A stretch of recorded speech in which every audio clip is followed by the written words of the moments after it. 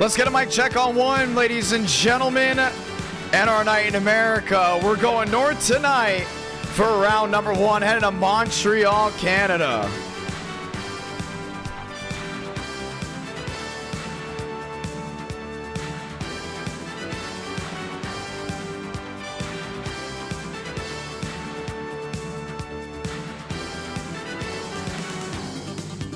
Let's go ahead and get this one started, ladies and gentlemen. Gonna be a fun night indeed, and we're gonna start it off strong. Ladies and gentlemen, my name's Jonathan Ramos, the voice of NR. We're back this Friday after a great Tuesday night. Super Speedway night in America got hectic, got wild. You saw the Super Speedway racing. Now we put it in a box and we put it to the side until August 18th for the Daytona Duels and August 22nd for the NWP 400. That only being Daytona as of now. Right now, we're headed north, Montreal, Canada for race number one. Now, why are we doing Canada again after just doing it back in what, November, December of 2022? 2022 indeed it was. Well, guess what? Now 2023, rumors are ramping up about the 2024 schedule, and Montreal is right now number one on the rumor mill.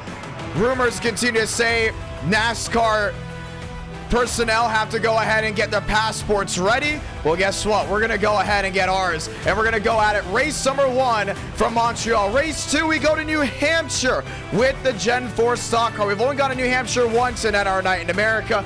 That being for a next gen race, if I'm not mistaken, maybe a Gen 4. We did it. It crashed the stream. We haven't done it since. That was almost a year ago. Race 3, go to Richmond with the trucks, and race 4, Thompson with the late models. Today, it's all about the tracks that you usually wouldn't expect in an NR night in America, bringing it front stage. Well, guess what? As clocks continue to go ahead and change, we go trackside because they're already qualifying out in Canada. Ladies and gentlemen, heading to Montreal for round number one.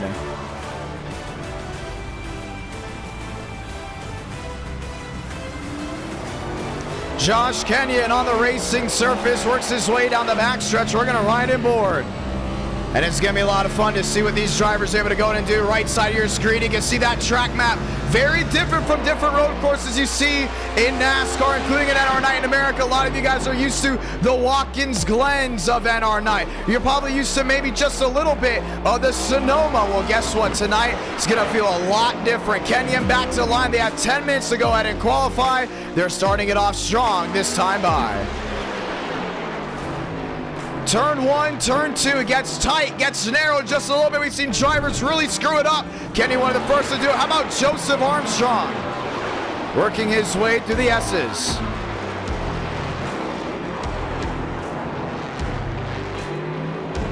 Back to sector 2, back to sector 3. Kevin Champagne in the purple. Turn 8 and 9. That's where Joe's heading right now. Let's go and talk about it. This time by, with the next gens, we saw great racing in 8, 9, back to 10, top of the key.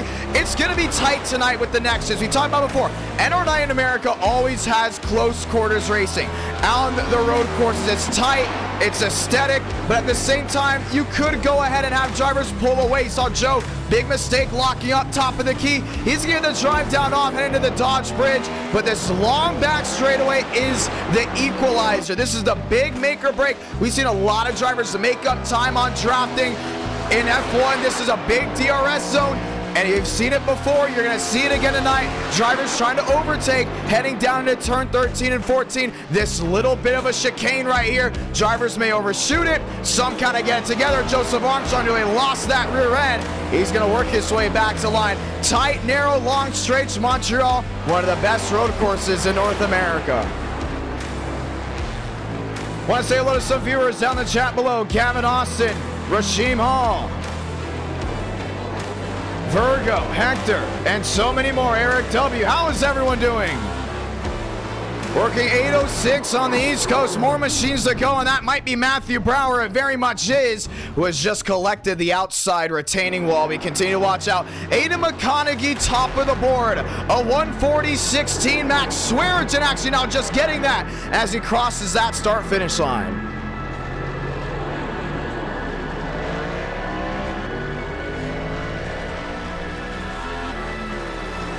We asked you down in the chat below, who do you think will go on pole? 42% say Joseph Armstrong. Aiden Walker just went to the top, dropping down a 139.17. And we're kind of taking the Charlotte Street approach here. Longer qualifying, 10 minutes. Put the best drivers up front. Have the other drivers go from the rear and try to make their way through. Only a 25-lap race, if I'm not mistaken. Should make things interesting. Keep an eye on it.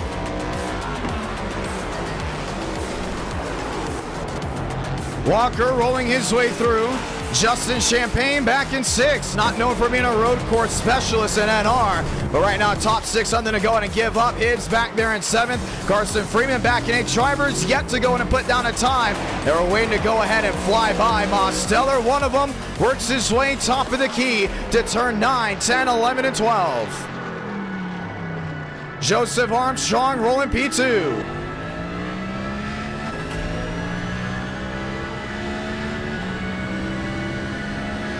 How about Jackson Carr in the daily downforce Chevrolet?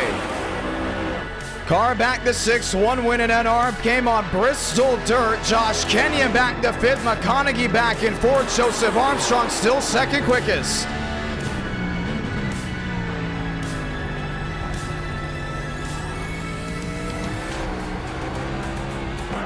And rolling their way through.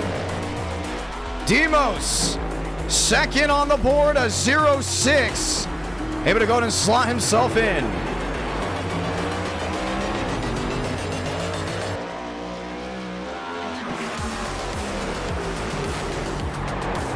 And we're thankful for everyone that will be joining us here tonight. Montreal, Canada.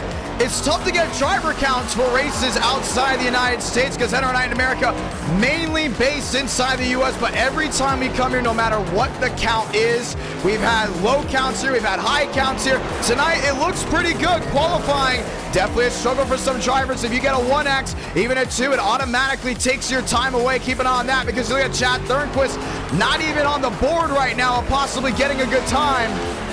One of the Toyotas running back down the back. Not a bad count so far for tonight. We're excited to see what the rest of the night brings here on this Friday night. Joseph Armstrong once again back in 3rd. Demos in 2nd, just 0.6 off.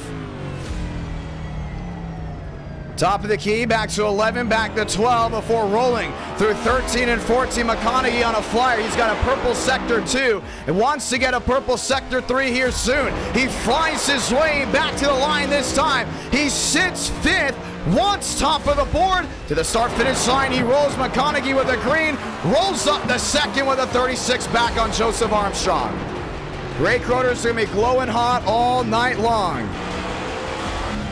Mosteller.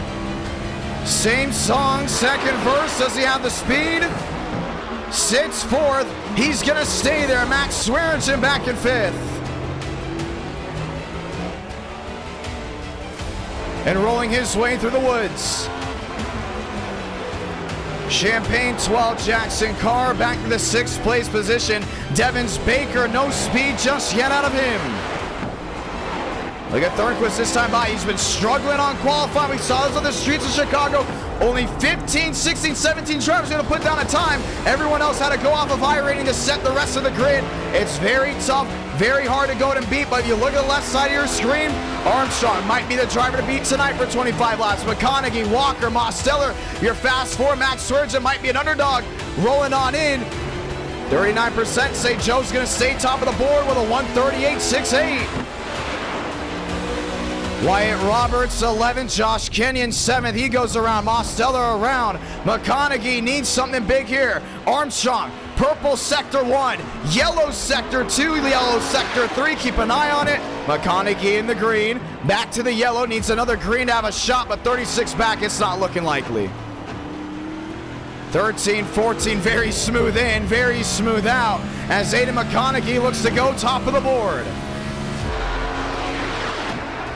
Crosses the line. He might be able to close in. And the answer will be a definite no. Chad Thornquist, purple sector 2. Back to the line, gets a green. Thornquist goes 3rd quickest and drops down 4-4 back to the 138. That's massive. And Chad Thornquist looks to be a threat here tonight. Jackson Carr, 8th quickest, back to the line. Does he go ahead and improve? The answer is no. Nathan Lyons most definitely will go and improve back to 14th. Devins Baker, Carson Freeman, William Schmidt electing not to qualify. 32 drivers projected to go in and take the green flag. Joe still on a flyer. That's 2 purple sectors down the back. And to 13 and 14. And proving right now why he may go ahead and be the favorite. Under the Dodge Bridge. Rolling his way back around as they continue to go in and fly. Joe back to the line this time. 1:38.68. The time to beat. Does he improve on that? Purple sector 1 and 2 will give him that with a 1:38.514. Joseph Armstrong stays top of the board. Aiden Walker will not be able to go in and get another time. Joseph Armstrong will lead us to the green from Montreal, Canada.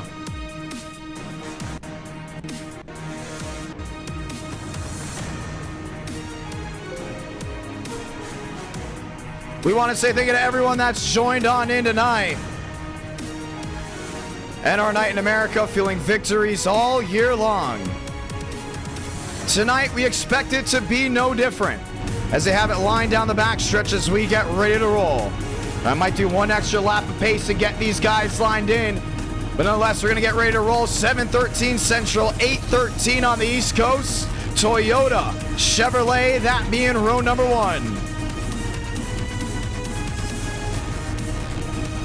Top of your screen, you can see where they have all qualified as we get ready to go green.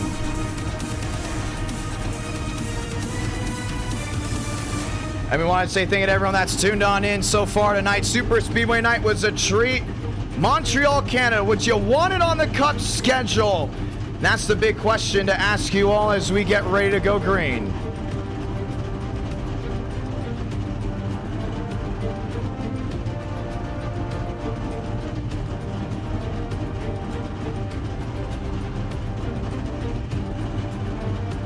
Getting ready to rock and roll as the Porsche Pace Car has us lined up here. Armstrong, the defending winner of Montreal, back there in November, back in December. 400 likes, ladies and gentlemen. We will see round 5 tonight. I know we did not see it on Tuesday because we had 2 races locked in, but tonight looks to be a little bit different. 28 drivers elect to go in and take the green flag as we head north just one more time.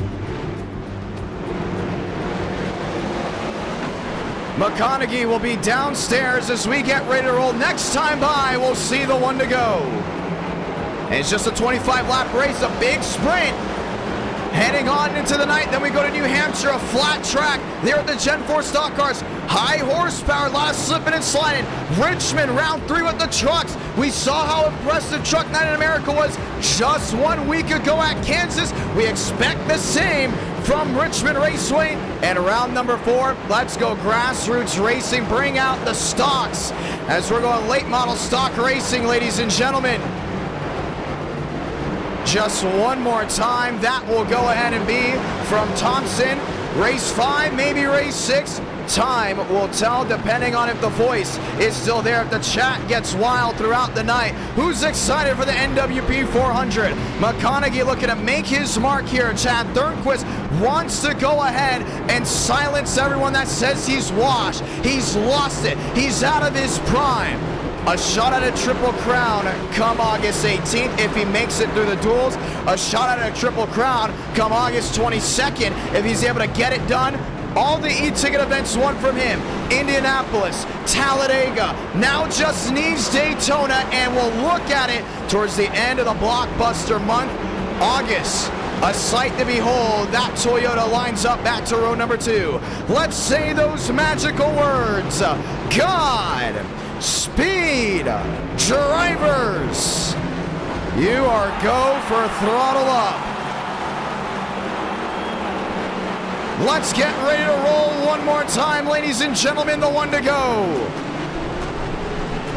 Montreal. I believe it deserves a cup day. I think it's getting one in 2024, which is why we're here. Lights off on the top of the porch. Pace car means one thing and one thing only. We're ready to go green. Will Armstrong defend his might headed north? His favorite basketball team, the Toronto Raptors. And he will elect the different lane heading down into turn number 1. Switch with McConaughey. McConaughey will roll to the outside heading to 13 and 14. Time to light them up. And Montreal gets ready to bring its best as we get ready to go green. They've lined up 2 by 2 for you. Down the back stretch, heading to 13 and 14. 1 and 2 gets tight. 3 and 4, time to brace. Let's get ready to do as the pace car gets ready to make that hard lap on a pit road. Fans on their feet. Just one more time. Walker and Thornquist locked in. They're back there on road number 2.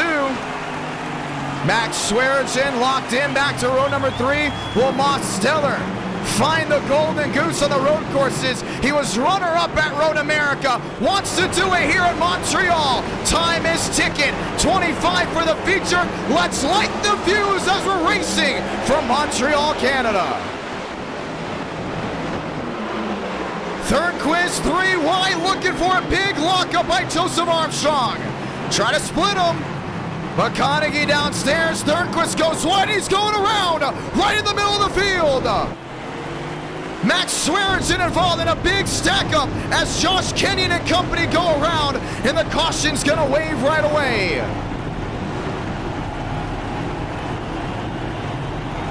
Devins Baker just got tagged late.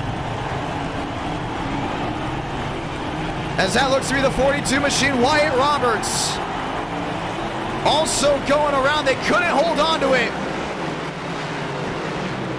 And just like that, we go under the yellow. That was a tough break. I mean, Thornquist again, you gotta hold on to the car. He's been struggling with car control in the intermediate system, even the super speedways. He had it. If he would have breathed out of the throttle just a little bit, he would have held on to the lead with a track that's known for possibly going caution-free.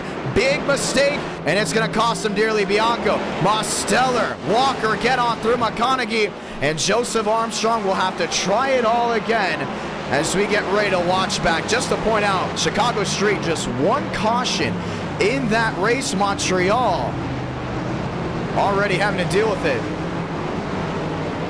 Let's watch back to the start. There's a nice launch, but that 47 Thornquist strung it 3 wide. We talk about big lockups here. Joe tried it. Big slide from McConaughey. Locks up the right front. And when Thornquist just got in the grass, there's just nowhere to go. Max Swearigan absolutely just chunked. You want to see how restarts are here? Let's ride on board with the Toyota.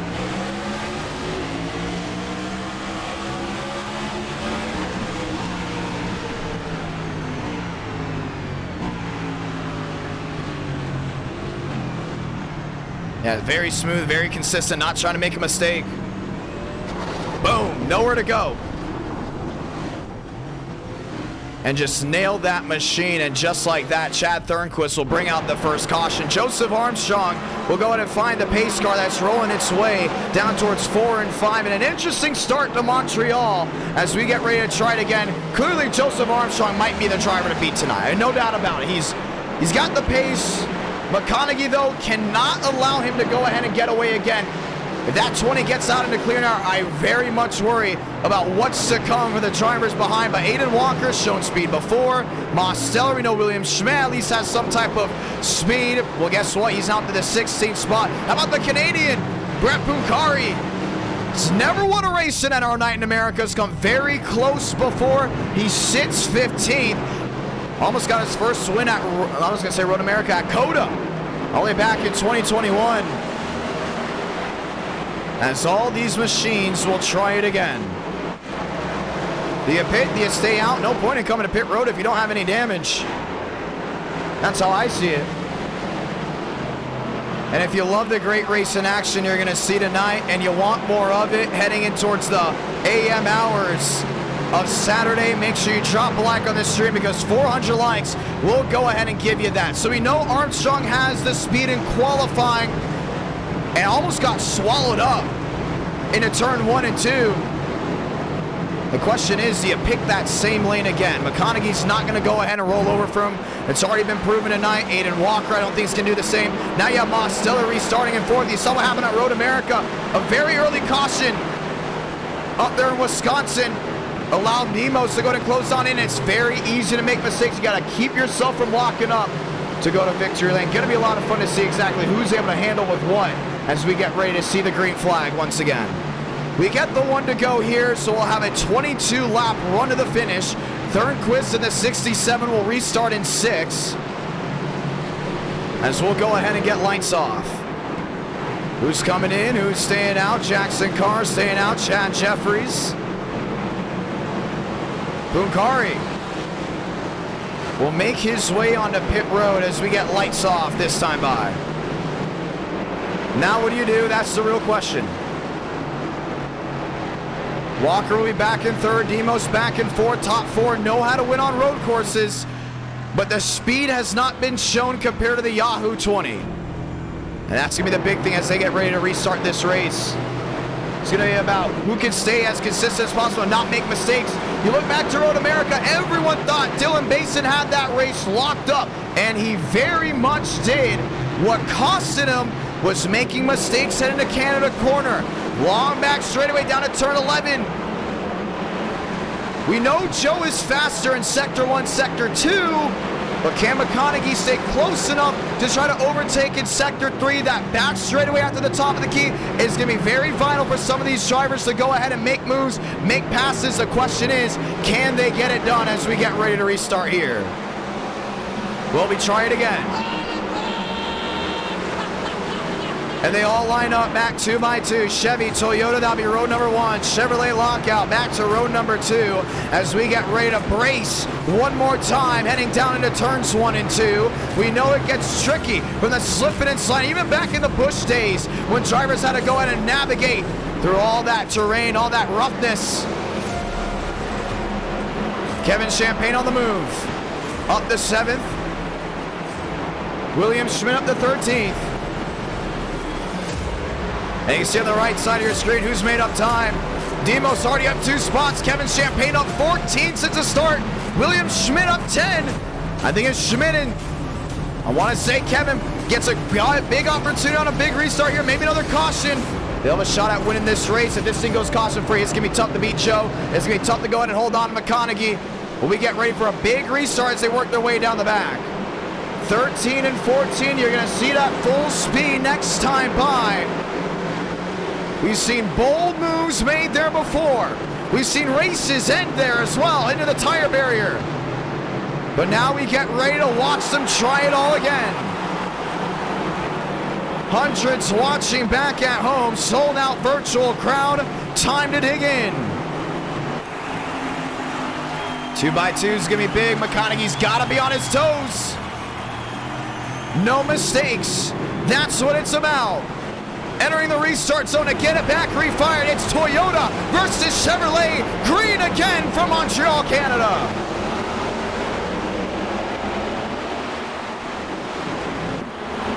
The drive into turn 1. Armstrong's able to clear easily. They're wheel-to-wheel for second. Mosteller's going to drive it in deep, and he's going to hold it wheel-to-wheel. McConaughey goes wide as Thornquist sneaks on through. Jackson Carr into the barrels. Way in the back, 2-car incident, we stay green. Through 4 and 5. And Thornquist now, he's got a big break here. He's back there in 3rd, just cannot make mistakes. Saw McConaughey trying to work his way through, and it's going to be tail as old as time. Mosteller versus Armstrong, back 1-2. You saw what happened at Sonoma. You know it can repeat here. McConaughey looking to the inside of Thornquist. Back to Sector 2. Turn 8, 9, and 10. The trouble spot for so many. And Thornquist will hold on to 3rd. How about Kevin Champagne up to 6? Has Nathan Lyons right behind him, just trying to find a way through.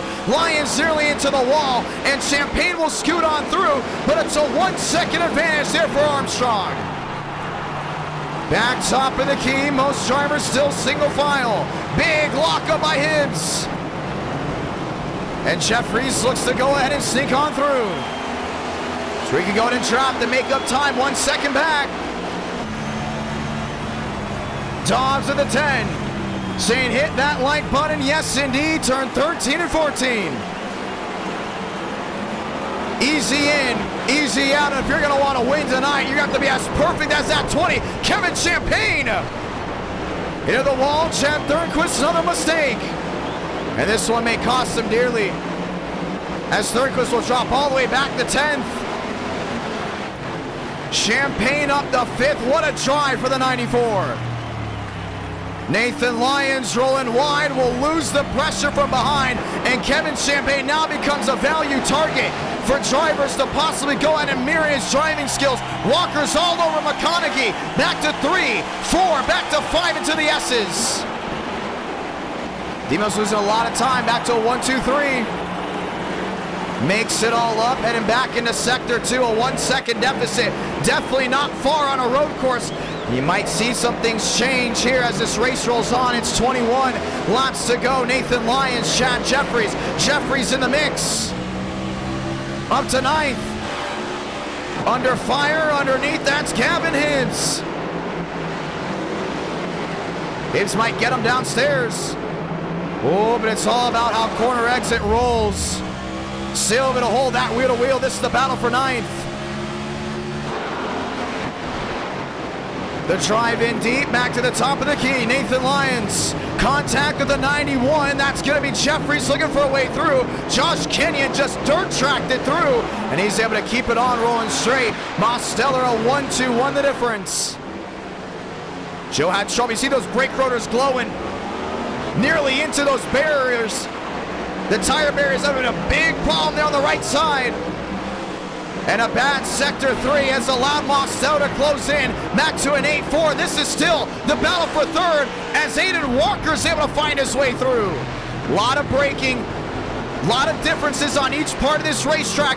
We now know Mosteller's better in sector 3. Joe knows that as well, so he has to be nearly perfect in sector 1 and 2. Rolling deep. Bottom of your screen. Purple sector 1, and Mosteller lost it by a 2-4.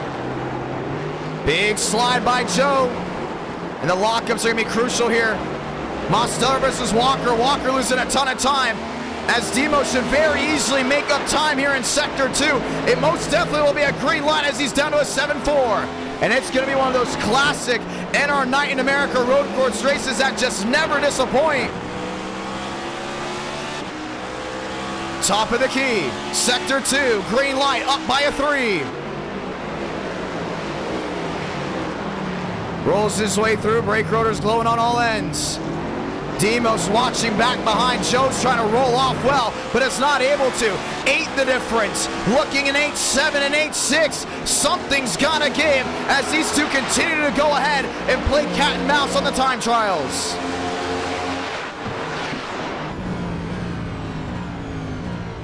Turn 13 and 14, the final corners of this track.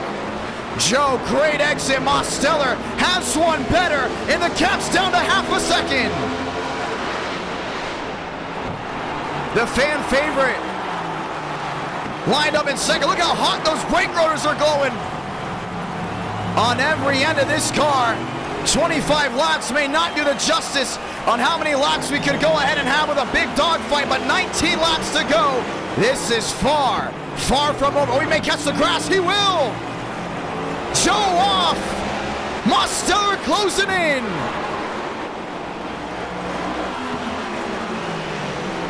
Trying to make up time as the battle for the top continues. How about Champagne? He's under fire. William Schmidt making up time. McConaughey, big lockup. One of the Chevrolets. Schmidt wanting a yellow. He knows if he gets a yellow, he's going to be a big contender for this race win. This entire top 6 has the speed to stay top of the board. With 19 to go and how spread out things have got, it might go ahead and play within just the top 2. Top of the key. And you can see it where Joe makes a mistake. Demos goes ahead and thrives. But when Mosteller makes a crucial mistake, Joe just gets it all back. And that's the big thing about a road course. It's not like an oval. Momentum. A big swing. How about Kevin Champagne trading paint? Finds his way around Schmidt, and Schmidt will like to find it back. Down the back, heading to 13 and 14. 3 drivers under a blanket. Toyota, Ford, Chevrolet. Kevin Champagne rolling wide. Schmidt's not able to get back to the gas, and Champagne is a man on a mission as he rolls his way back to the start-finish line. It's one of those drivers that know how to get it done. Put him on anything, put him on dirt, super speedway, a road course. And he will go ahead and be a threat. Back to turn 2. Into 3, into 4, back to 5. Smooth in, cuts the grass. Has a handful, keeps it rolling straight. As Champagne's got to hold on because Schmidt's right there all over him. Sector 2. Crucial point of the racetrack. Champagne trying to hold, but Schmidt continues to look for a way around. Back to the outside, headed to 8 and 9. McConaughey was able to get away just a little. Smooth in, maybe smooth out. Schmidt a move. Dive bomb back to the outside. Wheel to wheel to the top of the key. He's just so much better under braking. Kevin Champagne, big lockup out of the 94. Keeps it rolling strong. Down off corner exit, a long back straightaway. What a drag race as they roll their way to 13. Half a second the difference in closing for your leaders. Who's gonna call who's bluff? Kevin Champagne outbreaks William Schmidt, and Kevin Champagne holds on to 5th. What a drive by these 2. Montreal, they come to play. And here comes Demos, looking for a way around your race leader. Just half a second back.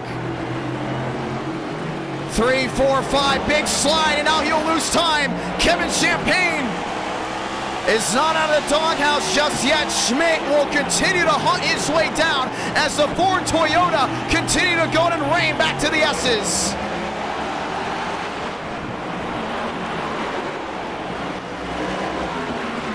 Sliding wide.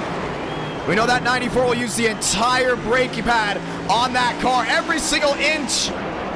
Though for a second he was going to go down towards the litter. That was not the case. Demos trying to make something work. He struggled in Sector 1. He's rallying in Sector 2. Needs to get a launch off the top of the key to make something work in 3. But Joe's still the man to beat. Armstrong rolls wide. Demos had to worry about the lap machine. He'll lose time down the back. About an 8-2. McConaughey in his own zone. Champagne again. Throws it on in. Schmidt will yield back nose to tail, but he's getting the drop, heading back to 13. Last time they were here, it was a drag race. Schmidt looking for daylight. Peeks to the outside. Champagne shuts the door. And will continue to hold on to that brace. Champagne with a massive drive into 5. Rolls his way on through and he'll stay P5. Schmidt back to 6 and will lose some time. What can Demos do in Sector 1 to make up all that speed? Well, 1, he needs something to work. McConaughey is off. Slow down to the inside. Probably damage to the right front. Champagne will enter the fast 4. Schmidt will be right behind him again. A bump, a nudge, a look inside the S's. Schmidt taking the long way around, will find his way into 4th. Champagne will battle McConaughey, now the battle for 5th. What a race. McConaughey on the outside. Kevin Champagne downstairs. And Schmidt used that 47 as a pick to find his way on through. He's up to fourth with race winning speed. McConaughey's got trouble. He's going to go in and lock up again. And will yield completely back to 6. Now the question is, do they even get a yellow? Mosteller a second back. He's flirted with 3 back. He's flirted with a second and some change, but needs to find the consistency with a sweet 16 coming to 15 to go. And Joe has just not made a mistake at all. In these long runs, you give him that space, he's going to make something work. But you look back to Sonoma, what happened? Joseph Armstrong led the majority of that race. Then all of a sudden, back to the hairpin. Demos a bump once, a bump twice. Joe got tagged, around he went.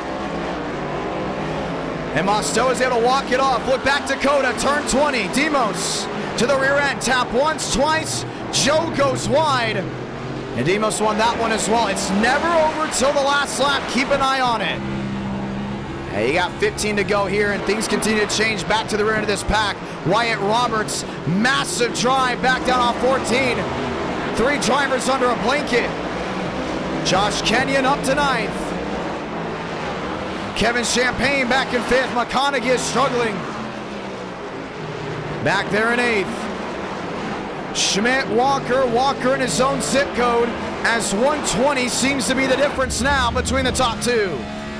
He's just got to be smart. He's got to be consistent right here. He cannot worry about what's behind him. He's got to worry about just running his own race. But Joe's gotten better as this race has gone on. That's the big thing you got to look at. Where his weakness lies, he continues to go to make up time there. Where Demos, where his weakness did lie, it's still there with 15 to go. If you're going to win on a road course, you got to adapt, and you got to go ahead and find places to be better. Armstrong has done that. Mosteller has not. You cannot rely on a yellow. That's the big thing you got to look at. Kevin Champagne back in 5th, no change. McConaughey back in 8th. No change as well. And William Schmidt has been able to go in and pull away. Kevin Champagne and company continue to go ahead and lie down. 1/6 the difference. Back to 1 and 2. That's going to be tough to see if something's going to work. If it's going to work, you're going to have to be consistent. That's the big thing. You cannot rely on Armstrong making a mistake. You look back to Road America. Demos was put back in that race because of a couple things. An iffy caution, a debatable caution came out. All of a sudden, the 8 machine makes a couple mistakes here and there. Momentum flowed back to the 87. We know the gap is back to a 1-4. He's closing it now. But at the same time, you cannot rely on Joe going ahead and screwing up a corner. You have to rely just on your own speed. And that's the big thing we continue to look at. 14 back, Aiden Walker. 19 back, William Schmidt. Kevin Champagne, where did he go? Champagne is in. He's on pit road. And we don't know why. Oh man, what happened? Let's find out.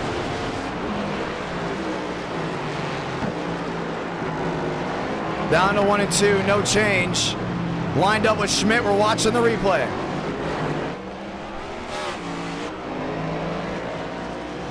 Now we missed it. Not sure if he'll be worthy of a yellow, but you see him coming back to the grass. 94 Champagne came on to pit road. Was rolling fine. No, I didn't see any problems at all. Continues to go ahead and roll, no change. Oh, this will be it, and he went around down into turn 14. Traffic coming on. He went ahead and alt F4. That's the driver. Oh, let me rephrase that. Went ahead and tow. That's the drivers letting everyone know, I don't want a yellow for my mistake. Hold on. Let him race. And 1-3 is the difference. So Kevin Champagne shoves himself out here in Montreal, but the gap to the lead is starting to close back again. 111, 19. Joe's losing that grip, and he's got a lot machine in front of him. If he catches him at a bad point, like turn 8 and 9, will allow Demos to close on in. Gap back to a 9-3. 13 back, will be 12 back this time by. That's Devins Baker rolling his way on through Toyota, Chevrolet. Back nose to tail, 8 the difference now as Demos continues to carry that speed.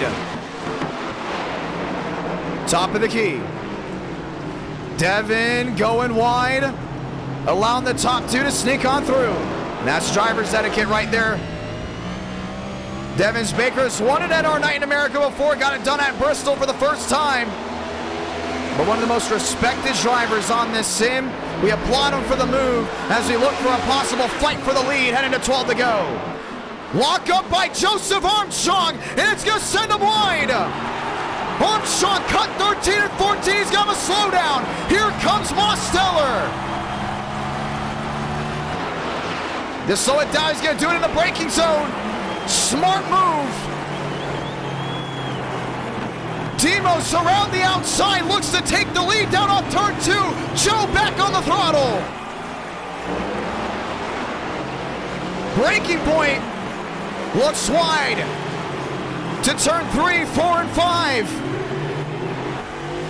Armstrong holding on. Dogfight from Montreal to the S's. Mosteller looks deep, the dive bomb in. Big lockup back wheel to wheel. Joe muscle in with the left rear. Mosteller will yield, and Armstrong will hold on to it. Coming to 11 to go this time. Wow. And you heard it from the crowd the second he locked up. Back to 13 and 14, they knew he made a big mistake. But now what can the 87 do to capitalize? Uses the entire racetrack down off corner exit. Nearly hit that concrete wall. Top of the key. If he get the run off here, we're gonna see a drag race heading back down to turn 14. Joe better back to the gas. Yes, indeed. Half a second the difference between the top 2.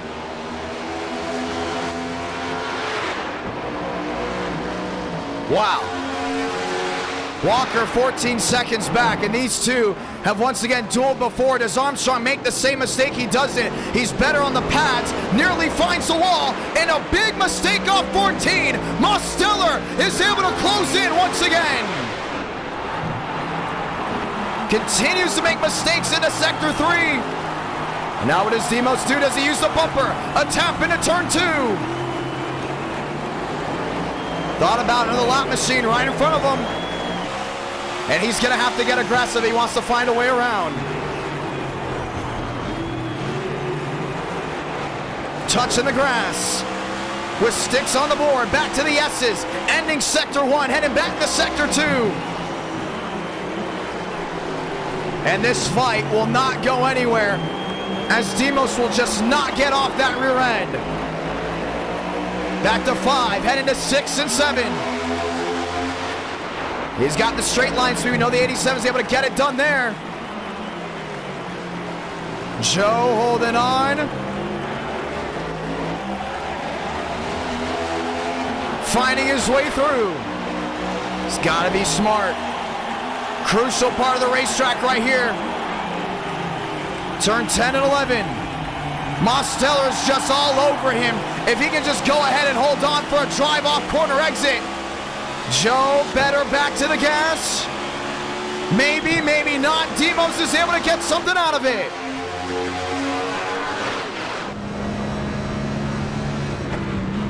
(13, 14), 2 mistakes out of the 20 here tonight have come on this end of the racetrack. It will not be followed up. 2-7 the difference. What a drive. 10 to go from Montreal. Armstrong, left side's coming up. Back off turn number 2. And to 3 and 4, we've seen Demos try to make something work here. Joe, not a good entry. An okay exit, but Mosteller didn't have an entry great at all. And he's gonna go ahead and lose time. Still right with him, that's the big thing. Looking, peeking, back to turn 5 before heading to 6 and 7. He's gonna be wailing on him right here. A blink out by the 20, never mind, we hold on. Sneaking in. Sneaking out. Back to 8 and 9. He continues to make problems right there. You saw him dirt tracking it off the rumble strips. Now let's think long-term scenario here. If this battle stays nose to tail, coming to the last lap, do you make the move at the top of the key, or do you make the move at 13 and 14? Bad move at all, completely by the 87. Now it's back to half a second. You cannot allow Joe to breathe. 6 the difference. Yeah, you had all that pressure from before. One of the toughest points of this racetrack. Half a second the difference. Walker 20 seconds back, and they want the top 2 to get collected at some point because it would go ahead and bring out a yellow. The question is, though, how would it work for 3rd and 4th? Would you get aggressive on the next restart? The obvious answer would definitely be yes, with 9 coming to 8 to go. Trying to use the entire racetrack. No room for error. To the S's. It's still half a second. He's able to break that bubble heading into 10. He knows he can use the bumper, but there's no point in using it right now. Mirror him on speed, mirror him on time, and if you have to get desperate when it matters. The 87's been known for doing bold things, but here's the other thing I'll look at. Mosteller has dished it out twice to Joseph Armstrong. Joe has been unpleased with his actions before on it. Look back to Chicago Street, Ethan Stanley. Knew Demos would go ahead and do it to him if he had the opportunity. Bump and run, turn 11, see ya. Do you use the bumper again? We're gonna continue to ask the question. 9 to go, 8 to go. This time, Joe with a drive off. 5-9, 5-7, 5-6 the difference.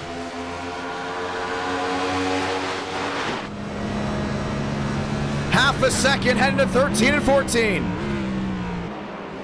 Big line on the throttle. Using the strips, Demos had to catch it, and he's gonna lose time.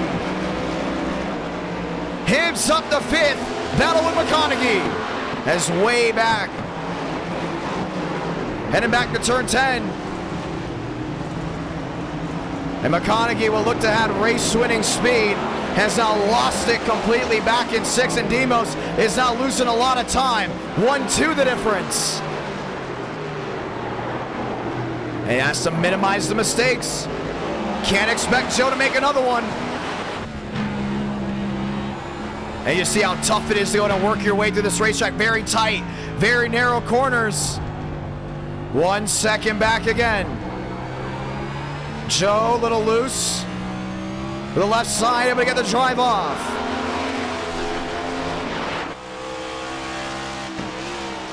Heading back to 8 and 9. And just a little bit better here. Just continues to go ahead and make the difference. 1:19 back, 8 to go. He's been able to make up a 1.5 second deficit. With lap machines approaching from in front. How does Armstrong get his way through? And do they go ahead and yield for the 87? James Thurston, the last driver to go ahead and win a road course race outside the lower 48. That came from Monza. Another brace back to 13. And that was almost a perfect corner. Mosteller into the outside wall.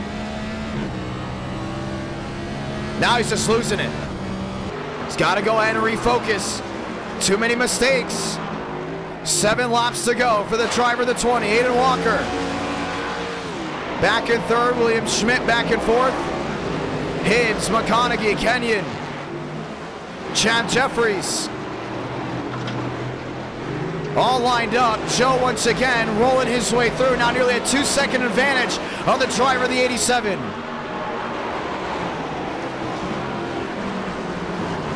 And it's so tough as this track continues to wear in. Tires wearing out. Roberts on the outside. Joe forced to go to the bottom. Mosteller, another mistake. Gets the left side of the grass.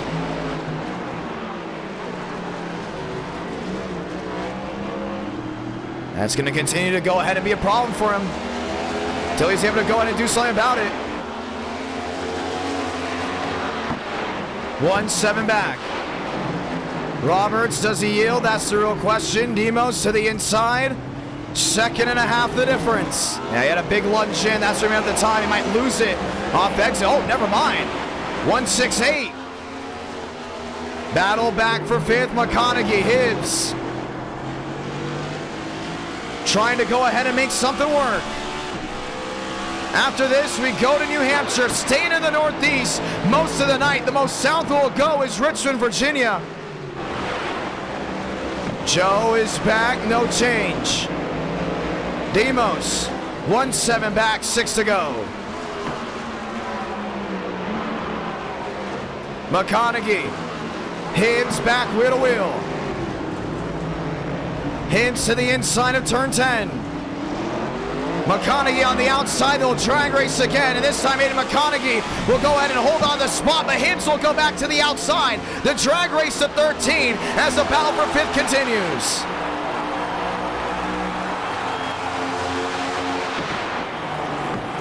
Who's gonna break the latest?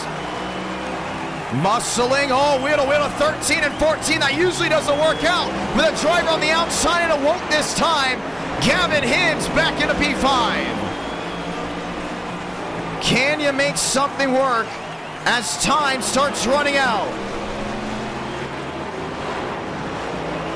1-5 the difference. Great corner. Armstrong, big mistake on entry to turn 8. But a second and change. Time is on his side as time is running out for the driver of the 87, Mosteller, needing to go in and be perfect these last 6.5, 5 laps. And the crowd has definitely been on the side of the 87. But you can't look away from the drive of the 20. When you make a mistake as big as he did, to still come out on top is huge. Smoke boiling in. Joe Demos, second, under 9 the difference. He made up a ton of time. Wow. Turn 1 and 2 again. The dogfight closing. 5 to go. Can he make up the time and score a victory in Montreal? Or can the 20 hold him off? 9-6 back. 9-7 back. Still under a second as they work their way back to 3. And it still is not over. And they're going to fight that good fight until that checkered flag waves. Momentum back to the side of the 87. And he just has to get that swagger back on his side. That's all it's about. He knows he's a good road course racer. Once you get that momentum, that confidence boiling back, that's how it works out. You might lose time in sector 2-5, but if you're better in sector 1 and 3, it's a lap win. He has to start thinking about winning each lap on time. Demos able to do that, and he gets down within 3 on Joe. It will be a big time win. The thing is, though, Joe, masterful, back into sector 2.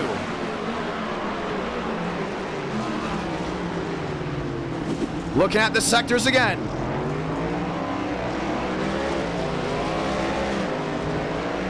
Bottom of your screen. Lost sector 1. Lost sector 2. 4 to go this time by. If you can at least get a green light, it will go ahead and bring some type of momentum. We know Joe is at his worst in 13 and 14. Over the curbs. And the Turtles continue to go ahead and hold on to the might of the driver, the 20. 4 to go. How did it end? A green sector 3. So Joe knows he at least is even in sector 1. Way better sector 2. If he can get sector 3 to hold on about even these last closing laps, he will go ahead and come out victorious. But he cannot allow this 87 to close in anywhere else. Sector 1, it's going to be tight. Green light for the driver of the 87, a 5-6 difference. This is where Joe's at his best. He's got to go ahead and pull away every chance he can. Demos trying to use every part of the track. William Schmidt have a drive up the 4th. Needed a caution, have something work. Aiden Walker sliding his way through, way off, 27 seconds back.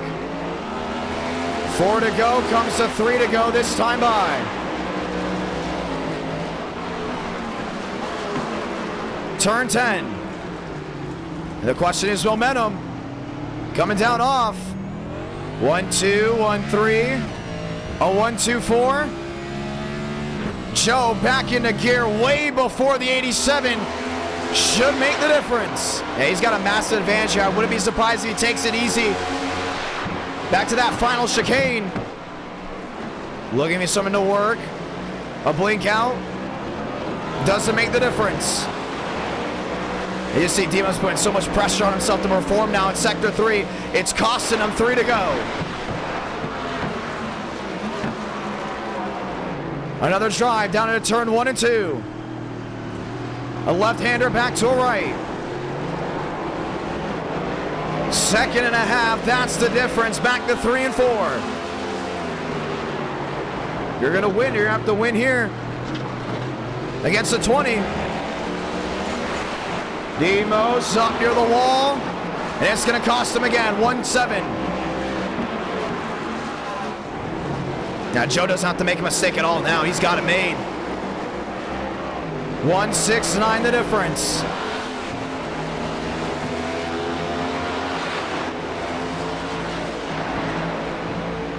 Mosteller back to a 1-6. Walker has lost time, a lot of time indeed. Hibbs is back rear to wheel. McConaughey, this is back to the stripe. This will be the final battle for 5th. Hibbs outside, inside turn 2. McConaughey maybe trying to swing it wide. Looks back to the bottom. Thought about it. Hibbs will go ahead and yield. 3 to go. 2 to go. This time by for the driver of the 20. He's got another lap machine in front of him. Chad Jeffries. Joe not making any mistakes off. 2 to go. This time by from Montreal.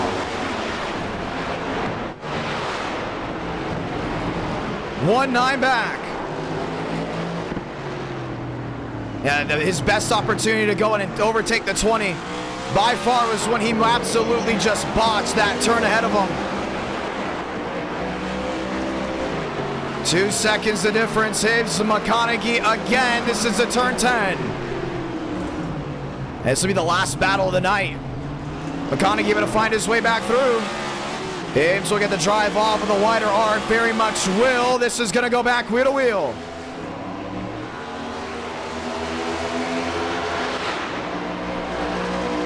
Down the long straight into turn 13. Hibbs with a late break. McConaughey lined in again. And they're going to continue to shuffle it back and forth. McConaughey swipes the outside wall. Mosteller trying to make something work off corner exit. To turn 10.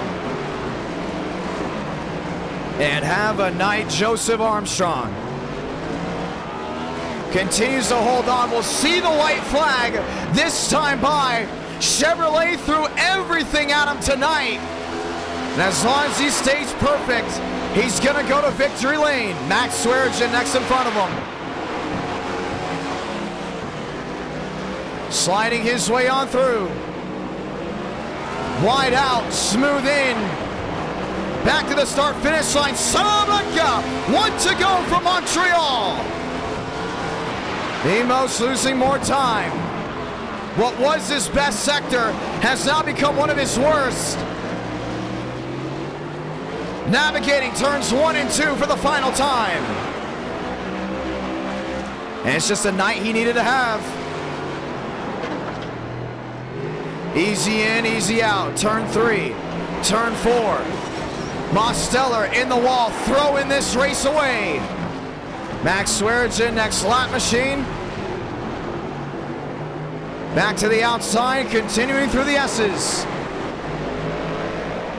Half a lap to go before going to victory lane.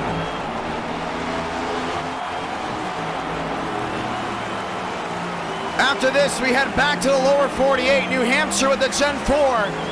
But the next gens have proven to be entertaining once again in Canada. Demos threw everything at him. A mistake in 13 and 14 prompted the 20 to go ahead and hold on. Final time off turn 10, down the long straight to 11, 12, back to 13 and 14. What a drive out of this machine tonight. Joseph Armstrong, back in November, went to victory lane. He comes back in the month of July and will defend his title. Joseph Armstrong back to the start-finish line, victorious from Montreal, Canada. Mosteller second, Walker will be fighting for third. The question is, Hims McConaughey, and it's separated by a line. McConaughey back in 6th. Kenyon back in 8th. Mosteller will go ahead and drop it off. Walker back to 3rd. And that's how this one will go ahead and end.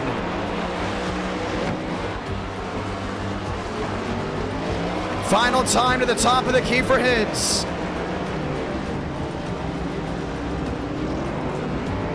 Another blinking issue. They're going to go ahead and warn Joseph Armstrong for this race to fix the internet before we head to New Hampshire. Don't want that issue sparking up. Hibbs will come home 5th as Zayden McConaughey will find his way home in 6th. Kenyon looking to fight back for 8th as Armstrong comes out victorious in race 1. Quick race. Very quick indeed. Wants to thank everyone that dropped a like on tonight's stream. 400 of those, and it might be a quick night, which means if we do get a round 5, it's going to be way earlier than possibly expected.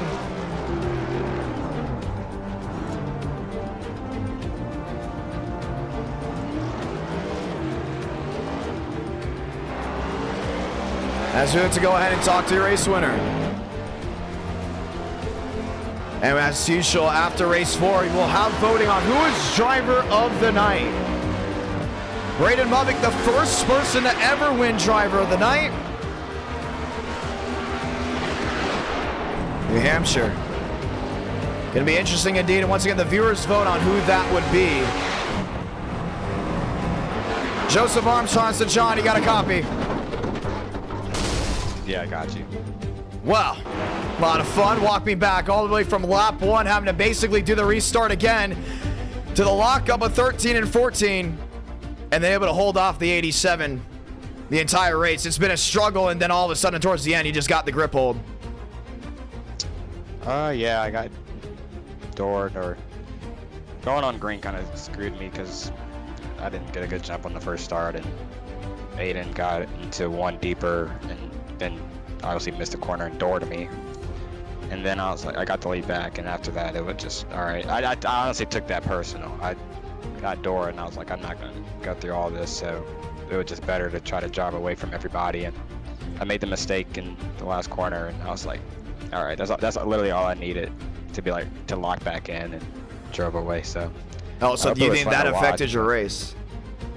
Mentally it did. I mean, it didn't really affect it in the hindsight, but mentally, like, it allowed me to lock back in because Demos was a little closer, but luckily I was able to drive back away with about 7 or 8 to go. And I mean, I kind of get that because Montreal is a real mental track. I mean, there's a lot of tight corners, not a lot of runoff. And in some areas, you'll see it kind of come out of nowhere from the guardrails spreading out. But being focused, is this one of the tracks that you believe you have to be the most focused on that we go to in NR night?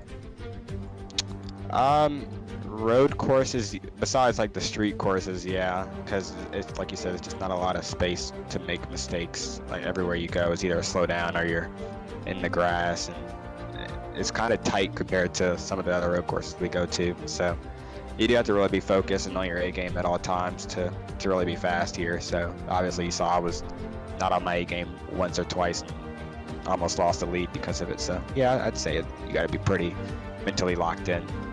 Well, it was a lot of fun. Do you want to say anything to anyone back at home?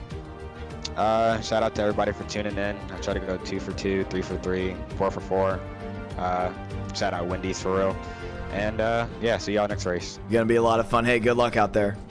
All right, thank you. Ladies and gentlemen, New Hampshire will be race number 2, and that will do it from Montreal. If you're looking to go and continue watching us, we say thank you as we will continue racing through the night. 400 likes already closing on in as we hit top of the hour on the East Coast and Central Time and the rest of the states indeed, as it is now 8:06 Central in Nashville, Tennessee. We want to say thank you to everyone that has tuned on in. Joseph Armstrong getting the victory. Session is up for race number 2, passwords IDK, and bump day is very much in effect. 60 drivers can go ahead and compete from New Hampshire. Are you excited? Just the second time we'll be heading here in NR Night in America. What a race. Let's go ahead and walk through it, should we say. I think it was great. It was very different than what we've had before. Road course racing, I've realized, in NR Night in America is outstanding. It just very much is. When you look at how it is, unlike the ovals, you got different lanes to choose from, multi-groove. You go to the top side of 3 and 4, downstairs 1 and 2 of different tracks. With the road course racing, it's more fundamentals, and that's the big thing. You just heard Armstrong talk about it. It's all mental. For the ones that are watching iRacing for the first time, let's go ahead and run you back on it.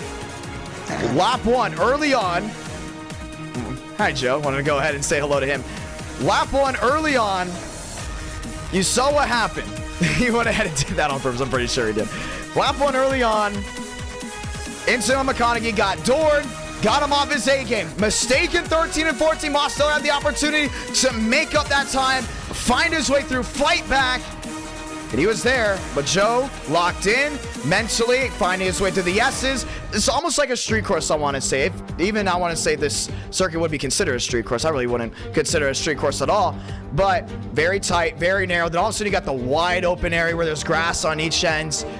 Very quick scenery changes left and right. And you saw what it did to other drivers. Some were not able to go ahead and hold on. Some were not able to go ahead and stay mentally focused.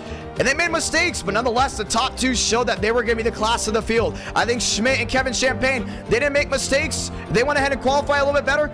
It would have been a 4-horse race. Nonetheless, I think Kevin Champagne had a race car to go ahead and win. He just made a big mistake off 13 and 14.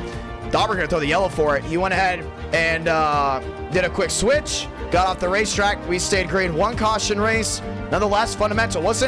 It wasn't Chicago Street. That's a big thing I want to point out. It was definitely not a Chicago Street race, but it was definitely a race that you would remember as Demos had the opportunity, had multiple opportunities, and Joe, after making mistakes, he didn't just continue down a bad road. He fought back, he held on, realized, okay, the mistake that was made, that's not behind me. I can focus on the next corner, I can focus on the next lap, and that's continuously shown on the road course. If the drivers think that way, they're most likely gonna go to victory lane. Let's get ready to go ahead and try it again. New Hampshire, a flat track. Last time we went to a flat track at NR Night, it was New Hampshire. We didn't go to Gateway this year at all. So it's going to be interesting to see how these drivers go ahead and hold on to it. Who's excited for New Hampshire? And who do you think so far is in the running for Driver of the Night? Driver of the Night is a new thing that was introduced. Some drivers said, hey, throw some underdogs in there. I was doing well. Viewers can go ahead and keep a lock on who's doing what. Already looks like we are going to have bump day for New Hampshire, as that will be race number 2. Want to point that out. 60 drivers allowed to enter, and it's already showing 40 have signed up before we even go ahead and load into the session. It's been up for about, I want to say, 10 seconds, so would not be surprised if we go ahead and get a bump day. I like it. I like what I saw. I thought it was interesting. I want Montreal to come back. I want Montreal to be on the Cup Series schedule. Looks like a ton of you also believe that as well. Drivers that we can look at already for possible Driver of the Night. Hibbs is doing well. We don't talk about Hibbs at all.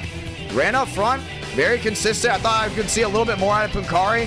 Punkari did not have a good race at all, but I know his first one at NR Night is coming at some point. William Schmidt, biggest mover of the night, went from the back to the front and just needed to see the color yellow. Well, if this was the last time we went streaming, guess what? We saw cautions like every other lap on the super speedways, and only one tonight at Montreal. Schmidt, I think, definitely a driver that's right now in the running for Driver of the Night. Demos as well. Joseph Armstrong. That fourth one might have to go ahead and allow the viewers to go ahead and vote on it, but it all depends on how New Hampshire goes. Joe does have a good race. Demos does have a good race. Same with Schmidt. We see drivers continue making up time. I'm going to have to put others in the running. How about Max Swearigan? We know Max has the speed. We know Max has what it takes to go to victory lane. Not a good outing at all. That was not his fault about what happened, in my opinion. I think Max Swearigan, another driver, if he gets a good run here from New Hampshire, will be looking to make up a lot of speed and a lot of time.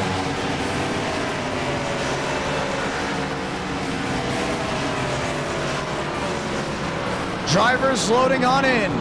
Session is up. Passwords IDK. No iRating cap for race number 2. And there's 5 minutes left of this session. Douglas Newbigging, top of the board. It's been a while since we've seen him go to victory lane. And with the Gen 4 stock cars, this is going to be a lot of fun to see. Ryan Vargas joining us tonight for race number 2. 5 minutes left of practice as we get ready to roll. A lot of drivers locking in. A lot of drivers ready to go. As we get ready to advance the session. Ladies and gentlemen, tonight event our night, it's about the drivers. It's also about the car track combos that we usually don't do. Gonna be a lot of fun to see. Denny Hamlin dropping on the $5 super chat saying, there ain't nothing like going to Loudon and racing at the Magic Mile for some lobster. That's exactly what I was thinking. I think the SRX race was an absolute beaut. Sadly, rain went ahead and affected it, but they go back to Stafford next week. It's going to be interesting to see what they want to do. Do you guys want to see Stafford in NR Night in America? That would be a new car track combo. As we go ahead and ask you below.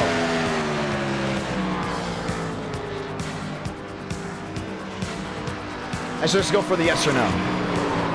Basin loaded on in. TCB and a variety of NR's best. Look to go and take the field. Devins Baker, Moss Stellar, Justin Champagne, Brett Puncari. I'm telling you, Puncari is too. Have you been a viewer for a long time? You know who Brett Puncari is. Coda, our first Coda race, he was up there and he was going at it.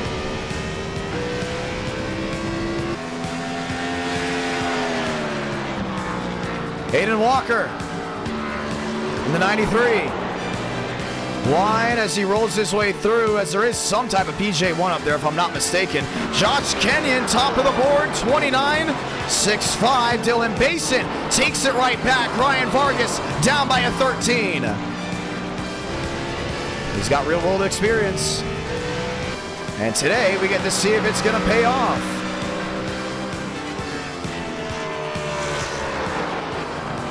Nick Hook back to 11th. Max Swearigan back in 5th.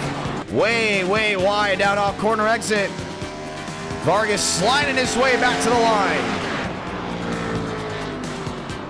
13 back was the difference before. It's going to stay that way. Max Swearigan in the same boat. Baker looking for something. William Schmidt as well.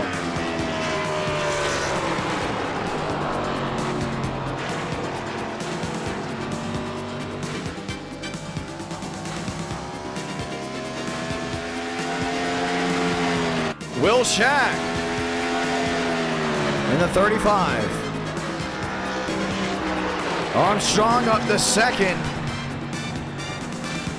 Baker rolling around. Max Swearigan.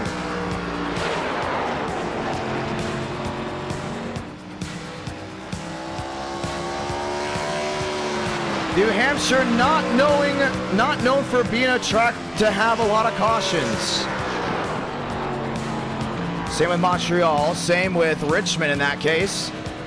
But we ask you, what's the over-under? And after this, we'll have you guys go ahead and vote on what time of day the Richmond race would be. A day race or a night race. Douglas Newbigging.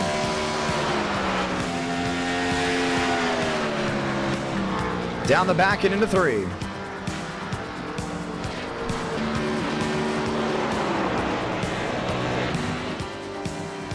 Lockenbell to 8th. Newbigging back to the line, P4.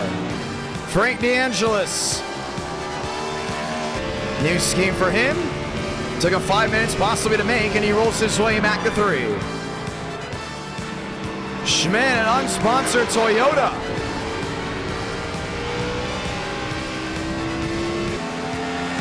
Rolls back to the stripe.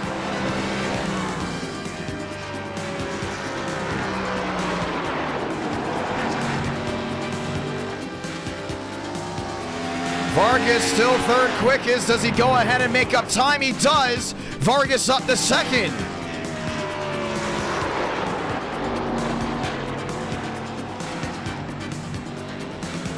Demos into third, and that's where he's going to lock in. Joseph Armstrong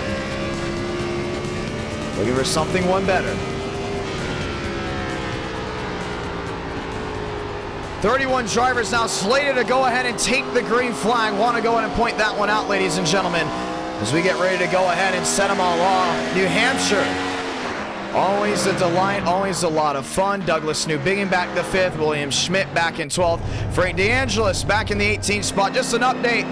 Next Center Night will be this coming up Tuesday. There will not be one next Friday. Just a quick update on that as we get ready to see the green flag.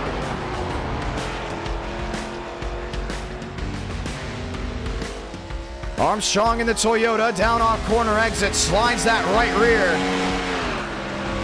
Joe sits 4th, Newbiggin up to 2nd, and he will lock in on the front row.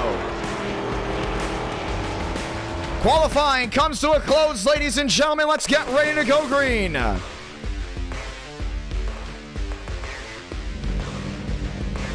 And our night in America, fueling victories all year long from Loudon, New Hampshire. My name's Jonathan Ramos, the voice of NR, as we get ready to rock and roll just one more time. Over under. 15 are calling the under. I would call the under on this one. 60 lap race. I'm calling the under. No need to go in and call the over on this one. 3 cautions. I just do not see it happening personally. I think tonight's going to be a complete difference between what we saw the night before.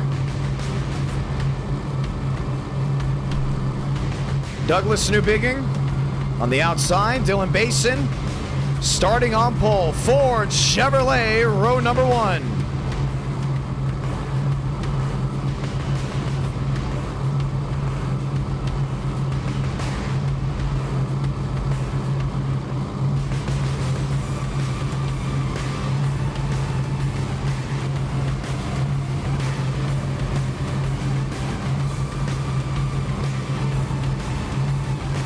Let's get ready to go green. Race number 2, Richmond Race 3, Thompson Race 4. And with 400 likes, you get to choose what round number 5 would be. Luckenbill, Walker, Swearigan, Contreras, Gucci, Jaggerman, Kenyon, DeAngelis, White, and Sola have all lined up as we get ready to take the green flag.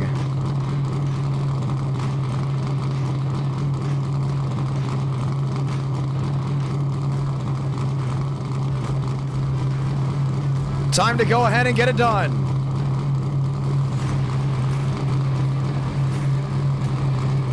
Now the question is, who do you think is going to go to victory lane? Will Dylan Basin continue his charge? The inside lane, as we'll see the one to go next time by. Newbiggin, Vargas, Mosteller, fast 4. Let's go in and say those magical words. God, speed, drivers. You are go for throttle up, a sold out virtual crowd from New Hampshire. Champagne and Demos already gone ahead and saying hello to each other as we get ready to go green. Yeah, those two have had run-ins before. Would not be surprised if the Northeast natives go ahead and have another run-in. Both from Connecticut, by the way. Justin Champagne just coming back from that SRX race. As they all get ready to dial it on in. Well, what a night we get ready to go and settle upon. Ladies and gentlemen, the one to go.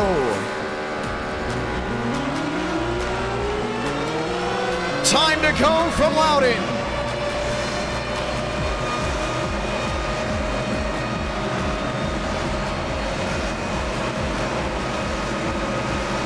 GSD's down in the chat. Ford, Chevy lockout, row 2, Toyota.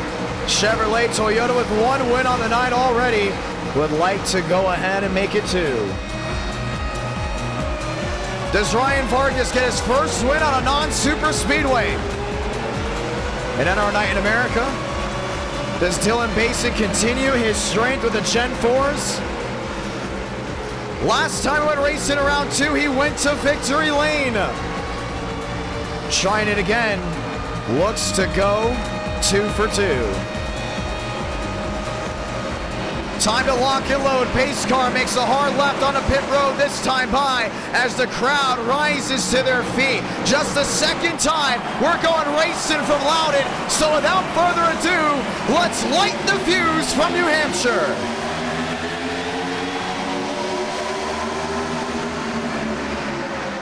Basin, the lunge into turn 1. He's able to go and get his stick.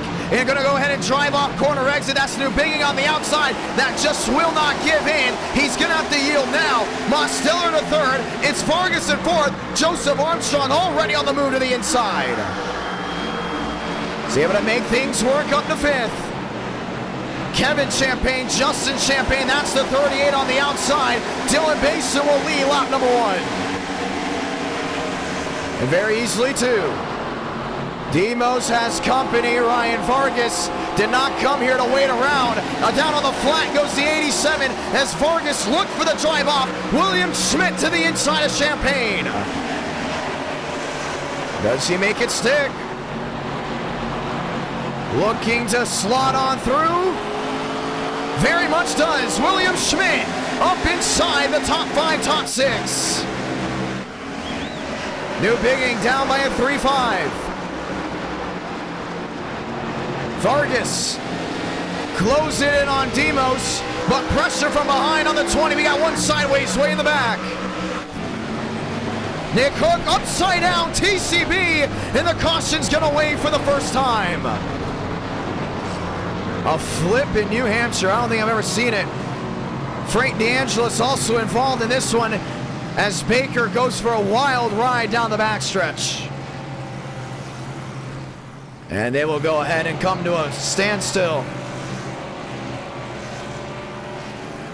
as Baker will not be able to find victory lane tonight. Let's see what happened. Now he's running pretty deep inside the top 15. Oh, he just got Max. He just gets jacked in the rear, and he did.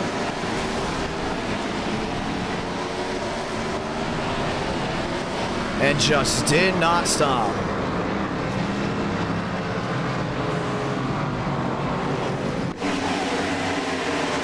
Let's ride on board.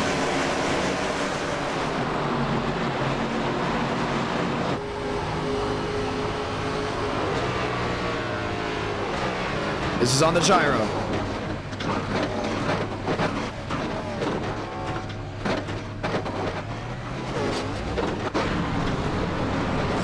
Now it's the 7 that got into him. Let's go ahead and watch on board.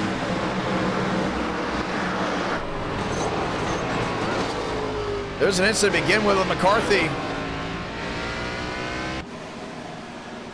He was way back there.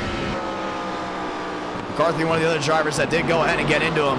And it just went from bad to worse. Well, the caution is out for the first time. Basin, New Bigging.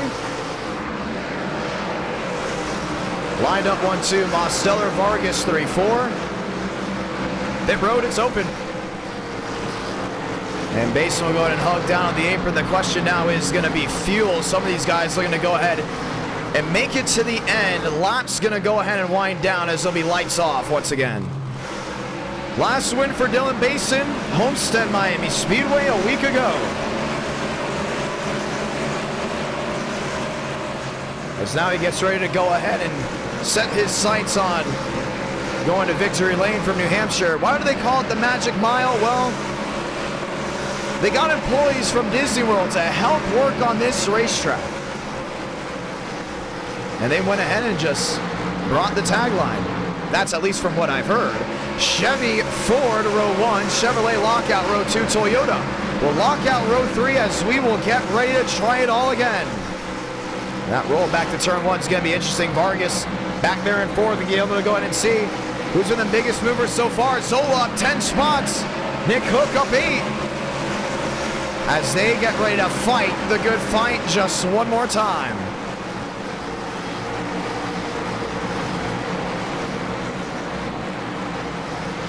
Basin on the bottom. New Bigging on the outside lane. Grab a gear just one more time. Green again from Loudon.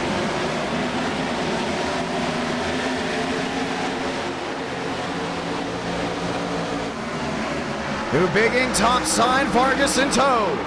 Mosteller looking down on the flat, gets the help of the turn, nearly slams the inside wall as there's a stack up behind, nearly shut in the 20 of Armstrong. Now it's Vargas on the outside, still trying to make that thing work. One of those tracks you just need to roll the center well and just get that launch off.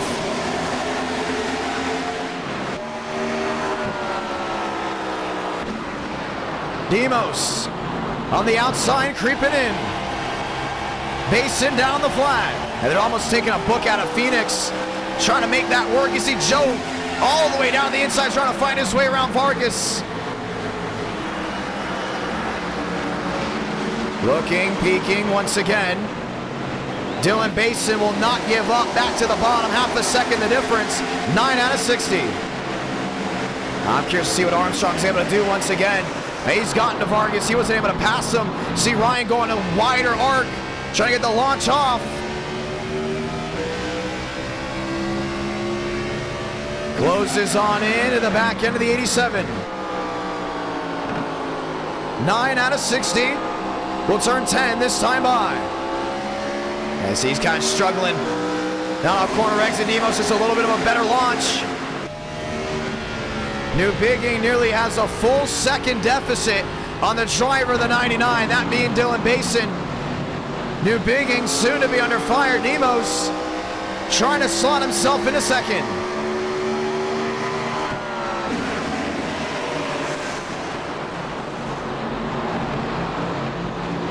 Mosteller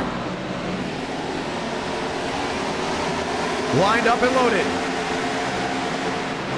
Vargas trying to creep on in. Now the gap to the top of the board in 8-4. Yeah, they're starting to go wider. What I love about New Hampshire and iRacing, you can just pick a different lane. I mean, you could go down that flat, but you're probably tearing your tires up. You go a little wider and get a launch off. And this is going to play in well if we get a long green flag run. See, Doug is struggling big time down to the center. Lost that rear end. Might give Demos an opportunity if he can get that drive off, and just not able to this time by. One of the more interesting, unique tracks on the NASCAR schedule. Away from the cookie cutter high banks. Up in the Northeast.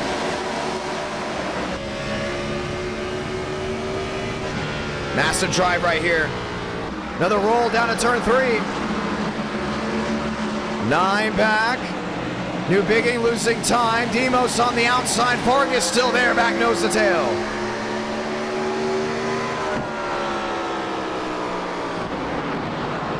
Ryan looking, trying to find a way through. And you got to go ahead and strategize it every single time. That's what it's about. Strategize entry, strategize exit. And that's just what makes New Hampshire, New Hampshire. Doug trying everything he can, but look behind him. Joseph Armstrong, William Schmidt. Schmitty is looking to go in and make up time. Vargas kisses the wall on the straightaway, and he's going to go in and lose that grip hold he had. Schmidt is there looking. Champagne also looking at the bottom.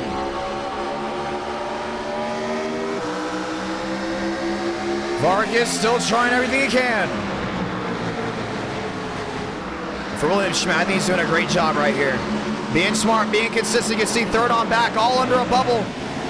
This is the type of racing you want to see right now, including your driver trying to save the tires. Hammonds, McConaughey, that's Hammonds looking at the bottom.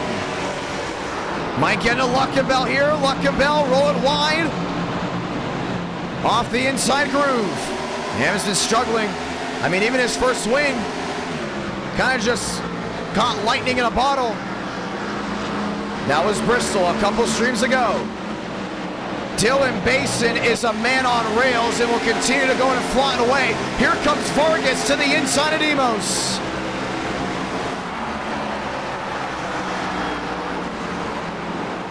Ryan Vargas on the bottom. Mostel on the outside, trying to roll it deep, will get washed wide.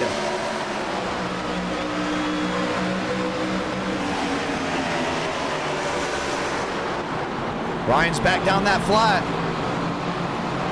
Demos, another try at it. Trying to get that run off. 18 out of 60. That'll be next time by. Working 17 out of 60 this time.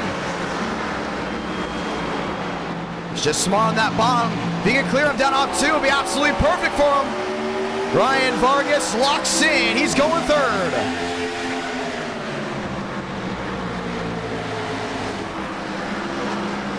Now what does Joe do? Demos wide, very wide. Armstrong down the inside lane. And it's going to be the 2 for 1, but not the way of the 87. Demos to the wall. William Schmidt will find his way through. Justin Champagne as well. And Mosteller will lose 4 spots in 1 lap and say goodbye to that top 5, top 6. You can just have that top 3 locked in and you just lose it that quick. Schmidt Champagne riding on board the 38.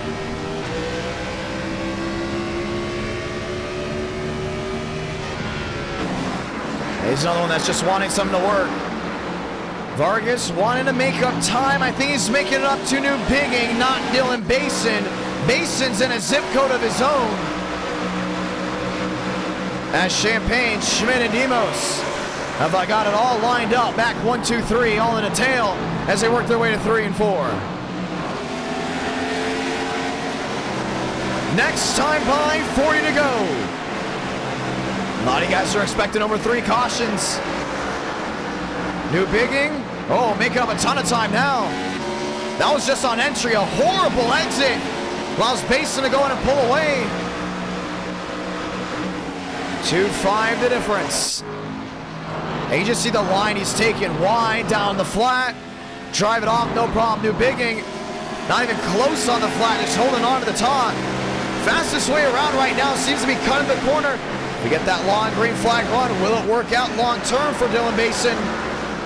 Because right now, if you're a driver saying 2nd, 3rd, 4th, 5th, you do not want to see a caution. You want this thing to go in and run on through. Allow Basin to tear these tires up and put yourself in an opportunity of going to victory lane. New Bigging's out by a wide margin. He's struggling already. Heavy stock car. Technically a multi-groove New Hampshire. You can roll the top, give up time on entry, get it all off exit, or you can pound it on entry, embrace and try to save as much as you can off exit. That's what makes it interesting. It's going to continue to stay this interesting as the night rolls in. I don't like that getting down the flat. I think it's going to be tearing his stuff up. Vargas closing in. That being to the driver in 2nd. And Doug's now 3 seconds back. Basin. Another drive off. Some drivers have spotters. What those spotters do, they let them know where the driver in front is running, where you need to make up speed. But right now, Ryan Vargas is too far back to see exactly what Basin is doing in turn 2 and in turn 4. Something you have to go ahead and keep an eye on as this race continues. At the same time, if Vargas makes up a little bit of time, he may be able to see what Basin was doing to make it up. Unless he looks back on the stream. This is Joseph Armstrong looking to the inside of the 26. Joe is there downstairs. The lunge, the heave on the flat to turn 1. Vargas having to go very wide, and he should get that rocket launch off. He does. Looks back to the bottom.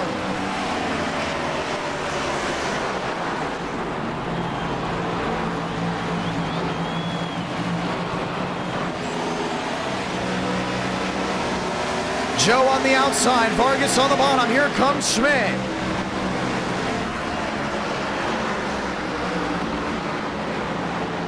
See, Ryan's got it lined up, nose to tail. He's got to worry about these 2 behind him.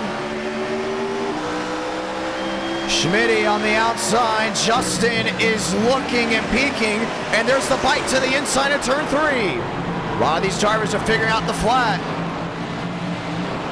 And that's where you got to make up your time. 26 out of 60. Vargas yields to fourth.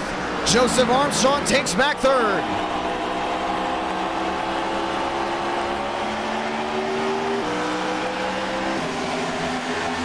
Schmidt, Champagne. Justin with a drive. Oh man, he's washing him wide, not giving Schmidt any room. And William Schmidt should hold on down off corner exit.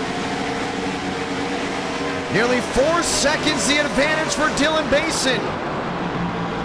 As Schmidt will go ahead and try that rocket launch off corner exit. Off the outside end, is he able to clear it? No, he isn't, but he stays in the fight with the 38. Battle for fifth. Schmidt getting used up again. Now they're going to use the fenders. Champagne sent him wide. We're closing in on halfway as a part of the race. You start wondering, hey, what type of car, what type of machine do you have?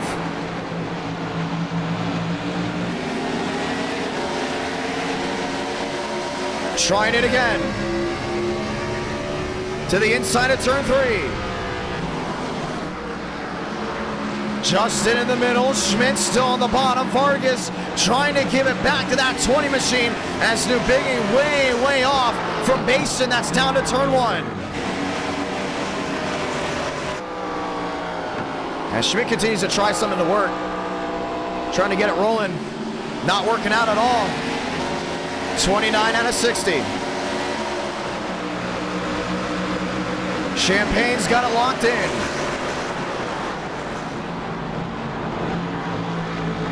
Closing in on the fifth, maybe a race-winning pace as he closed in on halfway next time by.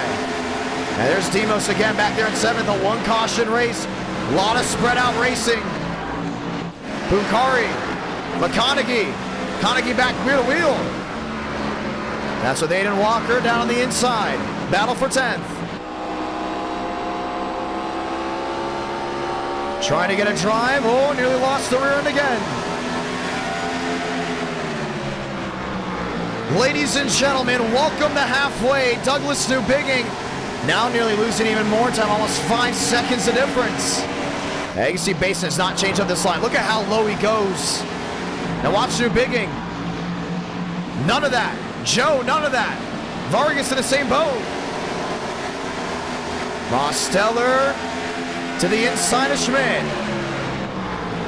And they make up the time on entry. Basin just cuts turn 4. Cuts turn 2 and makes it all going his way. Things continue to change. Just past halfway, Armstrong wide indeed. Vargas, how about too far back? Walker in 10th, McConaughey in 11th. Gucci, Zola. Trying to line it in. Nick Hook back to 14. Kenyon under fire. Andrew White to the inside. Oh man, he almost turned him. Coming down off corner exit. Lane Sanders, haven't talked about him at all tonight. Rolls it wide back to turn 3. Battle for second, it's here. Joe under half a second looking to catch the driver of the 7. And he's got Vargas tiptoeing right behind him.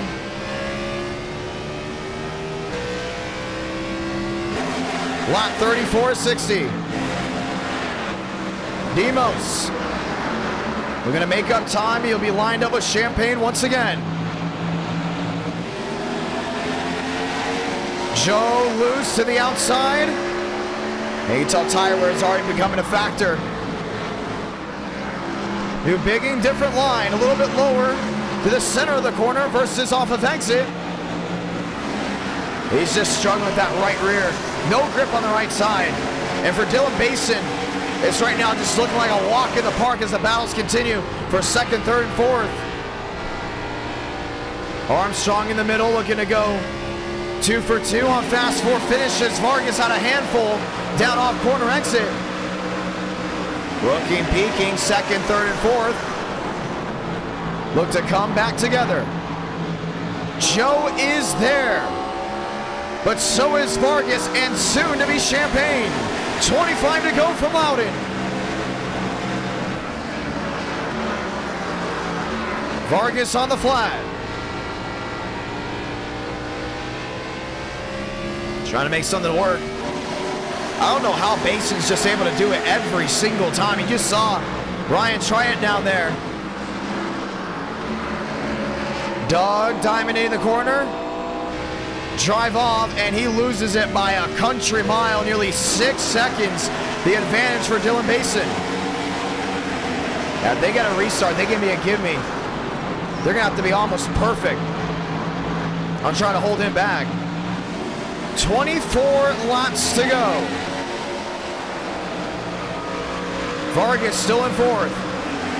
Joe still there. Justin able to go in and find his way through. As Vargas continues to tiptoe on the bottom. This could very easily be a 4-driver race. Demos will Shaq. Shaq going under the down. New Bigging riding that yellow line. He's got it again. Joe on the outside, wheel to wheel. Joseph Armstrong trying to find his way back in second.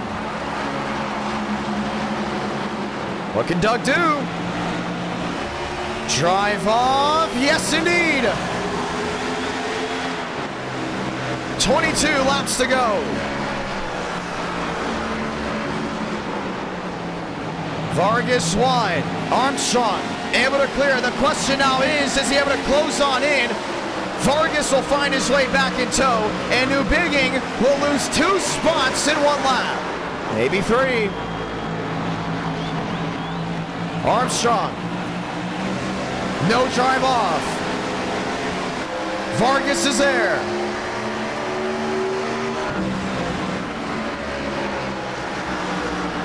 Six, 7, New Bigging, Justin Champagne. 4 drivers under a blanket.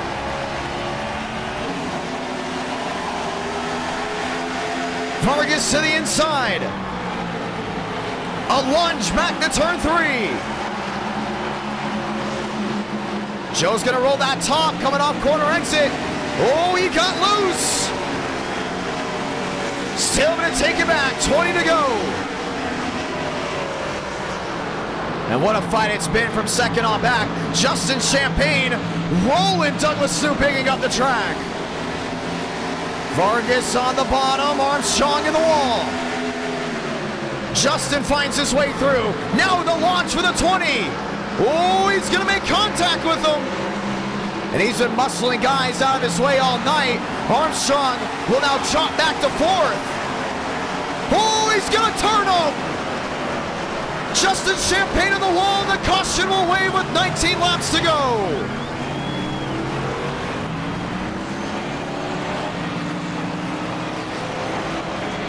I think it's been proven multiple times. Joe will not be used up. You heard his comments after Montreal. You saw his actions at Talladega. Before at Richmond, before at other racetracks. Something told me when Justin got into him, it was not going to end well.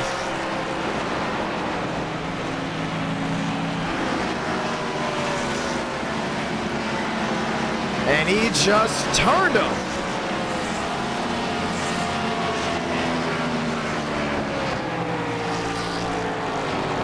And the crazy thing is, both these drivers, very good friends, affiliates, love each other. I think it's been proven time and time again, he will not put up with that stuff. Let's watch it here. So remember, he did it to Demos. Then he does it to New Bigging, but I think it's a good strategy. He didn't make contact there with New Bigging that much. Just got just enough out of the groove to make it work. Joe gets in the wall. Justin sees an opportunity. Hey, I'm going to try it again. Huge launch down into turn 3 and just gets that right side on his left side. Joe realizes he did not make the corner at all. Says, you know what? Here's the wall. And New Bigging got a full view of it. And for Dylan Basin, that is not what he wanted to see. Look at it again. One more time. This is a lap before this, Justin on the bottom. You can see me crowding him. Very strong move, crowding him down the bottom. You see, that's where Joe made the mistake. Justin sees once again the opportunity. And how about the wreck avoidance here out of Douglas New Bigging?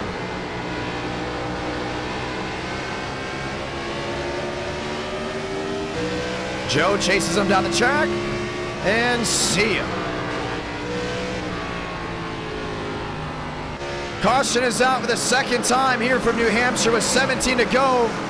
And look who came to pit road, Dylan Basin. And he will restart back in 5th. Ryan Vargas elected to stay out. He will restart as your race leader. It's gonna get dicey.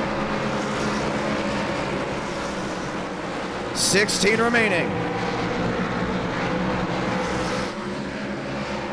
As we get ready to try it again.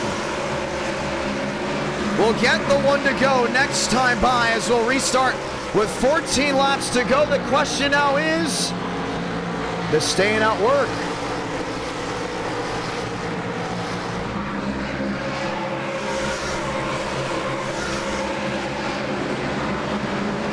Time to go green again. And we're gonna have a wild restart. Vargas on the bottom. New Bigging on the outside. 2 cautions so far in the books. Let's get it. It's the 1 to go.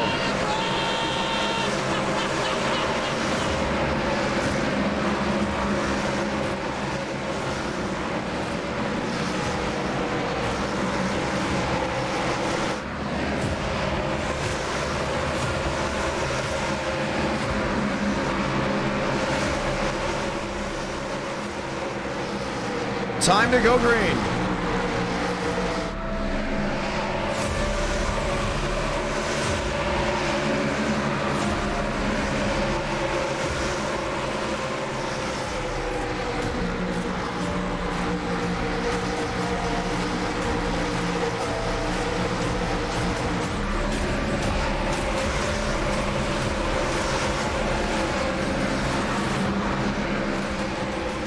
Lock it in. Vargas on the bottom. New Bigging on the outside lane. They get ready to roll. Just one more time.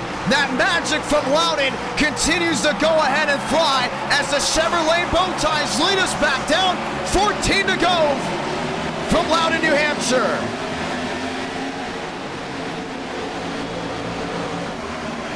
The drive in.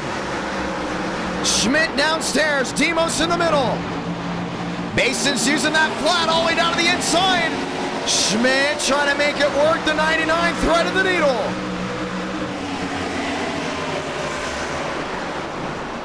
Demos on the outside. Basin in the middle. Dylan Basin will not be denied. 13 to go. 1 to the wall.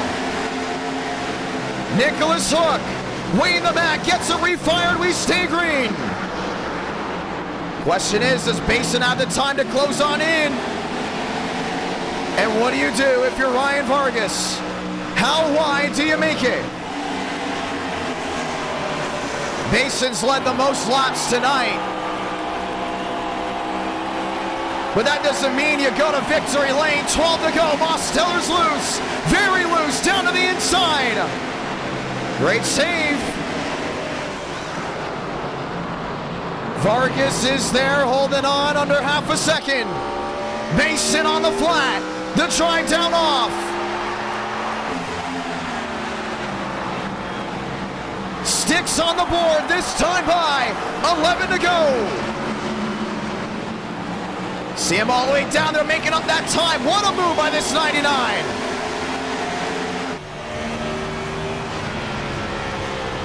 Drives it indeed. Hey, he's just so much better on entry than any other driver. Vargas has to squeeze him down there. 26 getting loose.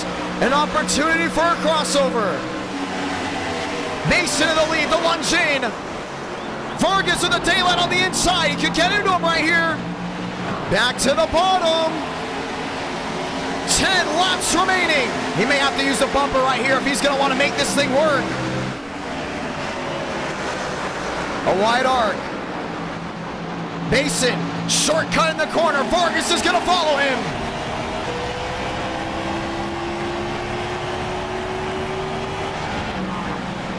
Three the difference. Down to a 2.9. Entry speed. It's great by the 26. The exit speed is the question. Fresh tires versus worn. 9 to go this time. It's Walker. And more machines of light back to the rear. A 2-caution race as Dylan Basin has been able to make it work out. Schmidt. Demos. You wonder if 2 tires would have made a difference with some of these guys coming in. And Basin just has to make sure he cannot hit that grass. Coming 8 to go. The 26th a second. New Bigging, a lunge. Closing in on Schmitty there in third.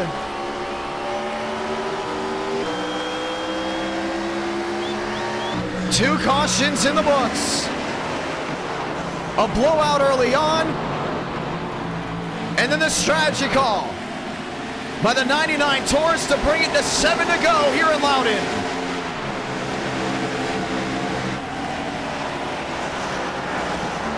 And they gave him a big shot. Strategy was going to be huge.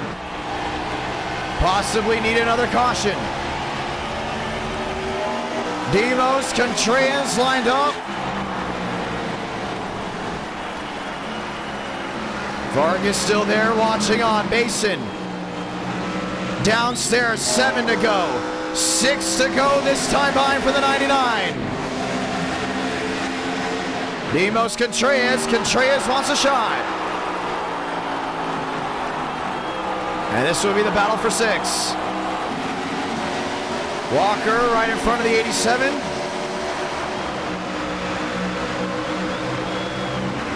Vargas still 6 back. Douglas Newbigging. A look to Schmidt again. Yeah, he's trying to get to that quarter panel. That's the question, if he's even able to. Looking again, peeking again. Schmidt there in third. Vargas still 5-9 back.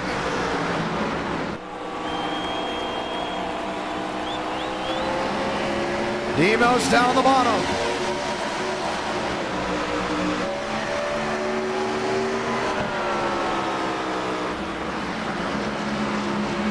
Right to the rear end there, a Walker. Vargas nearly now 1 second back, 4 to go from New Hampshire.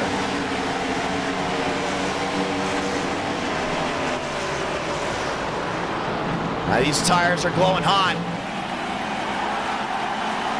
For all these guys, New Bigging. There, Walker to the inside.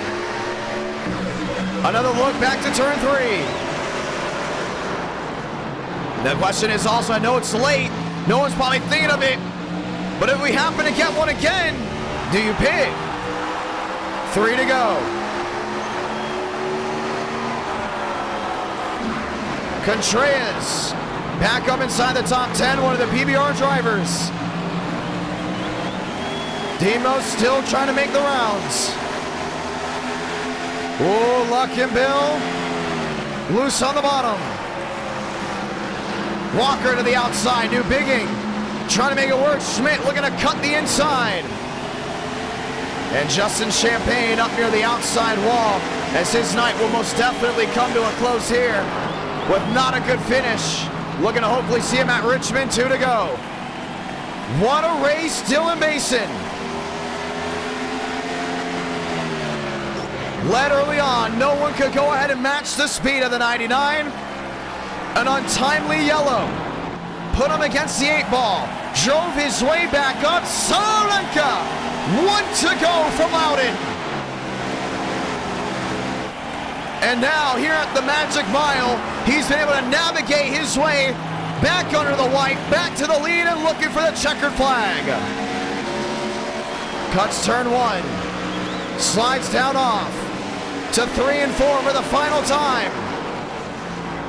Have a race, Dylan Basin, because he's going to go to victory lane in round number 2. Basin victorious from New Hampshire. Vargas second. New Bigging, Walker drag race for 4th. McConaughey, Gucci, Kenyon back to 12th. Racing Bukhari to the line, and he's able to get him. And that is how it's done. Race 2 comes to a close. 2 races that quick.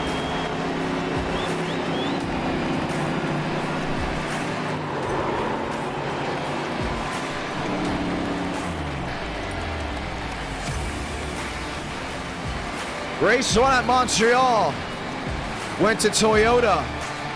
Race 2 goes to Ford.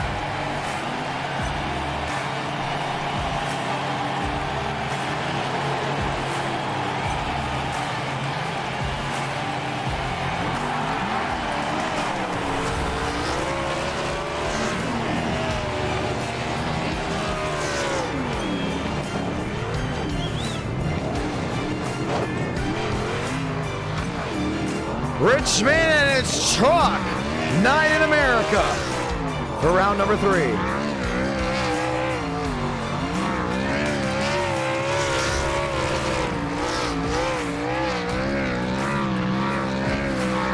As the smoke show continues, let's go talk to your winner.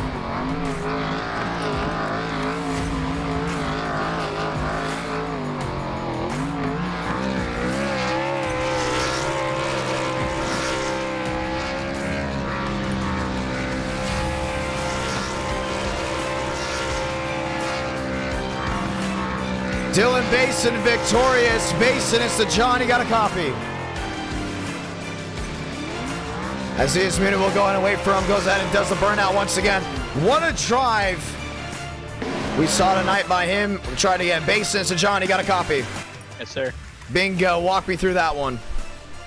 Yeah, man, I thought I lost it in the final pit stop. Everyone pitted there. We all had equal tires. I just got in my stall too slow, I guess, and everyone else got a good exit. So I had to drive through all the cars ahead of me on, the equal tires. People in chat were saying they had 40 older tires than me, and I was like, that's not true. They'd be 3 seconds off a lap, but that was a fun race. This is one of my best tracks. Well, technically by laps they were at that, but I'm guessing by where it wasn't. Well, it's just like we all pitted at the same time, and it wasn't no strategy. It was just I had to drive to the field again because I choked pit stops. Oh, you all went ahead and pit. We didn't see that. Yeah, I think you're reviewing the wreck. Yeah, we're reviewing the wreck. We all pitted, so we were on equal tires. So what happened there? I got my stall too slow. I was thinking on these old tires, the power kind of started sliding into the pit stalls. I tried to make it easy, and then went too easy, and they all came out ahead of me. So literally had to go back through there, drive hard the old-fashioned way, and we got it done. Wow. You went to victory lane doing that. So sorry about that misinformation, ladies and gentlemen. Just want to point that out. Great race, though. New Hampshire, I mean, you put on a heck of a show. You got out early. You cut turn 2. How much time were you making up cutting turn 2 like that in turn 4? Well, according to Caps, I'm gaining 2 to 3 tenths a lap on the long run. And it may seem like it kills your tires, but in all honesty, it just keeps them equally worn out. Like, you use it with the right front ender in the corner, but when you get to that flat, you point the wheel straight for the exit, and it kind of goes more right rear, so you're not really using the tires too much. As cars basically going straight, you know what I mean? Right. So, and it was seen in real life last year in the Xfinity Race, and when they had the Gen 6 Cup cars, they did it too. It's just the diffuser now in next gen makes it impossible, but that line's always been around. It's just a little bit more pronounced in iRacing than it is in real life. Well, I love to go and see. Do you want to say anything to anyone back at home? Man, what a race! We're going truck racing after this too. Oh, for Richmond? Richmond. Yes, sir. Yeah, so I just like to thank LA Tyler Esports, Sim Seats, my dad for the stem rig, and everyone in chat. I also want to point out 400 likes. We will see round number 5. We're throwing our way through these races left and right. I mean, top of the hour again, and we just finished the 2nd race. We're about to be on the 3rd race. It's been a pretty quick night of Enter night. I mean, we might have to come back with something very wild for Tuesday, but we wanted to go ahead and do the exact opposite of what we had on Tuesday night, mostly super speedways. Did you sign up for NWP? Are you doing it at all? Or do you want to do it? I want to, but I'm going to be coming back into work and stuff in school senior year, so I'll be very busy. Well, nonetheless, we're glad having you here, running around, having a great time. Congratulations. Yep, thank you. Ladies and gentlemen, Dylan Basin finds victory lane, and it's going to go ahead and work out for him.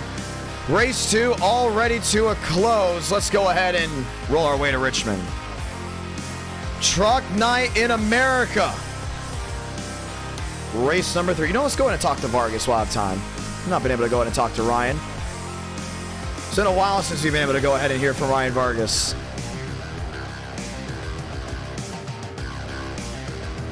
Loading things in as we get ready to roll.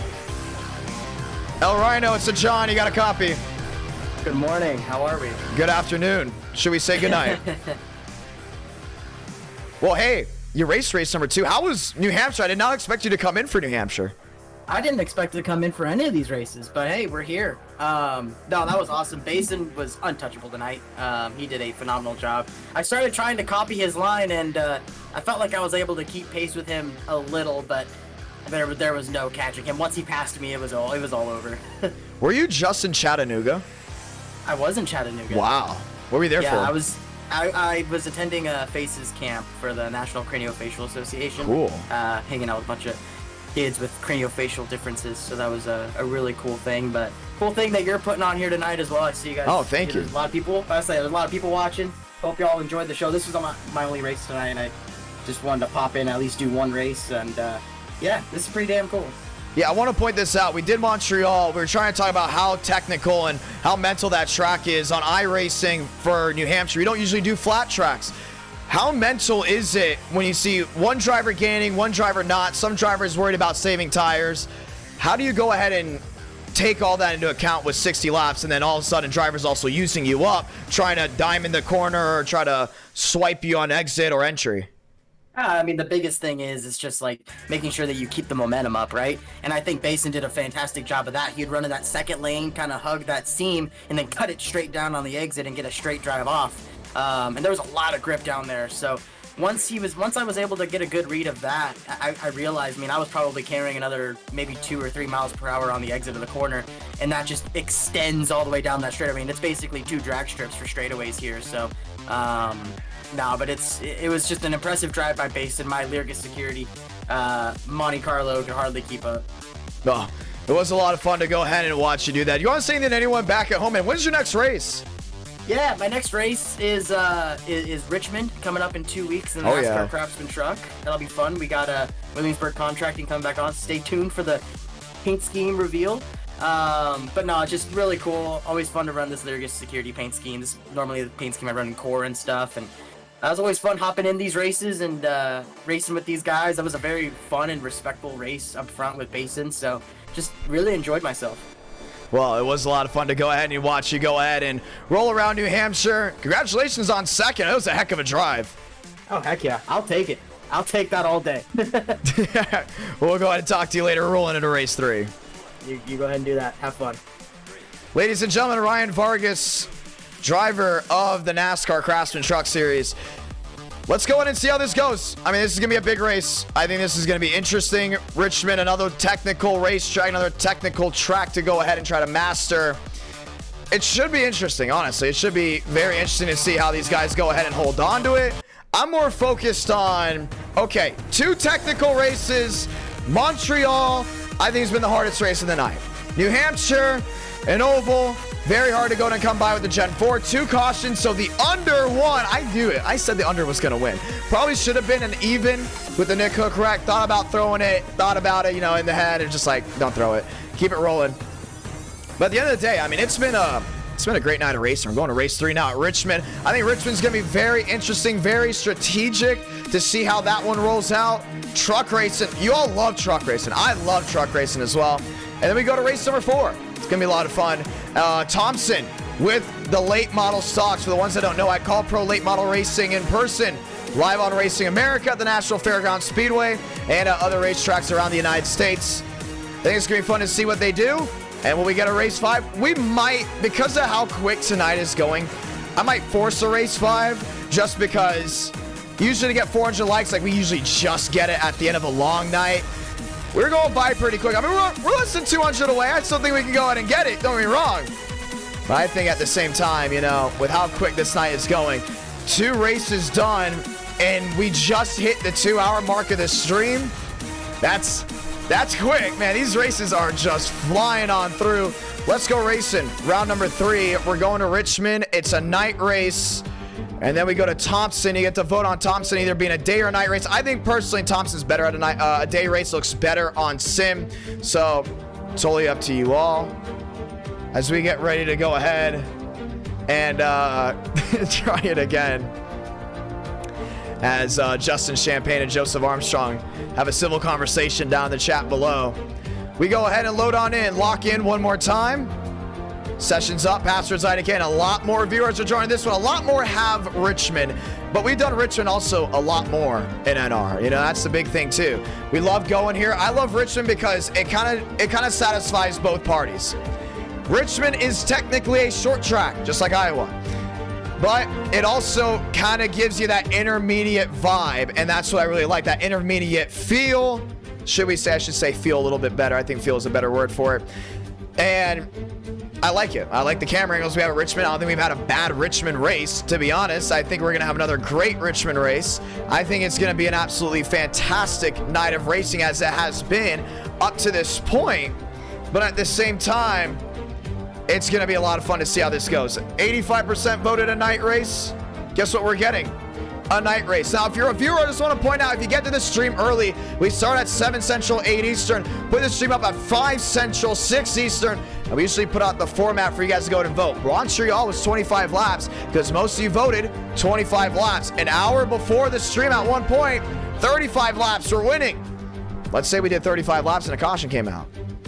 Never know what could have happened there at Montreal. So if you do go ahead and get the chance, it's 5 Central, 6 Eastern. You see the stream up, go ahead and go in there. Already have the poll ready, what you want to vote on the format. Sometimes it's dual, sometimes just bump day. At the end of the day, it is going to be a whole lot of fun.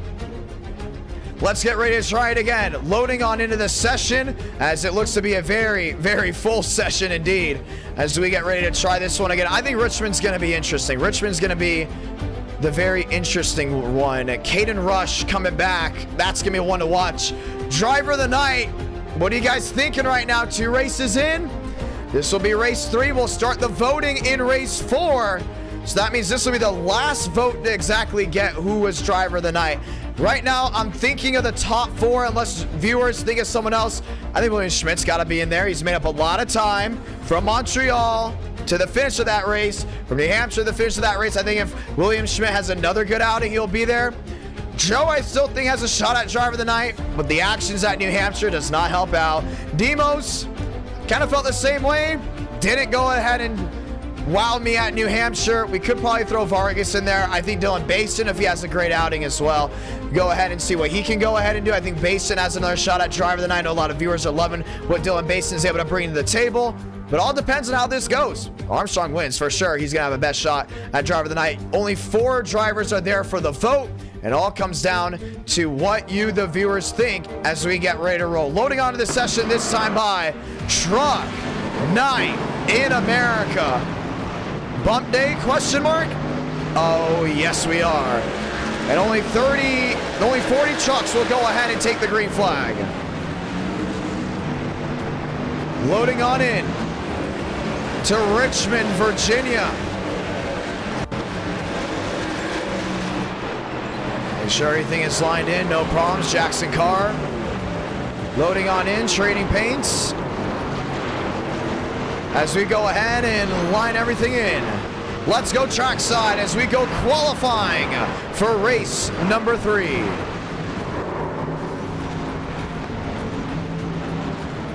Joseph Armstrong, fastest in practice, 21.79. I believe we'll see a quicker pace there. Dylan Basin went 2nd.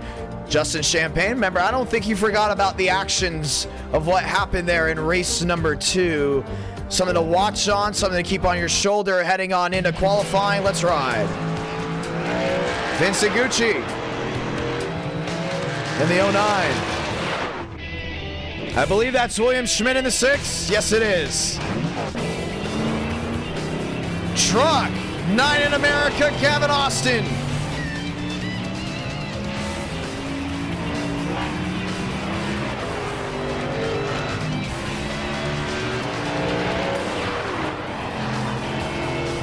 Rolling his way on the bottom.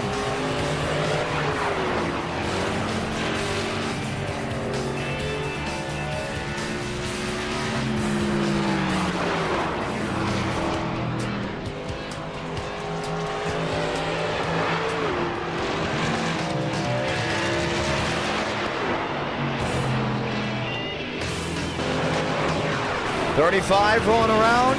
Will Shack, Caden Rush, top of the board.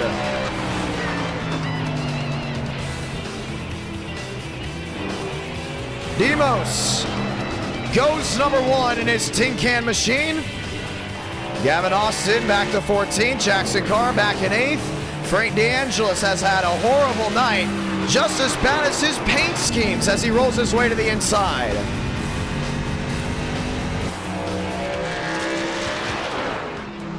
Max Sweargin, Frank DeAngelis top of the board.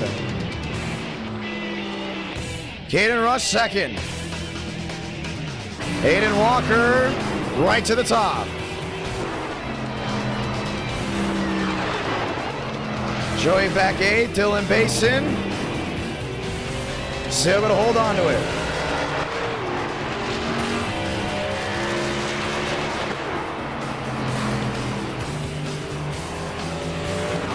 Shafty back in 9th, Shamela back in 6th. TCB back to 17th, 18th, a wild ride at New Hampshire. Looking for his first win since Talladega.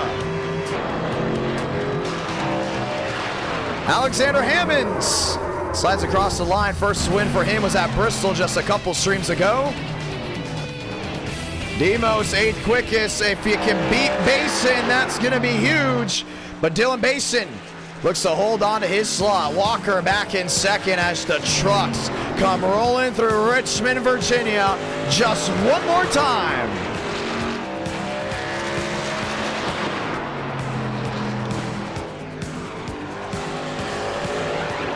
Lockenbell.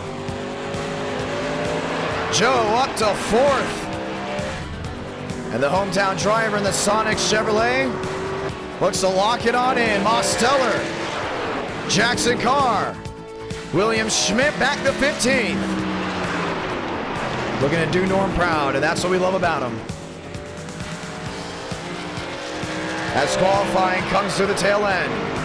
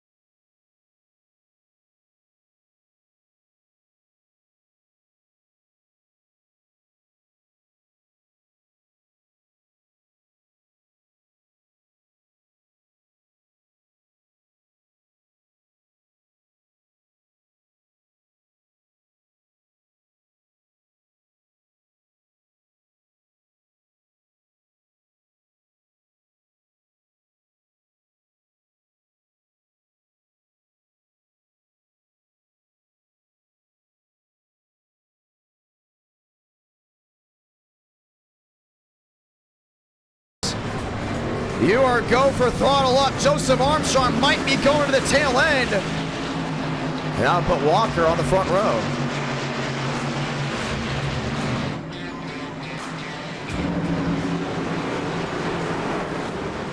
Basin on the outside, Walker on the bottom. We go green next time by, ladies and gentlemen.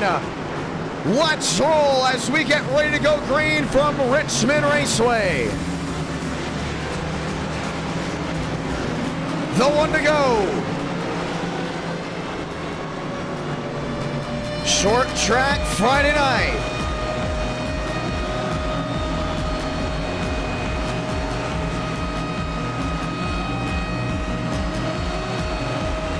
Truck Night in America.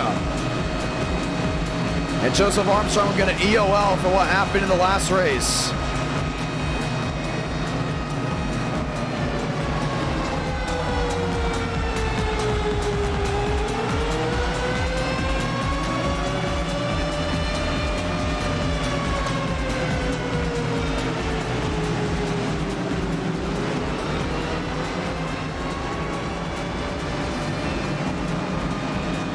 Time to go green. Walker on the bottom, Mason on the outside. The crowd comes to their feet just one more time as we look to light the fuse from Richmond, Virginia. 3 wide. There goes Miller for the look. Mason, DeAngelis, Frank downstairs. Gotta make it wide. Oh, there goes the 6 of Rush. Caden Rush into the inside wall. Caution's gonna wave. Where was the 30 going? Nicholas Hook in the 0-2 finding his way through. And just like that, they come to their feet.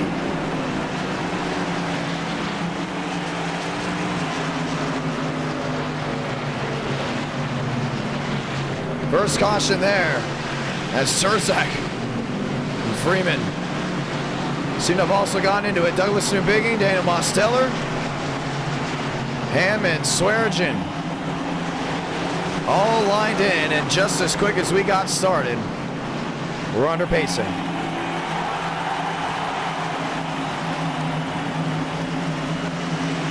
Let's get the over-under for this one.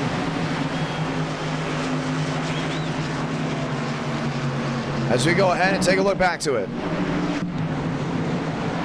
Start of the race. Burns looking 3 wide.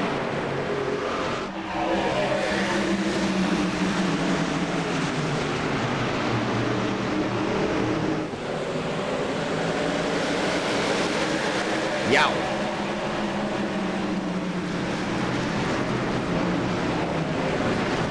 Petrea is getting tagged as well. Things came together as the caution was able to go ahead and fly. Lights on the pace car. We'll see him off this time. Basin, Miller, Walker, DeAngelis, your new fast 4. They're going to have a shot at trying this one again. There's not going to be a lot of cuts. I mean, a caution that quick, that's going to be a quickie yellow. The question is, what does Basin do here as we get ready to try it again?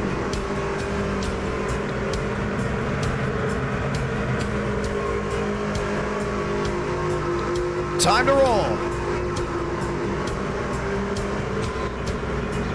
Restart in hand. Over under 5 yellows. 83% going for the over. Remember, it was under last time we went racing. Time to go green one more time. Basin, Walker, try it again. Back underway. Nick Miller down on the inside lane. Walker trying to side draft. Get him rolling. You see Burns back there 3 wide. All chasing the 8 machine back to the inside of 3 and 4. Mason will lead this one 5. Turn it 6 out of 60.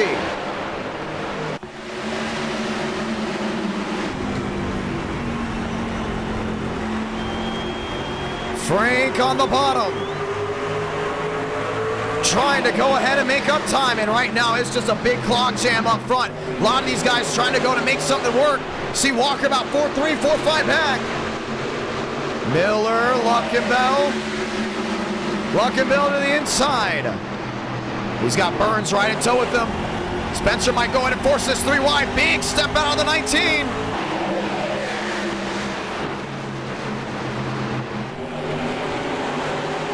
Miller on the outside. Luckenbell still on the bottom. Walker, known for being one of the best at this racetrack, 6 back. Burns and Frank still under a bubble. Max Swearinger outside wall. Will cut right in front of a ton of machines. The caution will wave again. I just pile it on in. I don't know if he got turned or he just completely missed the corner.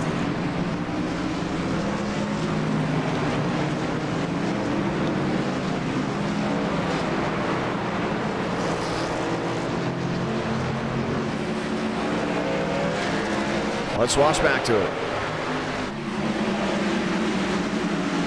No, I think that was netcode.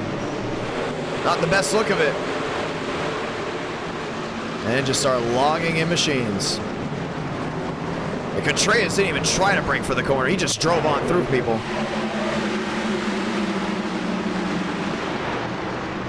No, that was netcode.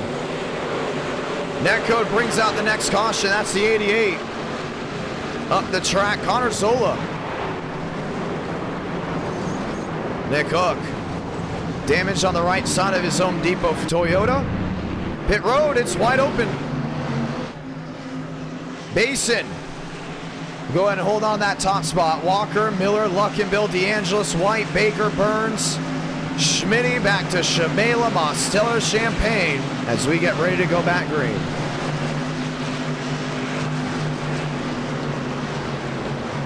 That's going to be interesting. Very interesting again. Frank DeAngelis line back up, 50 to go, this time by. Aiden Walker will be back on that outside lane as we go ahead and get the right amount of cars that are on the lead lap. 50 laps to go as we get ready to try it again. That's the thing about short track racing, man. Things can go ahead and get hectic. They get hectic very quickly. We asked the over and under. 2 cautions in the books. Chevy on Chevy. Let's try it again. Richmond. There's a little bit of what was versus what is now. Trying it again. Luckenbill looking for victory lane for the first time. Frank DeAngelis has been on one heck of a drought. Let's try it again.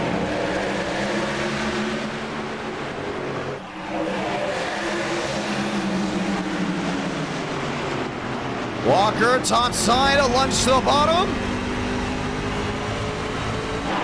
Looks to get him down to 3. Bason's got that outside lane. He will get that drive off. He's going to slot back in line. Lap 13 out of 60.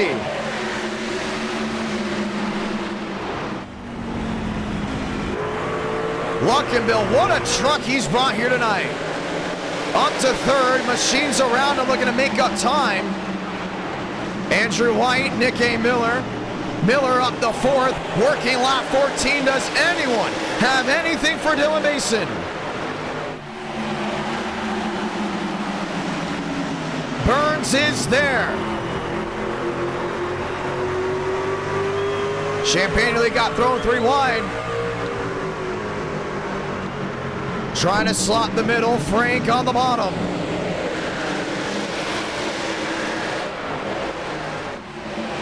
$15 out of 60. Champagne downstairs. Frank DeAngelis sideways. Does he save it? He does. And that may have been off the nose there of the 06 machine. Spencer Burns. Demo stuck in the middle.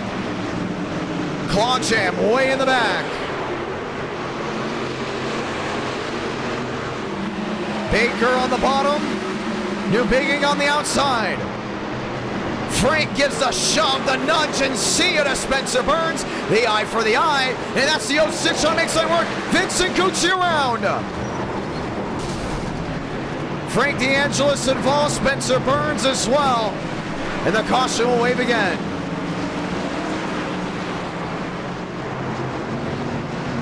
There's no way. It's almost like they were super speedway racing back there.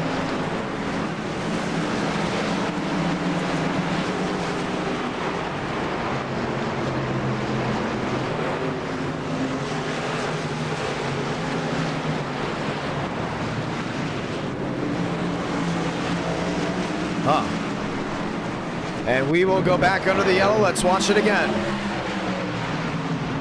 So Frank gave him a little tap. And then another one. Gave him 2.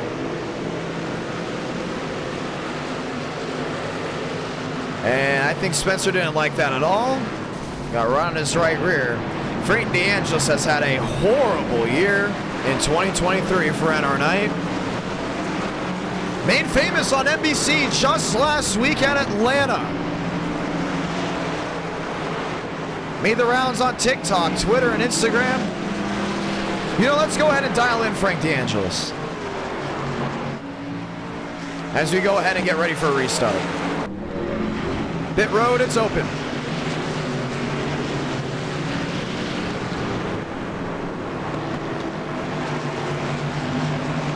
And after that interesting crash,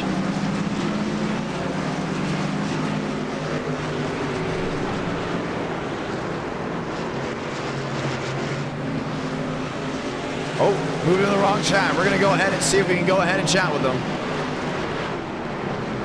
Frank gets a John, you got a copy. Yo. Not happy about that situation. Walk me through it.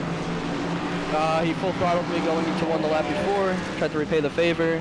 I thought you guys too were much best buds. What's cholesterol going on there with Spencer Burns? Oh, I think you just said. What? I said you guys are best buds. What was going on there? Do you think it's just like Burns not paying attention, or what was it? It's him being himself. Like you saw what he did on the start to Caden, and then he full throttled me going into the turn 1 corner before. And I repaid the favor, and he didn't like that, I guess. Yeah, he did not. Well, you still have a truck. What are the admins going to do about it? Because I'm giving them the full right. It's up to them. They're just gonna let boys be boys, I guess. I don't know. They never do anything anyway, so we'll be good. You want to say anything to anyone back at home? You got 40 laps to go. 40 laps to go. Shout out my grandpa if he's still watching. That's really it. Max Singer. That's really it. Big Pushkin. Well, hey, Homelander's coming to Warzone. I'm very excited about that. Yeah, it's the only reason why I'm going to play the game. You know what day it comes out? I got no idea. It's just that stupid star. Oh, well. Well, it's going to be interesting. Hey, good luck out there. Can't wait to see what you do next. And Frank does not seem very happy, but we will go ahead and see the lights off this time. Justin Champagne and Zola elected to go ahead and stay out. A couple of these drivers up front that did not pit. Some of them have never been up front before in NR Night in America. Could get exciting, could get treacherous as we get lights off this time.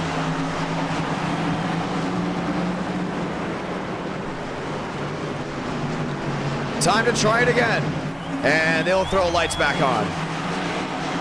I don't know what they're throwing lights back on for. Some drivers are going to go ahead and get their laps back. Lights off this time by Champagne, Zola, Blandino, Shaq. Still less than 40 to go. Truck 9 in America, race number 3. Whoa, voice crack. Haven't heard that one in a while. Race number 3 as we get ready to go ahead and try this one once again. What's been your favorite race so far tonight, ladies and gentlemen? Very calm, strategic night versus nights of the past. But nonetheless, we get ready to try it again.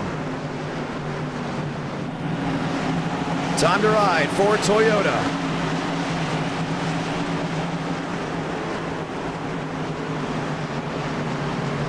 As they get ready to work their way on the pit road. Zola downstairs, Champagne on the outside. Grab a gear one more time because we're green from Richmond.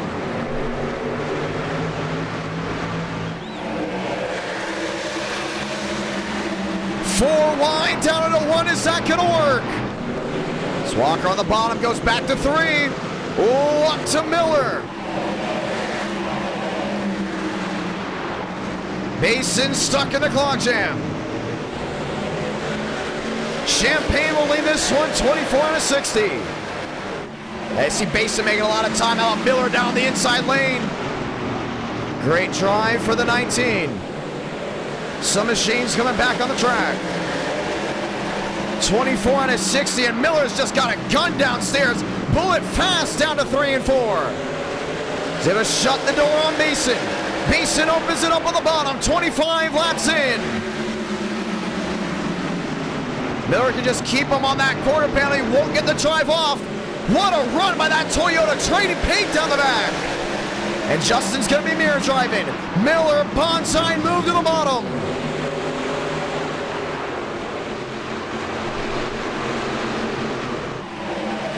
Basin wide. Champagne on the bottom end. Just trying to keep those boys at stake. Can Basin find a way through? Justin the drive. Drove it in deep. Throws 8 wide. Here comes Miller on the inside. 3 wide. Battle for the lead. Lap 27. Dylan Basin back top of the board. Wow. And he looks to scoot away. I don't think Miller's done just yet. Very fast car, very fast truck, should we say. And Champagne has got a mirror full of that Chevrolet behind. How about TCB? All over the tailgate of the TRD. A bump once. Another bump, maybe to Walker to the rear end. And that's just short track racing. That's what's about. You're going to see a lot of that tonight. Justin on the outside lane. TCB right in tow. Next time by, we say welcome to halfway. Very old school Richmond tonight. Pushing, shoving tempers. What you love to see as a viewer, what you hate to see as a driver, Nick A. Miller. Half a second back. And Baker got by 1, needs another. Luck and Bill have a night, up to 6. Wide arc into 1. The rocket launch off turn number 2, and it's going to close in the gap. Walker loves that bottom lane. Oh! One car sideways, so we say truck in front of your race leaders. But blinked out, we stay green, and it's going to cost Miller big time. Yeah, looks like he all F4'd right when he needed to.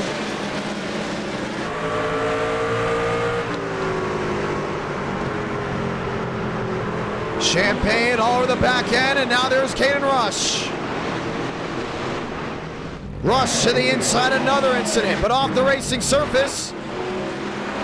Mason trying to find his way around Burns.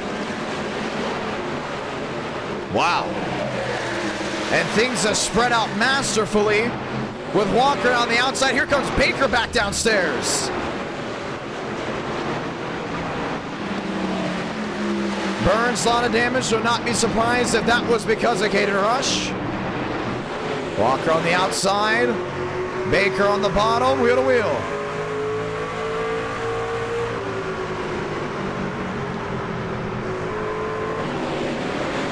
Miller, Schmidt, Champagne. Champagne trying to make up time. A lot 34 out of 60. You bunch these guys back up, you're going to have another incident. Safe to say, just go ahead and keep it green until something happens up front.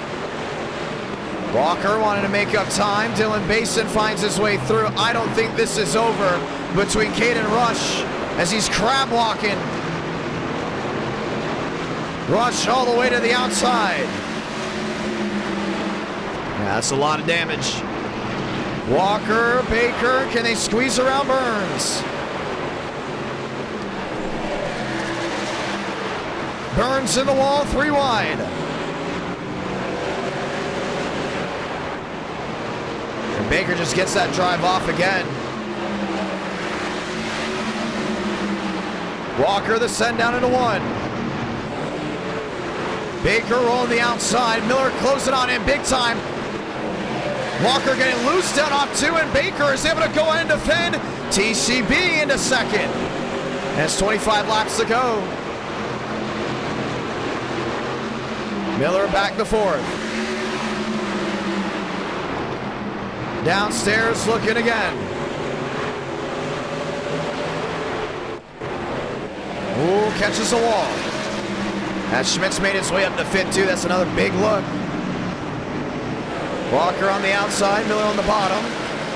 Baker 2.9 the difference. Might need a caution if he wants to go ahead and close in. Douglas Newbigging back downstairs.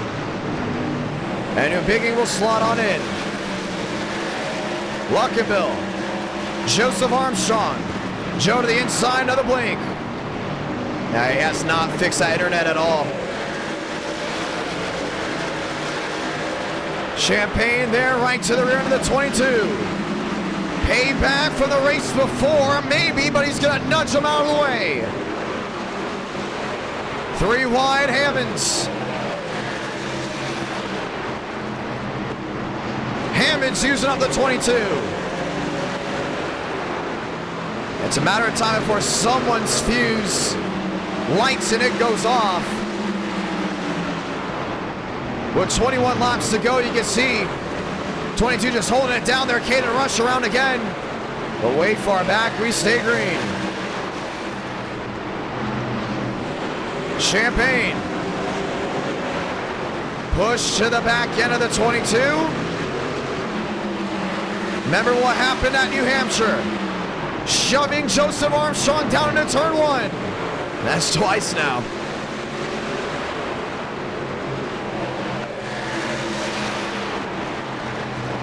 $19 to go. Using them up. Justin on the bottom, Joe on the outside. Toyota Chevrolet. Now that's 3 swings. I think he's missed. I think he's struck out there. Now I don't think you go ahead and go for a payback now. I'm not sure. Unless he's just playing with them. Hammond's on the bottom, one of the Fords. Newbigging and Walker. Walker has dropped off big time. Baker has closed on in with 18 laps to go. Hey, this may not be over.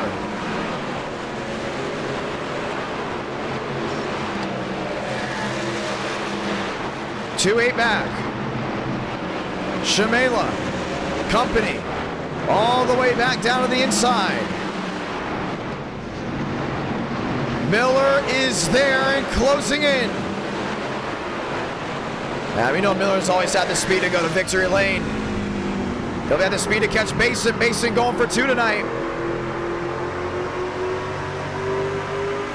And our night in America feeling victories all year long. Armstrong, Hammonds with a slide. Mason in clean air. Baker going wide. Miller is there right to the rear of the Chevrolet.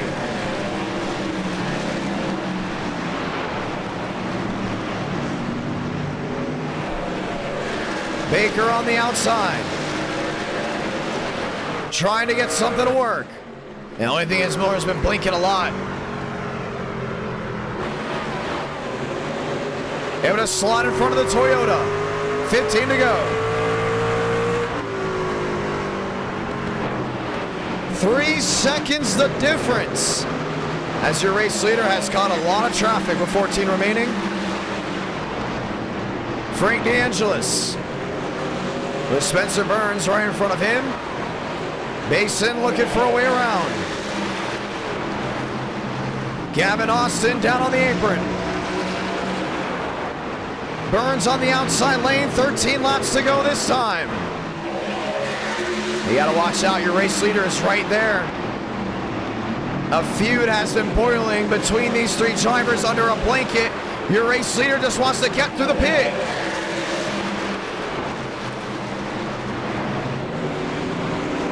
Austin wide. 12 to go.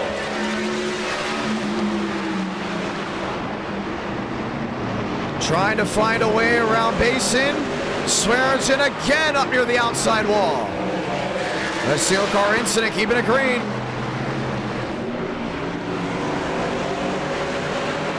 Frank looking and peeking. 6 on the board, 11 to go.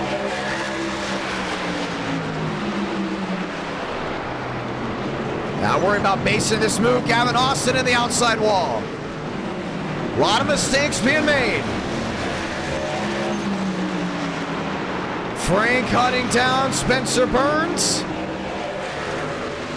10 to go. And Miller found his way around Baker.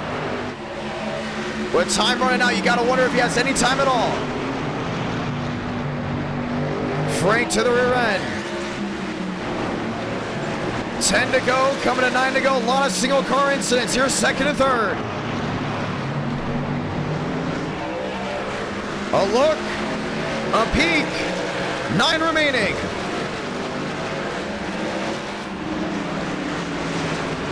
That's going to be a tough look with how these guys are still rolling. Burns loose off corner exit.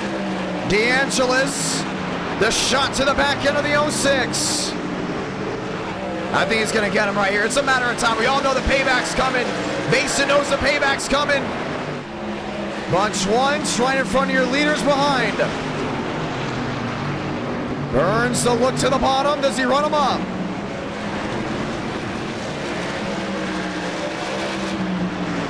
Frank, another look. Taps the 06 out of the way. 7 to go.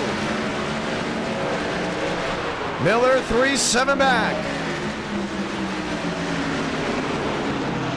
I'm surprised he hasn't turned him already. I mean, he knew it was coming. Mason doesn't want a caution. He wants this race to run great all the way through. Miller and Baker are begging for it. 6 to go this time by. Burns running wide. Frank right with him. They're trying to get something off corner exit. You just see that 06 struggling. Little contact there at the 6. Miller's right there. Race control monitoring the situation with the driver in second right behind. Frank struggling, 5 to go.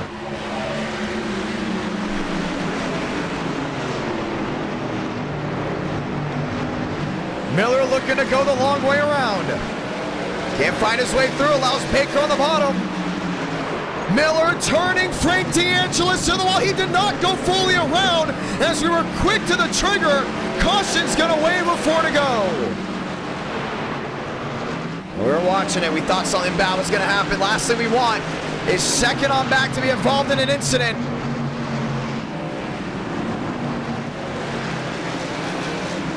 And Dylan Basin will have to go ahead and try it again. That is all on us. Should not have been a yellow at all, I will say. But what's happened at tracks like Richmond, Bristol, and Martinsville has been lap machines taking out leaders, and we've been quicker to the trigger because of it. What a shame how they didn't wreck. Basin not happy about it. We're going to have possibly our first overtime finish of the night.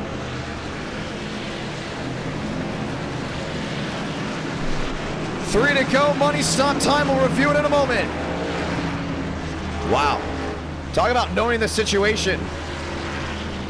And if you look back to a couple streams ago, back markers taking out the leaders, it caused drama, controversy. We were told be quicker on the trigger. Well, what happens when you're too quick on the trigger like you just saw there? Two guys get together and you have an overtime finish. 2 tires versus 4 tires. Schmidt making the reins. Hammond, Champagne staying out. Puts Baker and Schmidt up to 4th. Miller back there in 5th. Let's watch back to see what happened.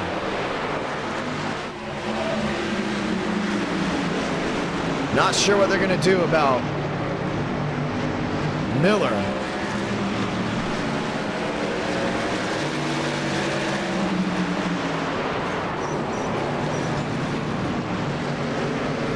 Another thing is there's a bunch of incidents on this racetrack that we went ahead and avoided to keep this race going wrong with relaxed yellows.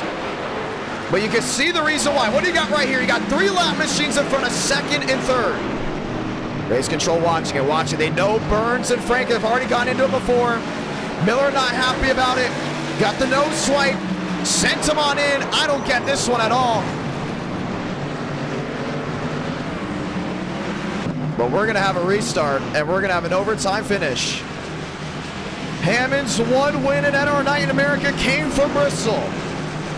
Champagne back in second. There's nothing like an NR Night without a little bit of controversy. Tonight, you're going to go ahead and see it here. Basin back in 6. Yeah, Miller tried to turn him. I don't know if they're going to send him to the back for it. I don't know, man. It hurt him more than it helped him. He's back in 5th. I don't think you L1 him. But now the situation happened. And it's happened before. Sometimes race control too late on the caution. What happens when you're too late? A wreck happens. Leaders get taken out. Drivers are upset. Viewers are upset. What happens when you're too early? Well, something like this happens and you get into some deep drama, and Hammonds has a shot at winning his second ever race. Alexander Hammonds on the inside lane, Justin Champagne on the outside lane. Overtime, short track racing at NR Night in America from Richmond. The TCB looks to take the checkered flag this time by without any issues. Let's find out what's about to go down. Richmond, Virginia, home of the drama, home of the controversy. 2 to go as they work their way back to the line.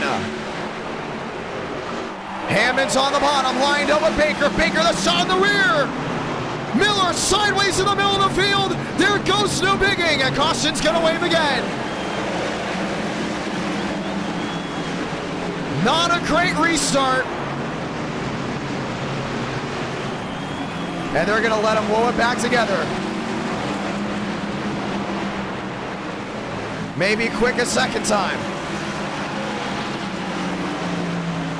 That's once again right in the middle of this field. And if you're questioning that caution too, you got one car sideways in the middle and 1, 2, 3 rows back from your leader with about 30 other cars oncoming. It takes one other guy to hit that. We get the white flag and they're still parked in turn 1. I support that call. But we get ready to try it again. Basin will now restart 5th. Schmidt will go to 3rd. And Baker will restart 6th. Let's watch back on it. The bump once, twice, the chain effect on the bottom. And New Biggin just got sideways right in the middle of the field. Baker went down the flat, and New Biggin did get slammed back there. No, he just went around on his own. Had a checkup for Miller. And Spencer Burns gets clobbered again. 400 likes, we will see round 5.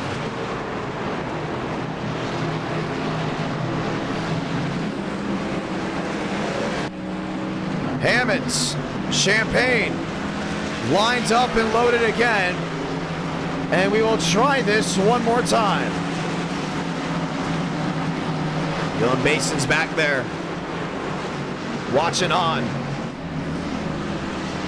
Did we get over 5 yellows? I believe we're at 4. If I'm not mistaken. And we will try this one again. Lights going off next time by. Hammonds will have another shot. Champagne will have another shot.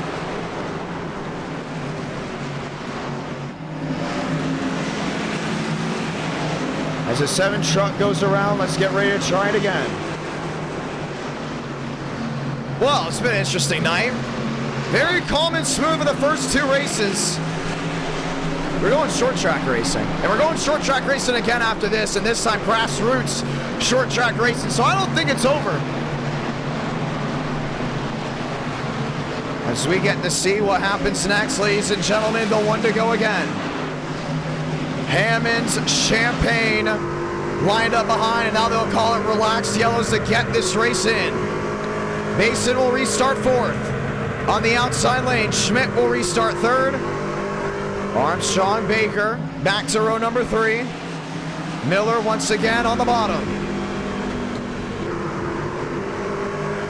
Devins Baker back in 9th. Something has to give at some point tonight. What's gonna be the great equalizer? Let's find out. Hammonds the underdog. Champagne, the veteran. 2 to go from Virginia. Schmidt 3 wide on the apron. Basin sideways, way up the track. Nick Miller at the wall. Let him race, get him back. Oh, maybe not now. Caution's out again.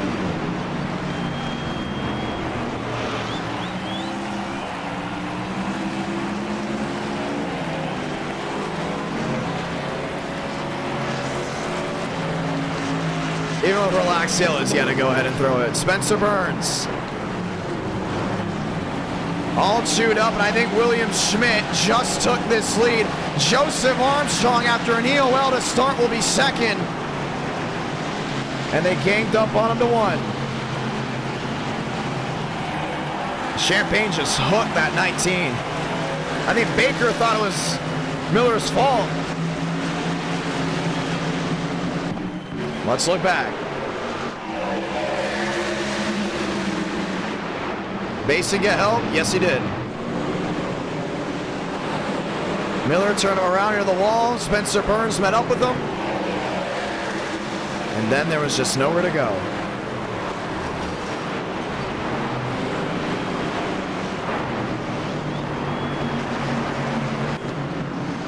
Schmidt, Joe, Hammond, Shamela.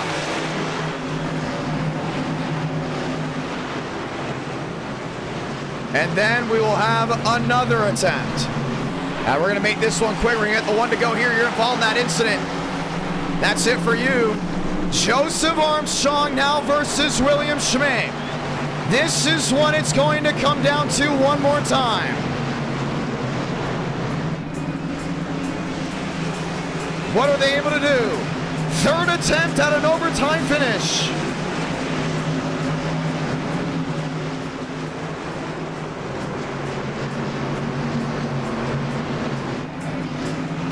Time to roll.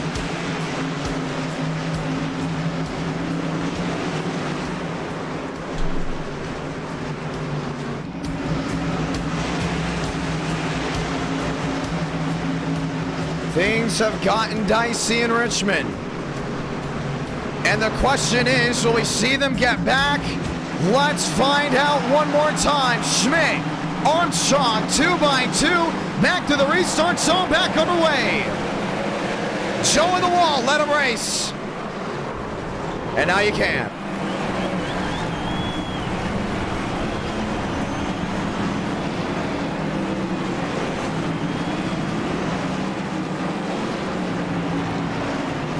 Caution is out again.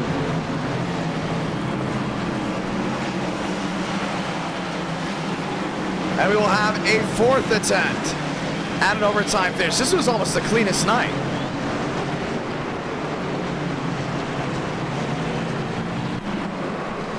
Oh, man.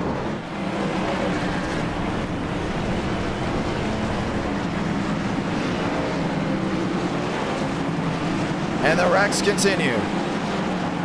We will see the end of this race, I guarantee you. When? That's the big question. Let's see what happened. I think this was on Justin. Got in the back of Hammonds. Baker did the same thing. Did they miss the restart zone? No, they just went at the tail end. Everyone behind trying to jump it, Champagne and Baker.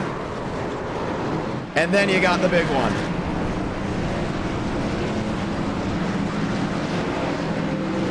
And now TCB is out of the race.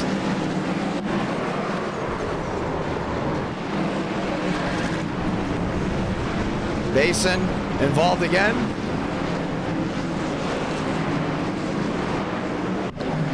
And now you have a new front runner.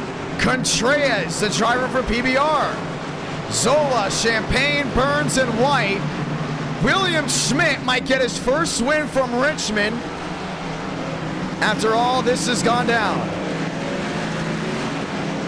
The 1 to go. Wow, this is gonna get... It's gonna continue to be dicey. We tried it multiple times, the relaxed yellows. Spencer Burns somehow up to 6. After all that.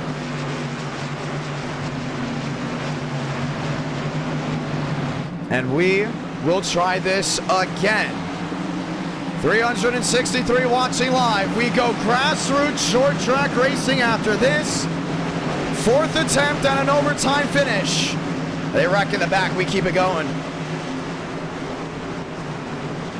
Let's go green again. Schmidt, company, 2 to go. Off to turn 1, Zola, Basin wrecking in the back. Way back there, we stay green. Contreras wants something off corner exit. PBR has never won here before. To 3 and 4, Salamanca. 1 to go from Richmond. Champagne back and forth, final time to 1 and 2. William Schmidt driving the Norm Benning 6. Will roll his way through 3 and 4 for the final time and claim victory in Virginia. William Schmidt victorious from Richmond. Contreras second, Champagne third. And they all just get back to the line. What looked to be a walk in the park for a race win for Basin. Turns into a controversial caution, turns into a controversial overtime attempt, but brings Norm Benning's number 6 to victory lane.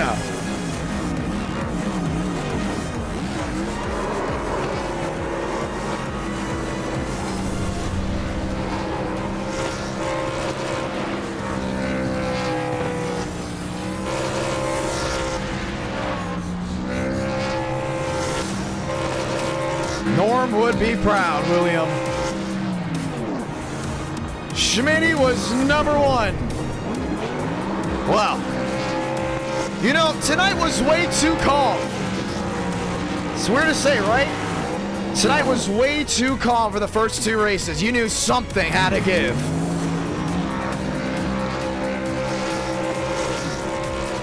And the little team that could, called SKS, are not just eTicket event winners, not just Homestead winners, not have just won at multiple tracks, are now able to claim victory in Virginia.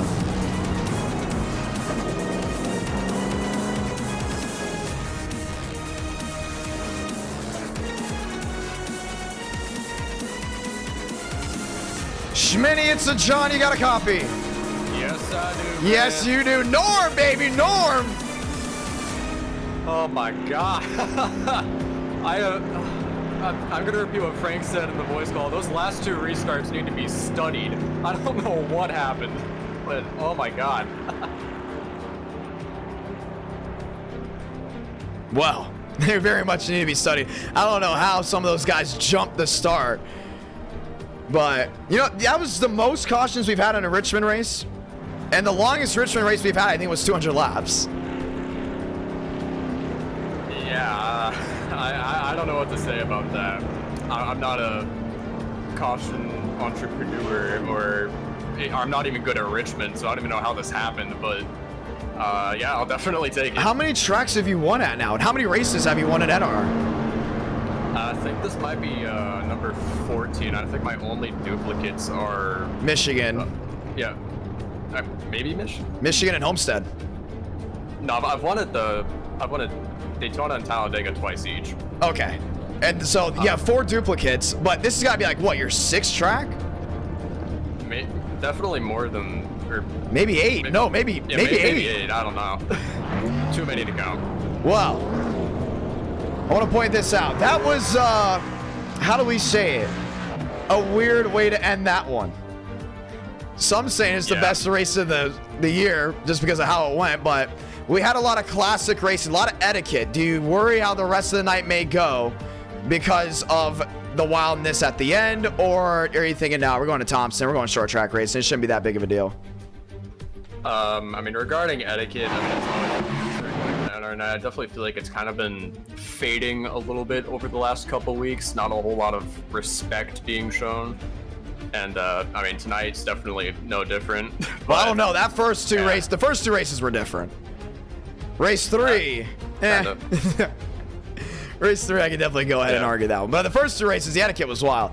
It was a calm night until that moment. Ladies and gentlemen, I know we've had a quick night. You know we've only been streaming, Schmidt, for 3 hours?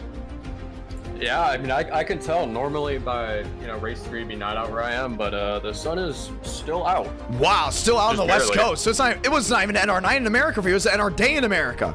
Well, it's mostly NR days in America in the summer for you anyways. And our sunset in America, I'd say, but... I want to point this out. So this is for the viewers and everyone that stuck along up to this point. Because of the way Richmond ended, and because of how quick this night is going, we will have a race 5 if we hit 300 likes, and then we will consider a race 6 if we hit 400.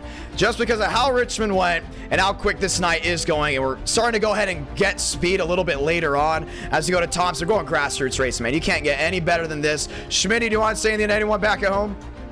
Yeah, of course. I want to thank everybody with SKS Motorsports, Drew, Coop, Walker.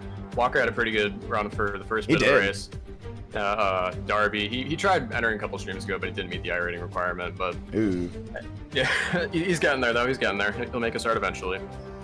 And yeah, of course, most importantly, thank you to the viewers for sticking around, watching. This won't be possible without any of y'all. So thank y'all for sticking around. Dude, we almost got up to 400 viewers for a Richmond race as race 3. What is with Truck Night? Truck Night is so weird. We'll have Next Gen Montreal, etiquette, right? We'll have Gen 4 New Hampshire, etiquette and TCB flipping, and then we'll bring in the trucks like last time, and it just goes down. It just does. Kansas, I don't think Wilkerson should have won that race. He did, you know. Richmond, let's be real here, you were not supposed to win this race, but actions detrimental to stock car racing happened, and you took advantage of it, which means you deserve to win. And you did. Both of you did. Trucks, they're just a weird breed. You know why? Is it just like the way it is? Because next gen, Gen 4, I mean, perfect. Trucks come in. All of a sudden, it is just wild.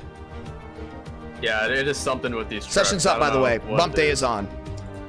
If I had to guess, it might just be because of the lower horsepower. Everybody's more stacked together. It creates for more excitement and leads to more stuff like that. And also, I'm looking at the chat. Demos, I know you are not saying that I get Mickey wins. I know you are not saying that.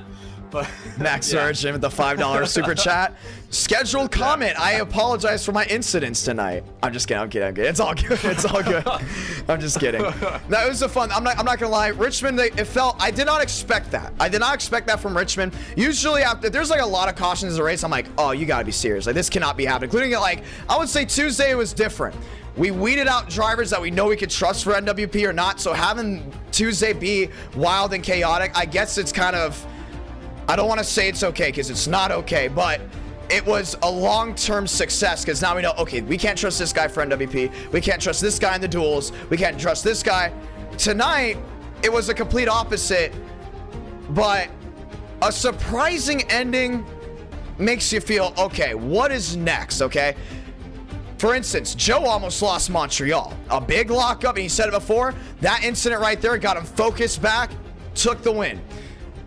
Let's go to New Hampshire. Dylan Basin, pit road mistake after dominating. Has to go up against a NASCAR Craftsman Truck Series driver, Ryan Vargas, and beats him to the line. And then here, Basin's on track to do it again. Way too early of a caution. Some understand why. Some probably still believe that it was not, or should not have happened. Personally, that caution should not have happened. I know that, and guess what? I threw the caution. I'll go ahead and say it, because I thought for sure Nick Miller was going head on into, you know, someone else behind him, and somehow they did not wreck. What would you go ahead and say is expected for race 4? And it really depends on the driver count. I'd say if there's more than 25 drivers, it's going to be absolute Bump day chaos. is only 25 guys racing, so bump day is going to mean a lot. You got 4 laps. We're only allowing 25 to race at Thompson. Cannot allow 40 drivers at Thompson. I mean, late model fields, I know New Smyrna gets about 16 drivers per field. Let's go ahead and put it into perspective what late model fields are like in the United States. Nashville gets like fairgrounds, I believe, for the pro lates. Last time was 18 for pro lates. I think the supers were 20 to 18. And it looked like a decent sized field with it being a short track. But usually we get around 20, 24. I think All-American gets up to like 30, somewhere around the 30. So to have 25 at Thompson on a Friday night, I think that's pretty justifiable. Excuse me, very justifiable. Yeah, definitely. Yep. Well, congratulations, Schmidt. We get to vote now who is driver of the night. You're going to be on it. Let's see if you win. Yeah, it'd be pretty cool to win that. I mean, I don't think that I've been the best guy all night, but the fact that pick your drivers you think have been drivers of the night. Remember, that doesn't just mean winners. It means driving etiquette, and it means drivers that have moved through the field and have definitely done great things. Joe, definitely. He's been up there all 3 races. Honestly, I feel like Basin should have won Richmond. Basin is definitely going to be up there. I'll put you, but who's that other one? You vote. You vote for me so the viewers can vote, and give me an explanation why. Third one, I'd say Demos. He's also been up there. He's been around where I was a little bit ahead of me, sort of. But yeah, I mean, definitely, I would say it's between Joe, Basin, and Demos. That'd be 4. Yeah, Demos. Yeah, Demos. I thought I said TCB to begin with, but no, I meant Demos. But we're going to load on into this session. I hope to see you there. Hey, good luck for the rest of the night. Yeah, thank you. Well, it looks like we might even have a race 5, ladies and gentlemen, because when I said that, it turned up the heat as a lot of drivers and viewers get ready to go ahead and lock into their stock cars. Just one more time, should we say late model stock cars. We'll get ready to go ahead and rock and roll right with you guys. Controversy at the end of Richmond. At the end of the day, race comes to a close and we get ready to load into our next one. Driver voting will start soon. Out of those 4 drivers, personally, I'm going to go ahead and give the person I think would possibly be my vote for driver of the night. I cannot vote driver of the night. I can just give my synopsis, I guess you could say. Mubik was the first one to ever win driver of the night, right? Braden Mubik has 1 driver of the night award. Demos, I think Demos very much deserves driver of the night as well. He's been up front at Montreal, Richmond. You look back to New Hampshire, you're kind of like, you know, the mistake, you know, probably could have hurt him. David Bell dropping the $1 super chat. You look at Joseph Armstrong, Montreal, what happened? Early on, bumped out of the way, did not look to go ahead and get through. Makes a mistake, rallies back, wins the race. Race 2 at New Hampshire, up front, consistent. Richmond, very consistent. I think Joseph Armstrong probably deserves driver of the night. That's a weird thing to say, including after all the wild things he's been into, and he did go ahead, and we all know it. We know he wrecked Champagne on purpose. That's why he got that penalty. William Schmidt has also been up front at every single race this season, or this stream. He was up front earlier. He was up front at, if I'm not mistaken, Montreal, up front at New Hampshire, and obviously just won Richmond. I think it might have to be William Schmidt, I'm going to be honest. Well, only time will tell. 25 drivers take the green flag from Thompson. So let's go ahead and roll trackside as we get ready to roll back up inside the Northeast, ladies and gentlemen.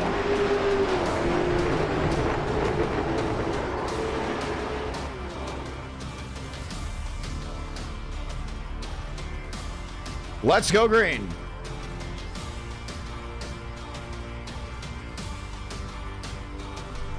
Say John join a race. I'd have to join in on WASD or a controller. Josh Kenyon on the racing surface. Trading Pains re-uploading. And we will get ready to do it all again. We want to say thank you to everybody that has tuned on in so far tonight as we get ready to go green. Thompson. Short track grassroots, which also means grassroots cameras. As we get ready to go ahead and light them up. Marty Shamela, top 25 qualified. We'll keep you updated on that.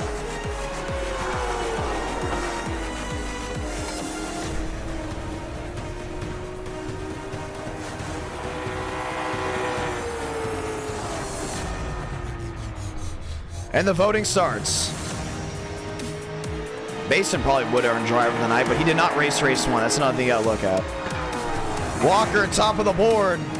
Shamela back to second. Basin in third. Who's out? Who's in? Devins Baker in. Contreras out. Spencer Burns out.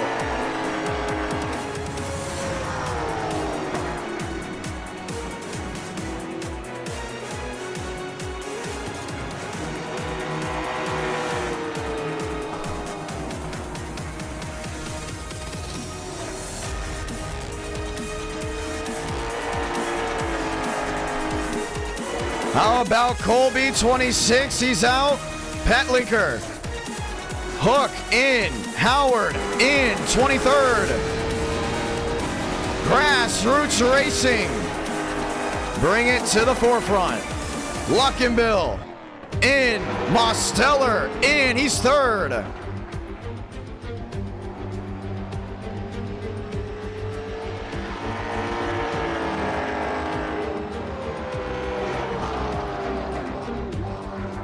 Demos up there on the fly. He's going to go and end his run. Corlett 20th. He's in. 37 drivers look to go and qualify. Joseph Armstrong. Turzak, the late model stock driver out of Virginia, top of the board here from Thompson. Ryan Honeycutt. The drive to the line. Will go ahead and put himself in a position. He goes P3. Turzak with a great drive. Contreras rolling around this racetrack.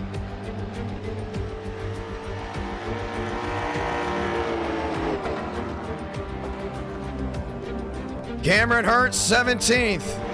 Kenyon 31st out, needs to find a way in.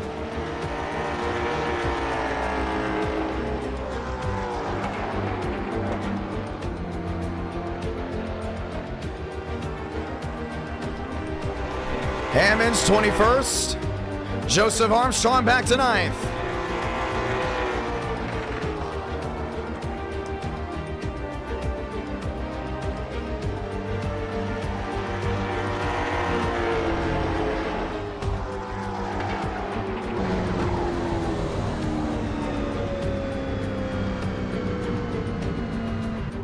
Parked all the way down to the inside.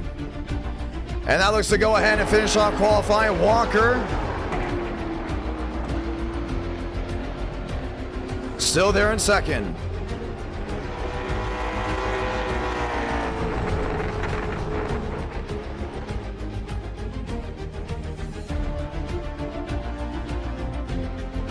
Ladies and gentlemen, let's get ready to go green. Qualifying coming to a close. Royer.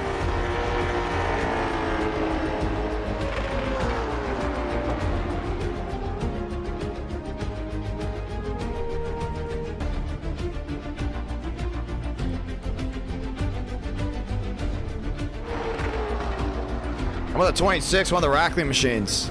Justin Connor. Driving Dawson Sutton's 26. And we will have a race 5.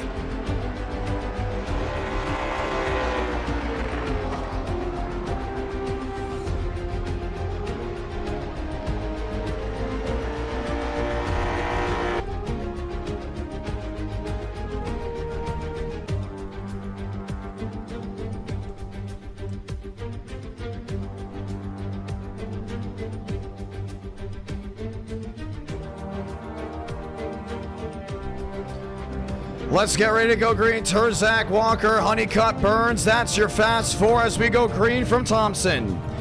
As feels like I'm back in my little wheel well. You know, the camera angles, everything is very fairgrounds-ish, which is not a bad thing, by the way. I just want to point that out, which is an absolute great thing. Late model racing. You know what? We're doing race 5. I kind of want to continue the late model stuff. What do you think?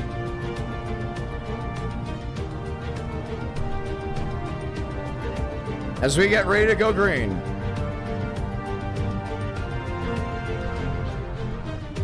Time to lock and load, but it's up to the viewers. You know, we can continue the grassroots swing. Where do you guys want to go after this? What's another short track? You know, we have not been to Fairgrounds in a while on the sim. I don't think we've been there since March. So we could go back to Nashville if you guys want. You guys wanted to continue it as grassroots for race 5? Race 6 would have to be 400 likes. Just want to point that out. So that means we have 2 grassroots races to go ahead and end the night. We continue on. Let's get ready to go green. Welcome to race 4.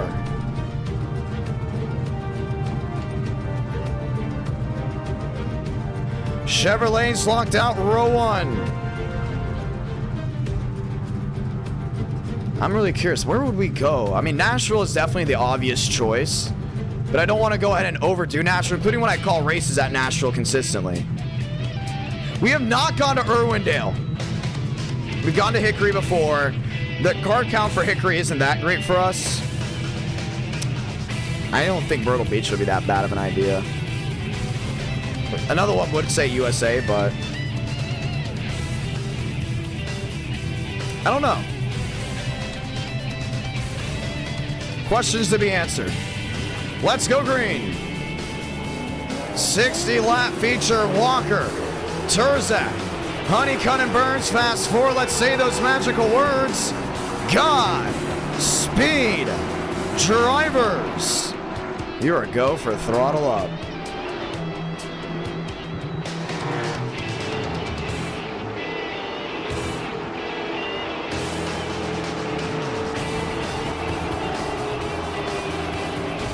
Time to get it done.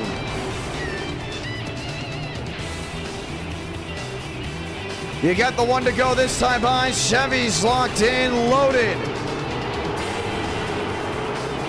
As we get ready to do it. One to go. And a sold out virtual crowd. As they get ready to rock and roll.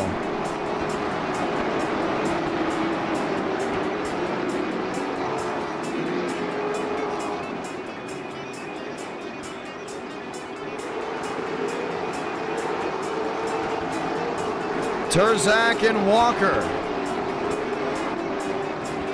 All locked in. Time to go green. Turzak known for winning the grassroots tracks.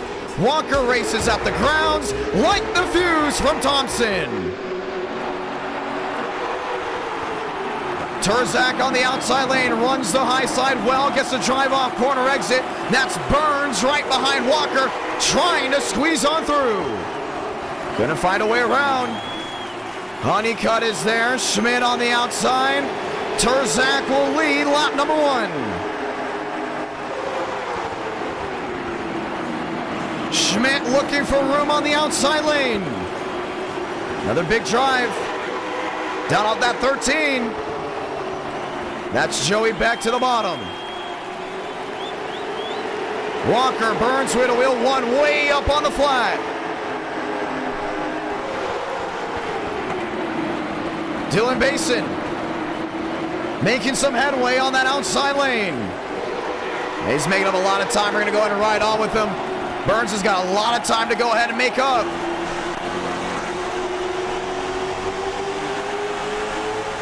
Joseph Armstrong, bottom side, making up ground.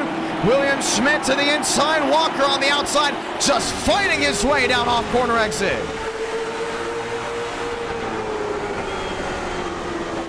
Short track racing at its best. Burns looking for victory lane for the first time since Atlanta. Honeycutt back to the outside. Oh, he got into him, and there it goes, William Schmidt. Schmidt down and into the inside wall. Single car spin. Question is, does he get it refired? Very much does, and not wanting to stack up this field with late race yellows, we stay green. Demos back in 6. That's going to be very interesting to see what he can do. See Joe right behind him. Armstrong looking to make up time. Spencer Burns, on the other hand, has not made up any time there to Turzak. Honeycutt back and forth, watching on, looking to go ahead and get that drive off corner exit. Joe, Demos, Joe with the drive.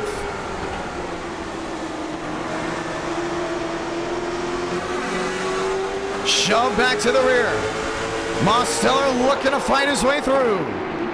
Dylan Basin, don't look now, is right behind with Joey Beck in that 99.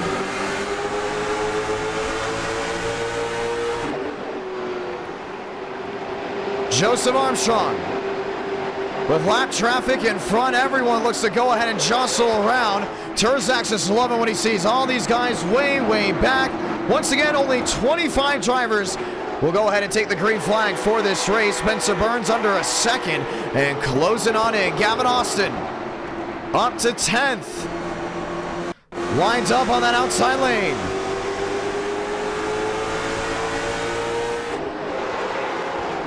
Frank DeAngelis on the bottom, little damage on him. Burns under a second. Honeycutt, Shamela, Armstrong, Demos and Mason. And they continue to look their way back through 3 and 4. I mean, you're going to have 50 laps to go this time by.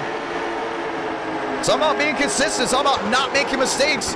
And Thompson, one of the oldest tracks in NR Night in America, the veterans definitely have the upper hand when it comes to racing here because they've done it so many times. You look at Joe, you look at Demos, they know how to race around this track. They did it with the ARCA car. They've done it with the Gen 4, if I'm not mistaken. And right now, it's all about being consistent and not making any mistakes. Spencer Burns, 1 second back, has not been able to catch Turzak, but has the option to. With time going in, 12 laps green, no chance of some of these guys possibly making a mistake sooner than later. But what happens late could go ahead and affect them. Dylan Basin, a bonsai move to the inside. Ooh. Daniel Marcelo was with an issue. 3 wide, Shamela. Back to the middle. Back on the outside, Armstrong trying to muscle his way through. Might turn back. There they go. Dylan Basin and company involved. Caution's gonna wave. Contreras. And more collected in it down the backstretch. Well.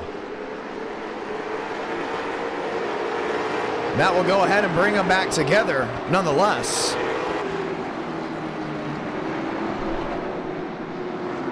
As we will get ready to go and stack them back up. A lot of damage. Let's go ahead and see back to it. 3 wide. It wasn't going to work. Joe up the track into back. Back down into the 22. And collateral damage. For some of these guys trying to get through. Contreras lifting the 99 off the ground. And the caution will go ahead and wave. Turzak, Burns.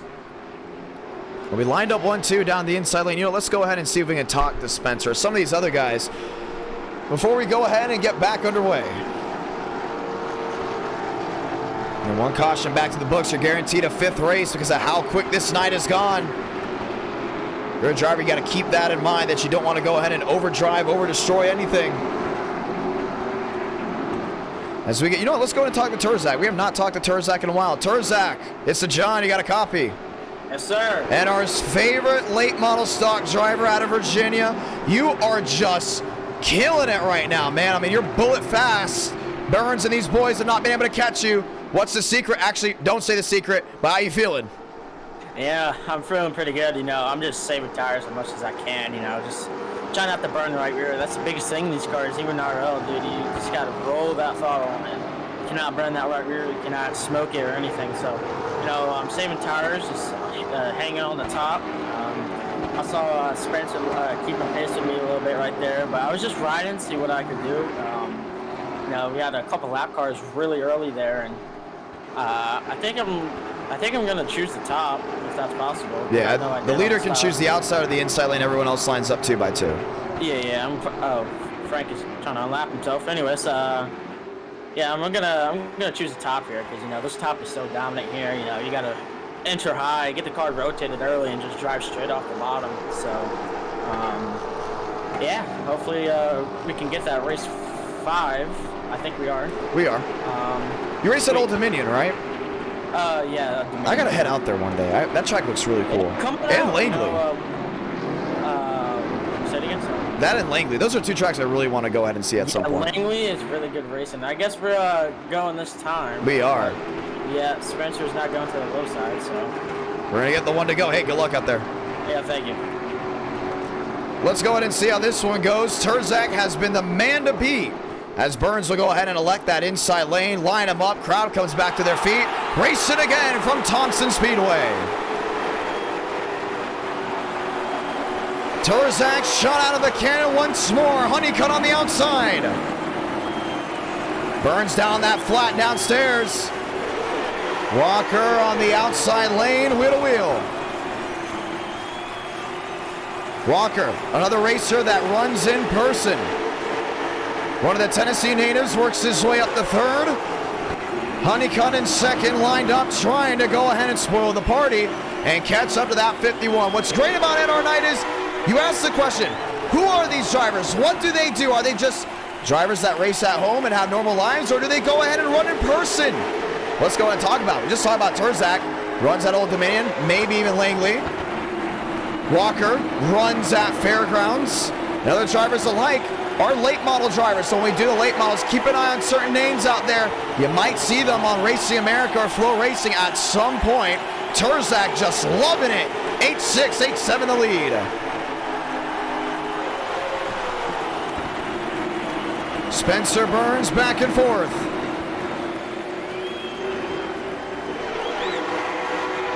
Mosteller, Austin, Barbagallo, Shamela, top 8. How about Hurt? On the move, Max Sweargen. And the underfunded 15, trying to make up ground. There's a lot of time left. You see Turzak doing a great job. Wide arc, gets it down on there. Now here's the thing about Thompson. This track, very different than other short tracks. You don't want to get too wide here because at the top of the key, what you might see here from Honeycutt, it flattens up. We call that the flat up near that outside lane as they go 3 wide. Go too low, go down on that apron. Got to keep it right on that fine line of that high side because you can't get the run off. Go too high, you're going to lose a lot of speed. It's going to scrub off. There goes Walker. Off the nose to Spencer Burns. He'll get it refired. Single car spin. We stay green. Spencer. Another run in. To the rear end of Honeycutt. Looks to the outside. Gavin Austin, another one on the move. Spencer Burns lines it back up in second. I wouldn't be surprised if Walker's not too happy about what happened. Just to go ahead and get him back for it. Matt Larson, Cameron Hurt, Will Shack. All lined up, still rolling around. You got Honeycutt and Demos lined in. Some machines coming back to pit road. 27-28 next time by. And Spencer still scrubbed off a lot of speed, but he's going to continue to. Aiden Walker was not happy about what happened to him. Do we see retaliation?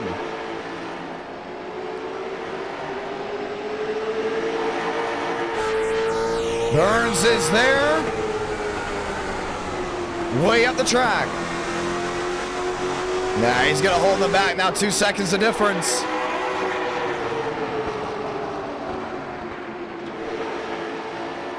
Two back, 2:11. 29 out of 60. Honeycutt back in third. Watching on, looking for a way through. Yeah, Walker's just going to go ahead and run right in his line. He's not going to go ahead and make a move. You see Turzak 2 seconds ahead. Way out in front, trying to go ahead and find something to work on the bottom. Oh, won't work for the 006.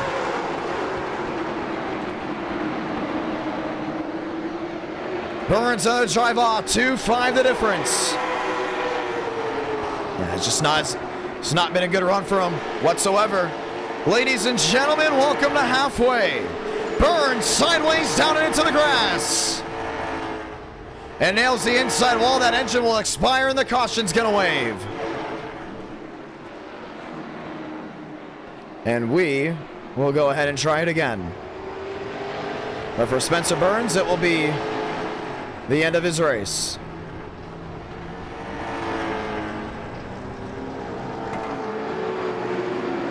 A lot of smoke boiling out of the rear end.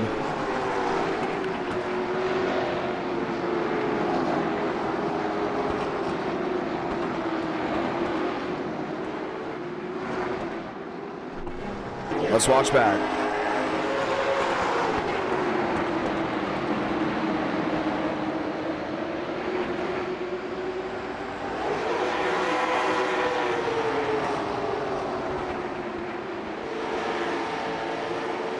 Walker, play that how as you will. As he'll go ahead and slam that inside wall. Spencer Burns will be done for this race. Turzak will still hold on that lead. Austin back to fourth. Demos back in third. Basin, Larson, Shamela. Back there. You know, let's go ahead and talk to one of the young drivers. We always talk to the older drivers. Let's go ahead and give the young drivers some screen time. Let's see who we can go in and go for. Basin up to 5th. We already talked to him tonight. He's won a race. Mostel, we always talked to Demos. Haven't talked to Honey Cup before. Let's go and hear what he's got to say, but we're going to go ahead and choose Gavin Austin here.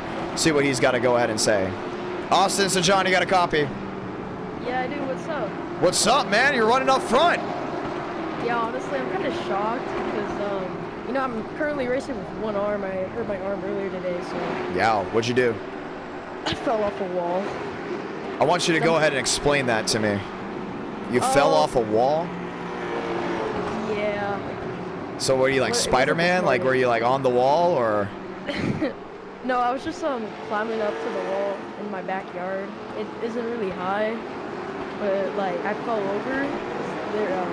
There's like this desert behind my house, and I was kind of looking at these hawks that were like circling at something. So I was just looking there, and I fell. So that's nice. Well, that's interesting. I'm not gonna lie. Falling off a wall. Yep. That's. I can't say I've never heard that one before. The way that was phrased. But I want to point this out. Hey, you're up front. Never won out of short track. You think you got a big opportunity to here? Kyle's really good. Ryan's pretty good. Demos is really good. I know Dylan behind me. He's good. I feel like they're all better than me up front, but you know, I think I have a good chance here. So we're just past halfway. So. Well, hey, I think it's gonna be a lot of fun to see. You got 25 to go now. 24 left. Good luck out there. Thank you. Let's go ahead and try it again. And our night in America, feeling victories all year long. As we go ahead and put Austin behind the wall. What shall we say? In the Discord. As he is running currently in the 4th position here at the short track in Thompson, Connecticut. Ladies and gentlemen, let's go racing once again.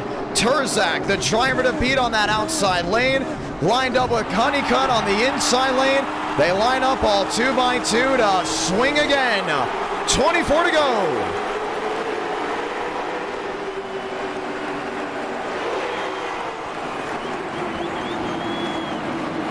Austin on the outside, rolls the center down off. Forces his way into 2nd.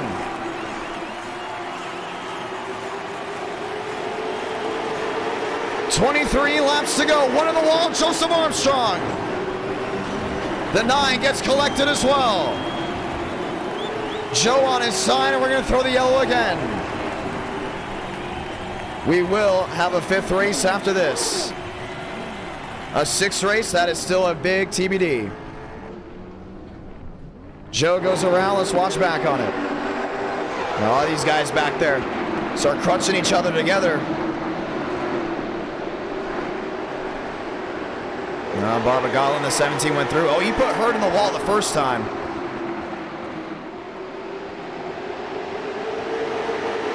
And Hurt got him in the right rear.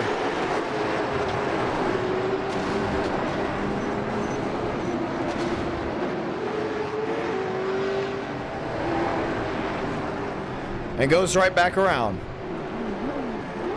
Let's run in board with him.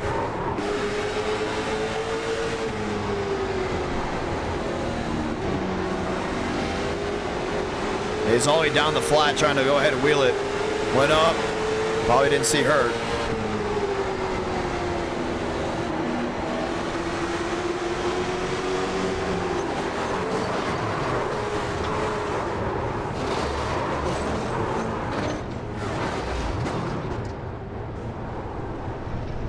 And Joseph Armstrong's race might be over as well. Turzak will line it back up. We'll get the 1 to go right away. Gavin Austin now lines in 2nd. Honeycutt will line back the 3rd as we get ready to try it again. Just 20 laps to go as of this moment. Working 19 laps to go left in this race. 12 drivers left on the lead lap. Make it 13, 14, maybe 15 as well. Where do we go next? Spam it down in the chat below where you want to go to see. Give me the best car track combo. If I think it's a great car track combo, we're going to do it. It could be an intermediate. It could be a short track. Could be something completely different. Let's find out. Chevy on Chevy, 19 remaining from Thompson.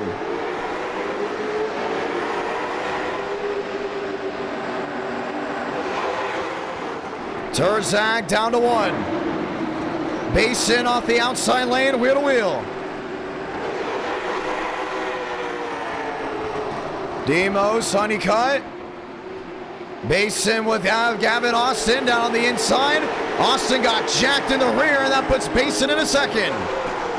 One around, Honeycutt. Might have been tagged, we stay green. Now let him race, these guys got to separate out. Get too many cautions late, they start stacking into each other. Demos, Austin on that second lane. Drive off corner exit, 17 to go.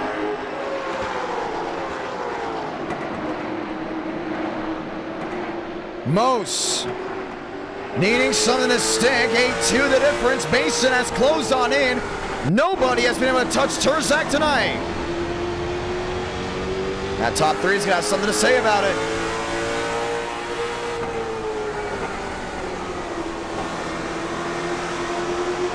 What's gonna give? Austin fourth, Walker fifth. Contreras back in sixth. 8-5, 8-3 the difference. Basin closing on into Turzak. It was in the sevens with 15 to go.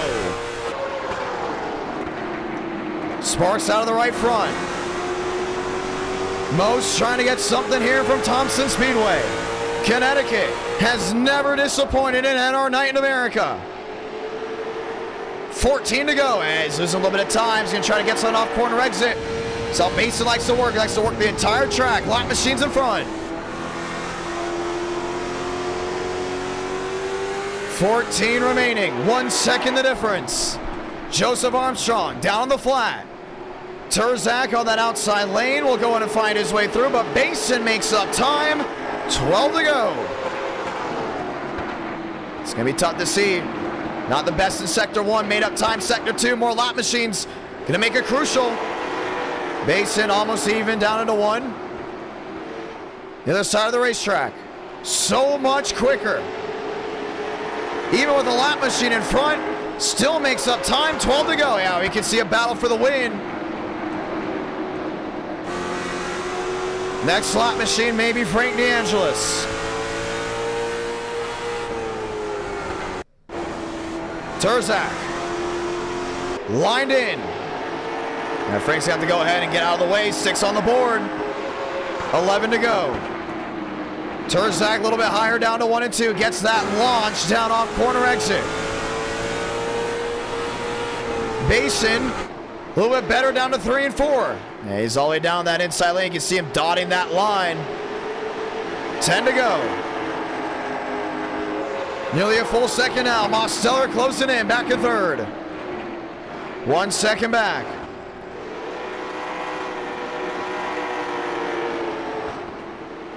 $10 to go, back down to 9. I'm curious to see what's going on behind Gavin Austin. Back with Aiden Walker. Austin on the outside saying thank you very much. Back into fourth. Walker near the quarter panel. Taps him once, maybe twice, still able to hold on. Walker's gonna be looking for a way through. He's still not happy about what happened between him and Burns. 1 second the difference, 8 to go, coming to 7. Turzak with a great drive. Would like to go ahead and end it off here. Basin up near the outside lane, 1-1 the difference. Mosteller still 1-7-6. See Walker doing what he can. Closes back to Austin. Oh, he went way too wide. He's going to go on the wall. And will give up the fast 4. 117, Kyle Turzak in the 51. Has been able to pull away from Dylan Basin. Basin with a masterful drive tonight. A win at New Hampshire. Should have won Richmond. With 6 to go, looking at a runner-up spot if we do not get a yellow. We know things have happened in the past, just maybe an hour ago, to show that anything is possible. Turzak, top side, back to the bottom. 5 remaining. Demos back in third, Walker back in 5th. Gavin Austin, all lined up with no change. So what Basin can do. Continues to try to get a drive. 4 laps to go.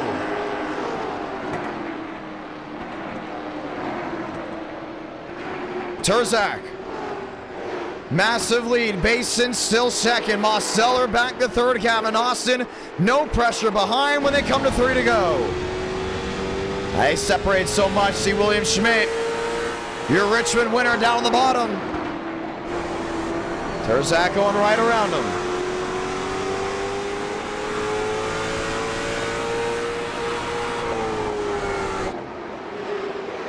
Benjamin Walker. Lined up and loaded. Mosteller still there. 2 laps to go for Kyle Terzak.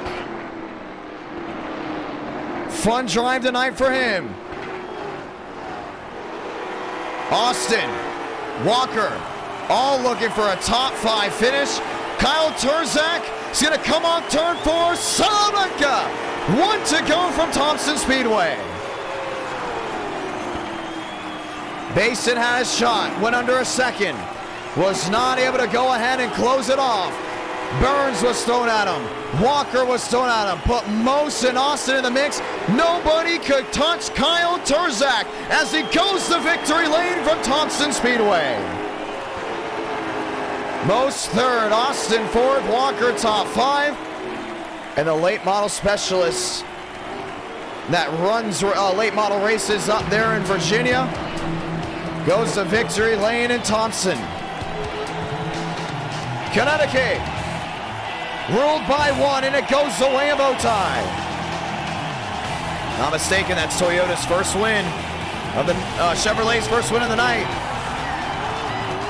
What do we do for race number 5? Let me know down in the chat below. No drama.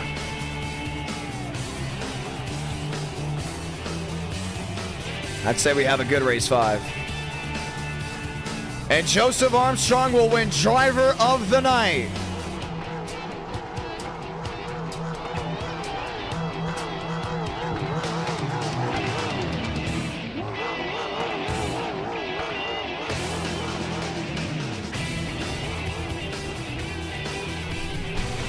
Let's go talk to your winner.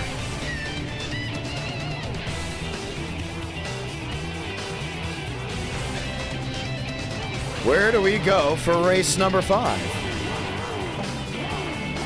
Some are saying Eldora. I know it's mainly because of the Eldora Million.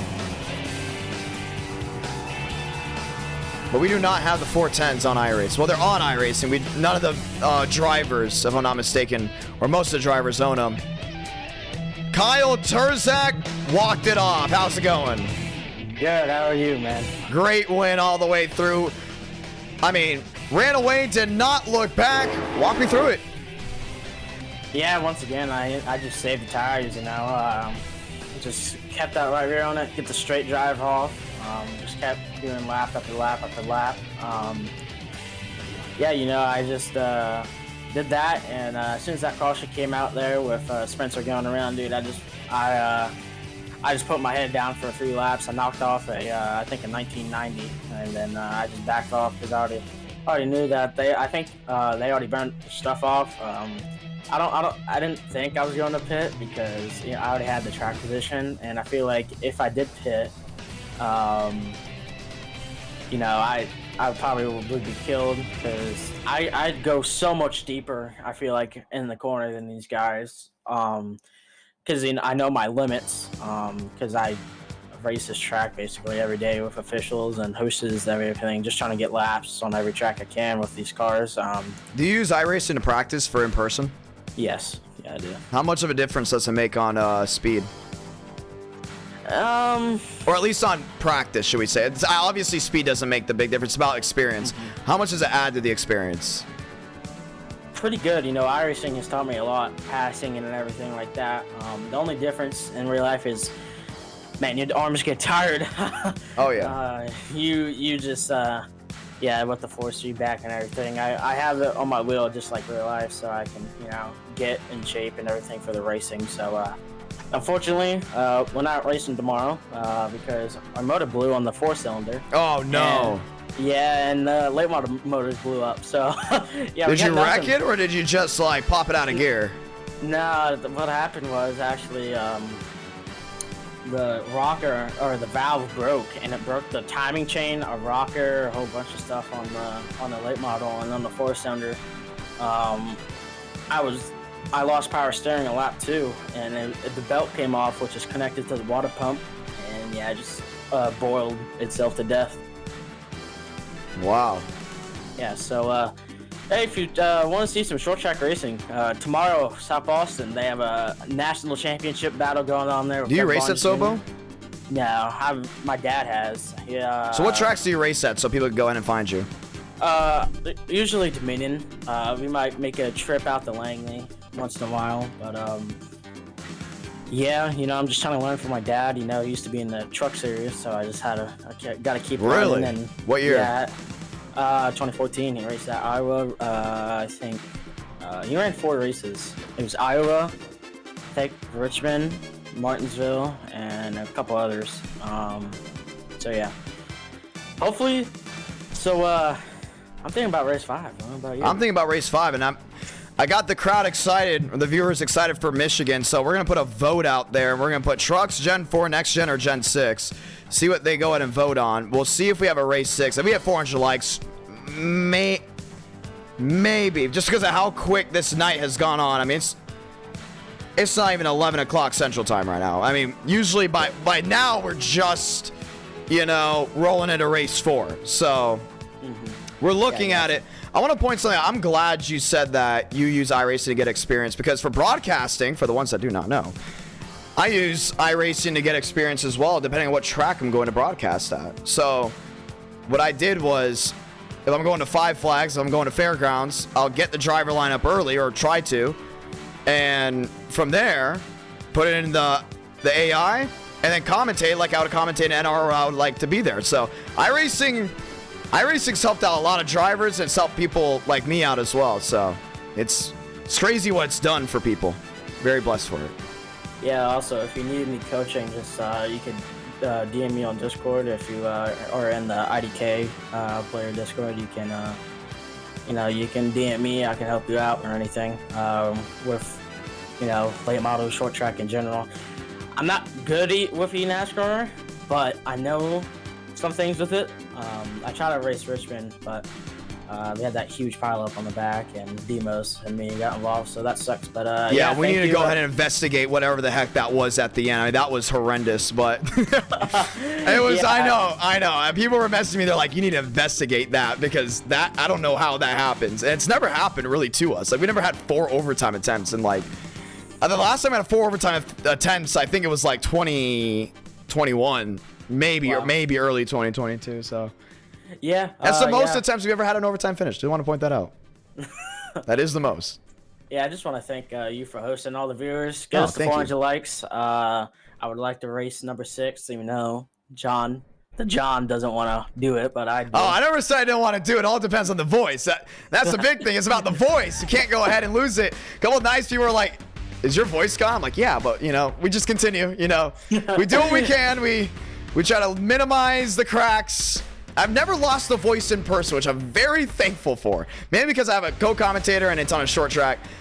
I'm pretty sure if it was a super speedway, that thing would be gone, because I'd be getting way too excited. But you know what? The more excited you guys make the racing, the more excited I get. And the Cuban loud comes out. That's what people call it now. Ever since I called it Cuban loud, people have been telling me that I'm Cuban loud. So you get it out there, and it rolls, baby. It rolls. Yeah, also, huge shout out to my parents. They're watching, so hello. I know I'm awake. I'm sorry. I get to bed here shortly. Well, you went to Victory Lane, though. Wait, is that your exact car that you drive? No. So I have a question. I'm just kind of spitballing here before we go put the session up. Let me put the session up now. Guys, Gen 6, Michigan, 40 laps, single file restarts, because I am not having the Giggle one again on lap number 1. I am not going to have it. Single file restarts, relax yellows. I should not have put Michigan Gen 6. That is such a scare to go ahead and do that, but looks like we're doing it. Relax yellows. We'll see if we get a YouTube short out of it. We'll see if we get a TikTok out of it, but Gen 6 will be here. It will be Gen 6. No, it is not Legacy. It is Gen 6. I want to point something out. So I've realized some drivers that run in person, they told me this too. What they do is they run their real life car with their real life sponsor, and they purposely run up front so their sponsor can get higher engagement for viewership. If you're going to do NR Night in America again, why don't you just run your actual scheme? Because technically it'll make the sponsors happy. Because, I mean, tonight's 242. The other night we got up to like 600. The night before that was like 800. It takes one onboard camera, you know, or one camera angle, and you're in it, and you're up front. And it takes one wild finish, like Demos, 400,000 views on TikTok, to go ahead and have that exposure. I was just wondering if you would ever think of doing that one day. Yeah, maybe. You know, Can't hurt. The sad part is we don't have any sponsors, so. Oh, come on. Someone go sponsor him. We got to get him sponsors. Yeah, we are mostly part-time due to the fact that we don't have any sponsors, and racing is very, very expensive in this time frame right now, so. Yeah, we're racing, but not that much. I mean, we still have the old solid body and all that. I want to point something out. So when I was growing up, I grew up in Miami. You know, I grew up with Homestead, Daytona, blah, blah. When I went to Nashville, I didn't realize how bad it was economically for a late model to get into a crash. So I was calling a race. Stacey Crane, grenades down the backstretch. Stacey Crane has yet to race since, and that was back in like June. So, yeah, he has not been able to fix that car. Some of these other guys in the same way. I think Chase Johnson has not been able to fix his car. All these guys, they lose time because of it. So, you know, support your local short tracks, man. I'm telling you, a lot of mom and pop shops helping out behind the scenes. A lot of these guys and girls put a lot of effort into it. So I am putting the session up, yes. But, I mean, it's massive, and I'm just... have a lot of respect for all those people that work behind the scenes, including on late models. Yeah. Stocks, probably a brand new stock if you want to run up front, probably 150 grand. Whoa. Yeah. Wow. Super's probably pre-built or? So we get the chassis from a guy, Hedgecock or something like that, which is about 50 to 60. Which doesn't have nothing on it. It's just bare chassis. Right. Rear end, probably 15. Motors, probably 25 now. Body, all the gauges and all that, probably looking up to probably 15. All the suspensions, all the shocks, dude. That's a huge. It's a lot of work, man. I don't think people understand how much work it goes in. I mean, I've been in that garage area before. Drivers have been super nice to me. You know, Jackson Boone, another great one. Been super nice to Darren and I when we go down there, and you know, they show us, you know, how hard it is. They show us through everything, and it's crazy, man. Just one wreck can derail an entire season. So, tell you, support your local short tracks and late model racing. I'm telling you. It's always a lot of fun to see what those boys are able to do. And you guys always put on a great show. Let's just be real. No matter where they are. It could be in Middle Tennessee. It could be down in Florida, up in Virginia. Session is up. I'm telling you. I mean, you guys put on a great show no matter what. Just want to go ahead and shout out the short tracks, man. I love the short track scene. They've blessed me with an opportunity in broadcasting. They've given countless drivers opportunities in racing, and it's always a lot of fun. It's really, really awesome. And a great community as well. Yeah. Also, if you want to sponsor me, DM me on Facebook. You know we need that money. Go ahead and link it in the live chat. I'm pretty sure someone would try to go ahead and hit you up. Yeah. So I don't think I have Michigan, so this is gonna be. Oh no! Oh, I'm sorry for that. Yeah. No, you're fine. It's all good. Oh wait, that's mine. Well, I'm gonna go ahead and head out of here because we're getting ready to set it on up. Session is up. Password is IDK, and let's get ready to roll. Yep, well, thank you. And I see you guys. Oh, no, I lied. I do have a Michigan. So there you go. So, yeah, see you in that race. If I win that, it's going to be very surprising. Let's go. You never know. Kyle Torzak, ladies and gentlemen, always a lot of fun to talk to. I love the drivers that win that I can just ramble on because I have a tendency of not knowing when to stop, which is why people love me in the booth, because I love to talk, and that's not going to stop.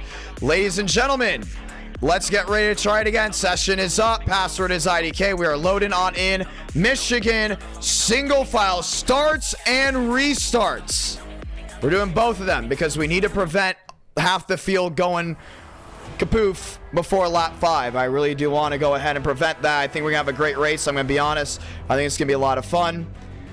Nonetheless, we get ready to try it again. Race number 5. Let's get ready to go green. The Discord. Yeah, I want to point something out to the viewers in the chat. When you guys say something funny, the Discord does screenshot your messages and they post it in the blue carpet. If you haven't already joined our Discord, go to do so. Link is down in the description below. Always a lot of fun. I think we have like 2.2 thousand members, something like that. Always a great time. It says join the Discord down there. We're always in the mosh pit having fun. We're focused on eTicket events. I am a different person. I want to point that out because when there is a challenge, I have to go ahead and make sure we do it very much correctly. Join the Discord though whenever you want. I'm in there a good amount. Drivers, viewers are always in there. There's been times it's been like 20 people there just a random afternoon having fun in the mosh pit, going off. But we're excited. We're very excited to see how this goes. Race number 5.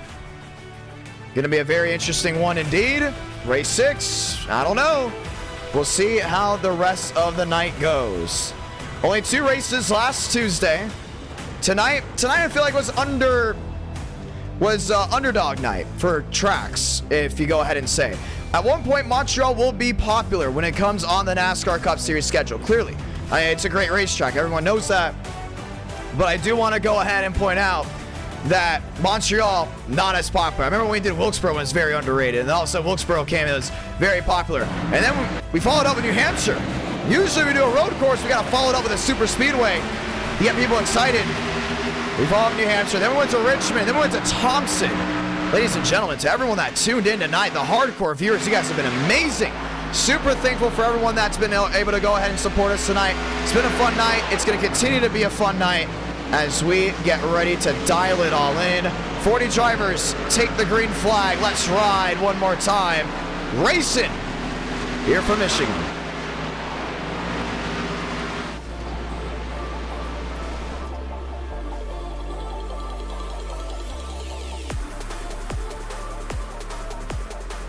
Now we did let the admins know it's single file starts and restarts.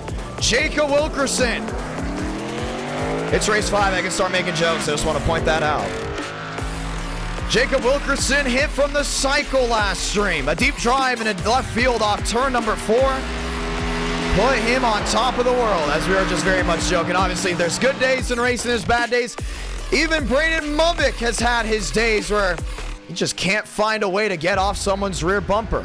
Wilkerson, in my opinion, still one of the best drivers to get it done.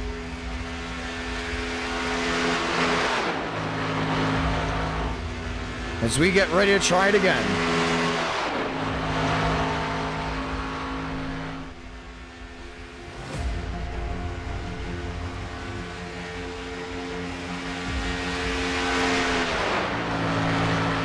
Wilkerson, down to turn 1. I think he's got a big shot at winning the NWP 400. I'm going to be honest. I know people were not happy about what happened at Talladega, but that's way behind us now.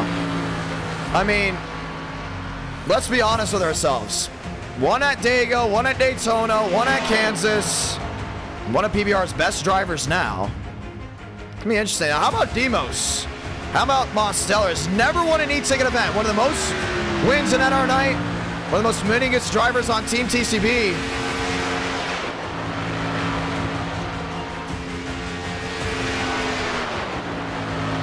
Should be interesting.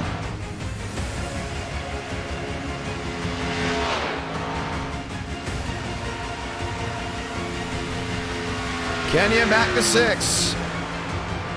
The 24. Beautiful scheme, Joey back. On the inside lane, how about that 5 rolling off corner exit? James Yusa with the speed and the fire from the Hendrick Cars Chevrolet.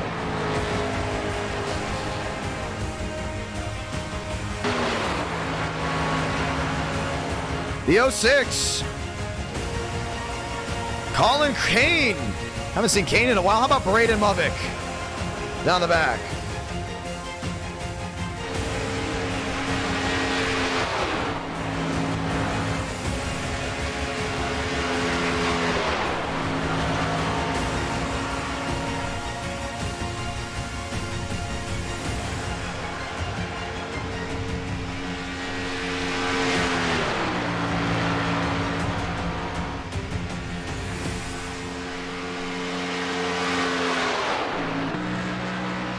23 machine. JD Lyard. Rolling around. Joseph Armstrong. Goes from supervillain to being loved to back to supervillain. No, you just cannot pick which one. At the end of the day, Joey does drive his iconic 20 machine at our night. And one of the best Toyota drivers to go ahead and take the green flag. Hunter Zola, Christian Delgado. DeAngelis, top of the board. Sean Royer.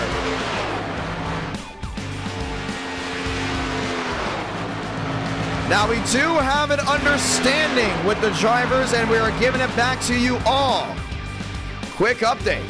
The first driver that causes a caution, and if that caution comes within the first 5 laps of the race, they are automatically disqualified. Why? Well, this Gen 6 aero package is sketchy at Michigan, and they know this because we've done it multiple times before, and multiple drivers have been taken out because of it. It's the same aero package that we had at Chicagoland where they would not just stop wrecking. So, because of that, we are putting in a safety rule. If you cause a caution the first 5 laps, and it is big, it's over. And that's another thing is it's late. A lot of these guys might not have their heads screwed on.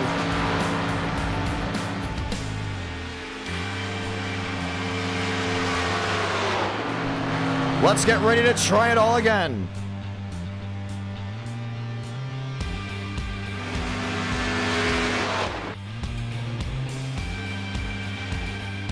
Time coming to a close. Who's going home? Just 40 race. Kevin Champagne.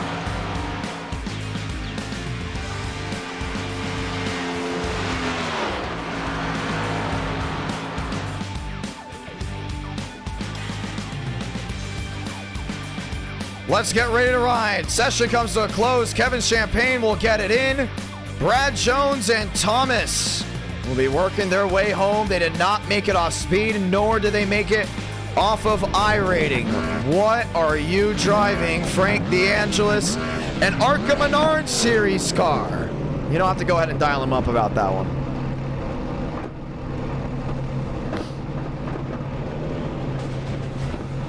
Let's hear what Frank's got to say.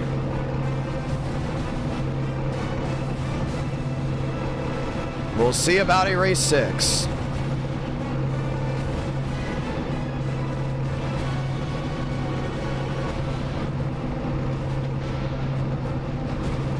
Frank the Tank, it's a John again. What's the idea behind the paint scheme? Huh? What's the idea behind the paint scheme? What paint scheme? The one that you have on, the big 0 with the big... That's not me, that's Walker, bro. Oh. Well, I mean, I have you here. So, I mean, what's the idea behind your paint scheme? Am I allowed to talk about our paint scheme? I think you should talk about your paint scheme. So, select people in the field. Will Shack, Josh Kenyon, myself, Emos. Oh, no. What? I know where this is going. Oh. Joe Armstrong. McClyde. Yeah, McClyde Cup. If you're in John's server, you certainly have seen something talk about McClyde Cup. That is my offline NR 2003 series, consisting of most of the NR Night drivers.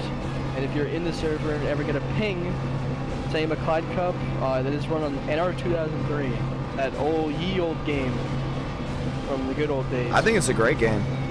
Oh yeah, that game is what built iRacing.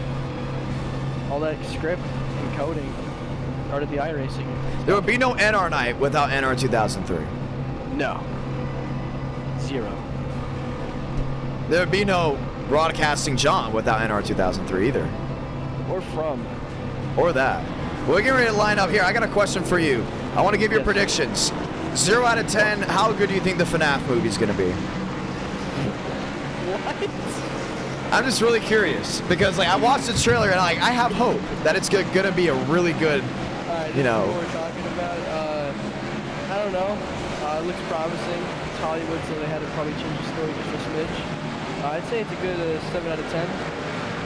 Joe has already beaten my back bumper off from the last stream. Oh boy. You said Richmond had an interesting finish. Walk me through that as we get ready to get the one to go. Restart after restart. They just kept wrecking. They just kept wrecking. So me and Spencer were trying to like race each other hard after our incident the whole time. And we just kept passing all these guys that just kept getting wrecked one by one, and we were like top 5 by the end of the race with like 8 minutes of damage. Really fun night. I'm just happy we were able to do one more race. We might have another one after this. Who knows? Ooh. It depends. It's still early, and my voice is still here. Dude, if we do one more, it's gotta be 87s. We'll see. You want to say GBD before we get going? I don't know what that means, but... Huh? GSD. Sorry, GSD. GSD? Yeah, do you know what that is? No. It's Godspeed Drivers. You want to say it? Godspeed Pushkin. Drivers. Good luck. Take up. Ladies and gentlemen, let's get ready to drive. Frank DeAngelis on the inside lane. Aiden Walker on the outside lane. Round 5. Let's do it and light the fuse as the Fords come to life from the Irish Hills.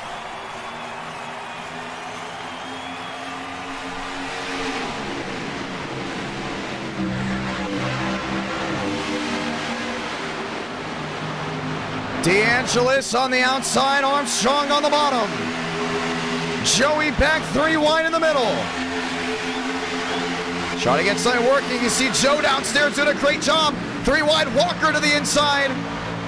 Wilkerson is there. Once again, the 5-lap caution provisional. Keep an eye on it. Basin back to 6. Walker up to the lead. Who's going to lead lap number 1? Armstrong's got it. 2 out of 60. 4 wide, Mostello on the flag.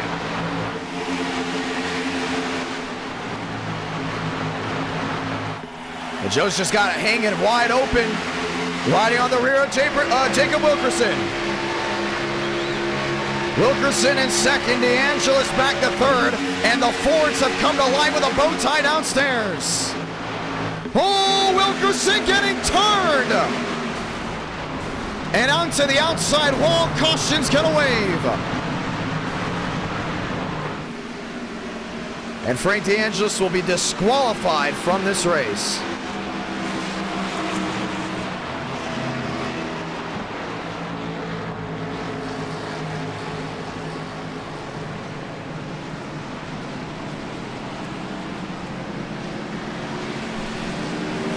Well,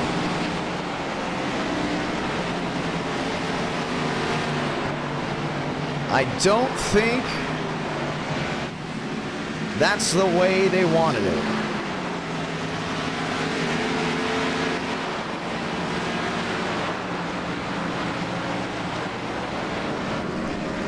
Let's watch back to it. We said it on the broadcast. William Schmidt upside down. Let's look at it.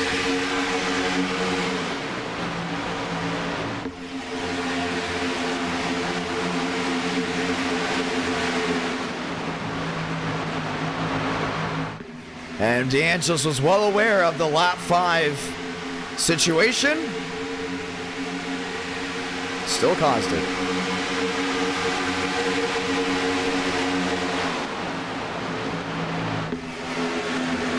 Yeah, he just got right into him.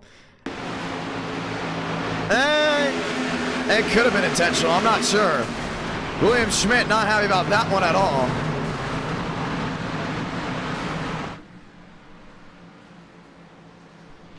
And things got wild.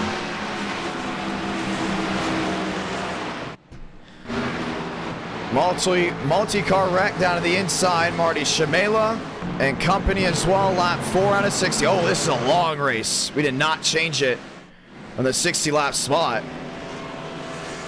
And we will get ready to try it again.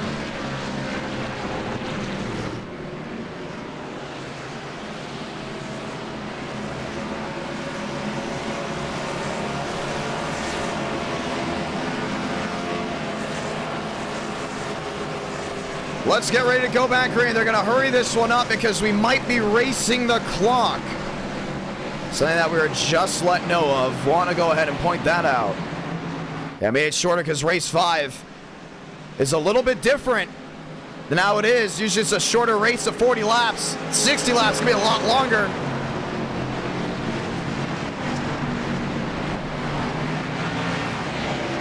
Time to get ready to go back green. Armstrong, Swearengin, Barbagallo, Walker, and company grab a gear once again. Green from Michigan.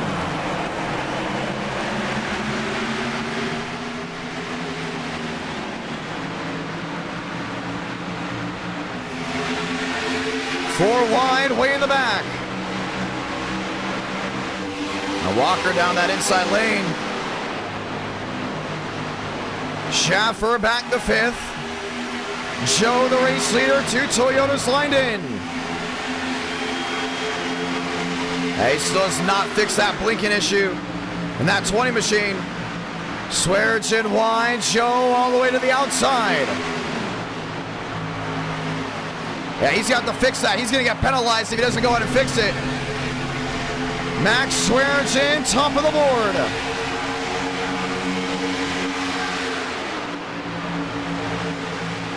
Barbagallo, another driver looking for his first win. He's got all the way back down the inside. See that 3 wide. It's getting worse for that 20 machine.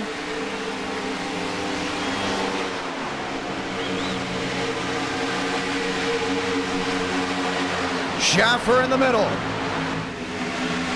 Barb downstairs. Chase Schaffer looks top of the board. He's gonna get it. Easy in, easy out, but Joe's gonna fight back. Armstrong got it back, 3 wide looking.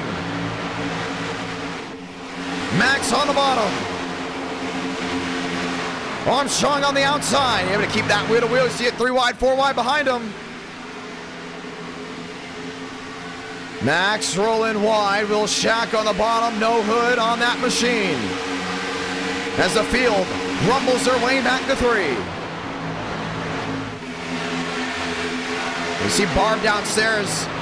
Went out there trying to lead a couple laps. Braden Movick using that sail of a spoiler to let him go ahead and hang sideways. Joe leads another 8 out of 60.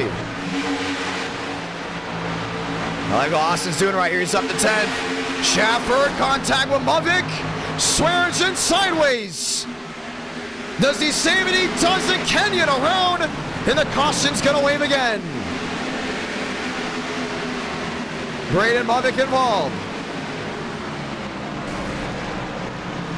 And another run in.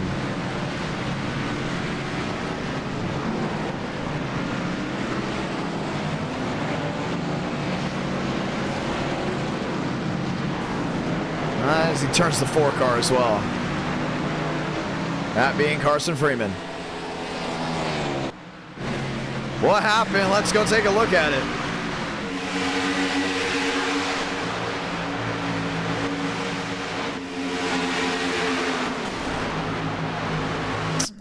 Did Max just get sideways? Oh, netcode caught the 15. Watch it again from this view. Chase Schaffer.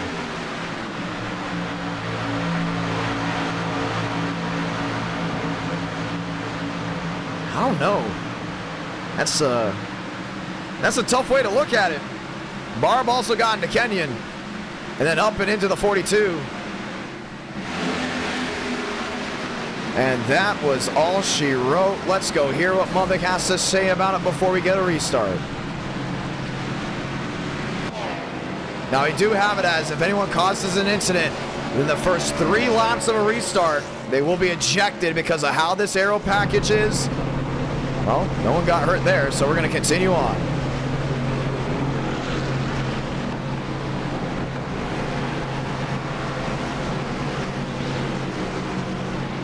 Braden Movick involved in another one. Movick, you got a copy. Oh, you're going to say something, weren't you? Oh, no, I was just talking. Well, walk me through that wreck. Was that on you or was that on Schaffer? I'm getting that code for everyone,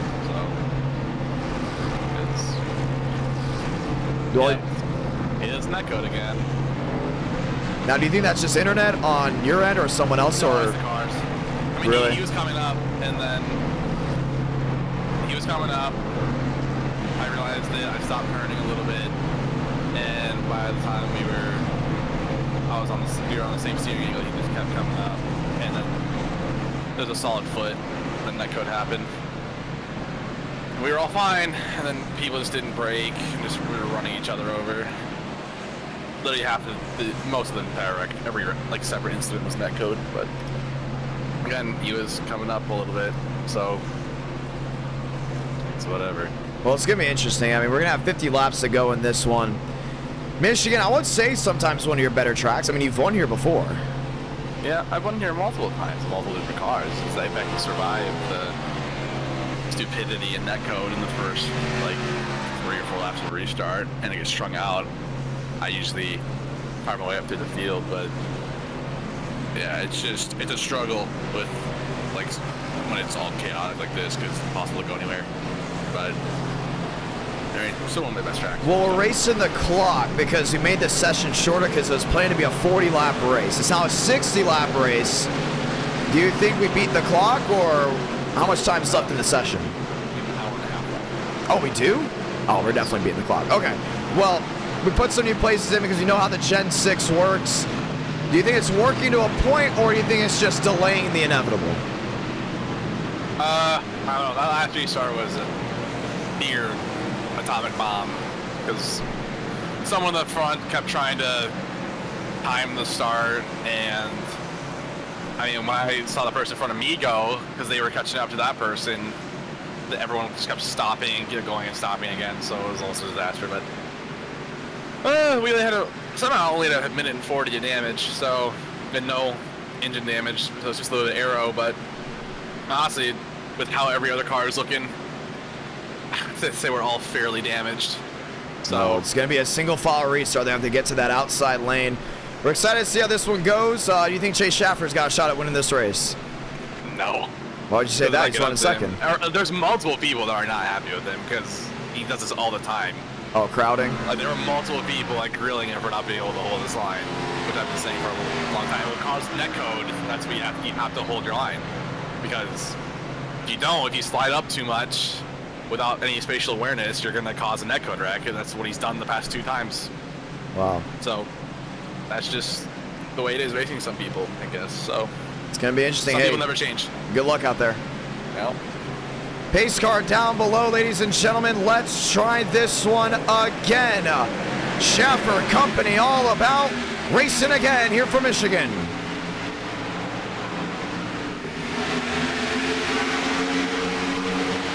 Single file back to 1 and 2. Has already spread these guys out a lot. Could we see a run to the finish all the way from here? We haven't seen green flag stops in a while. Zola, Champagne up in 5th.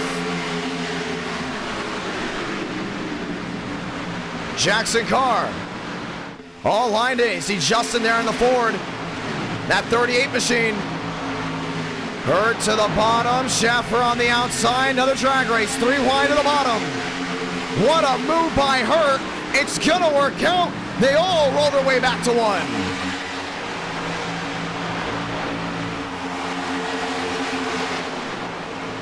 Contreras, Honeycutt, Champagne and Lyard. Demos back there in 12th. Schaffer just shut the door there on the 9 machine. They almost self-cleared again.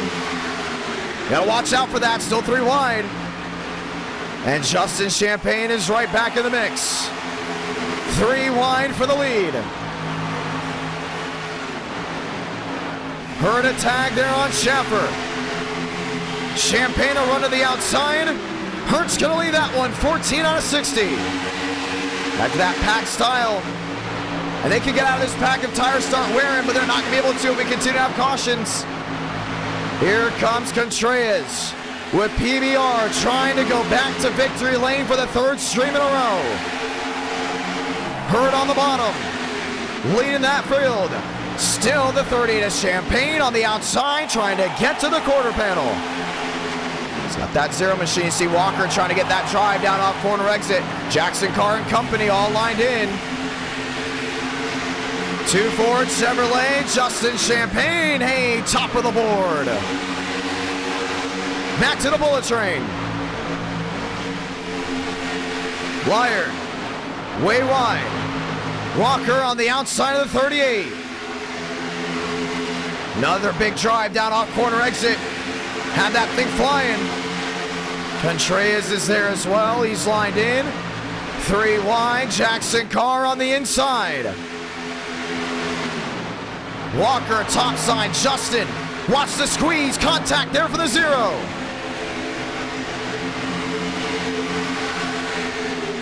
Aiden Walker. He's going to lead another. This thing's getting dicey out there. See a lot of these guys going back around. Madigan on the move. Chase Shaffer trying to make up time. There's just nowhere to run right now. A lot of these drivers trying to go and inch their way through. Contreras on the bottom. Hit check from the 12. Ryan Honeycutt down on the inside lane. At 16 out of 30, let me rephrase that, 16 out of 60. You got a lot of time left to go ahead and make something work. How about Kevin Champagne? Champagne up the 7th. Nose damage and all, and fighting his way through the field. Jackson Carr in the Toyota. And now the question is, can he catch Benjamin Walker? Champagne shoving his brother.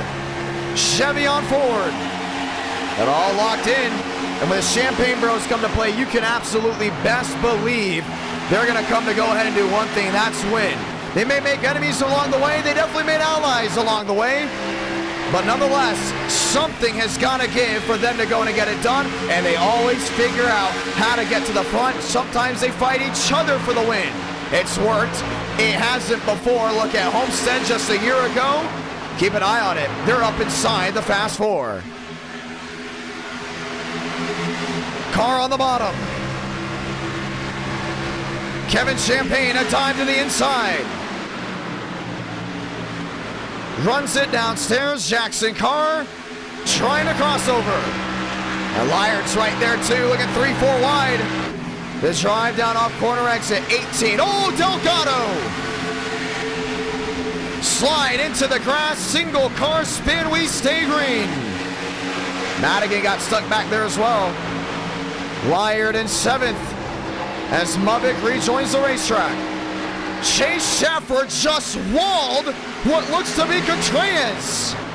Wow. And now the wrecking. Ryan Honeycutt around. Down to the inside, the caution's gonna wave again. Connor Zola. Another one that got a piece of it. And I probably could have stayed green with those single car or 2-car spins at the bottom. But Chase Shaffer just absolutely nailed the 18 of Contreras. What was he even doing? Now we look for Contreras now. I have no idea where he is on the track. There he is. Look at the damage on the right side. Wow.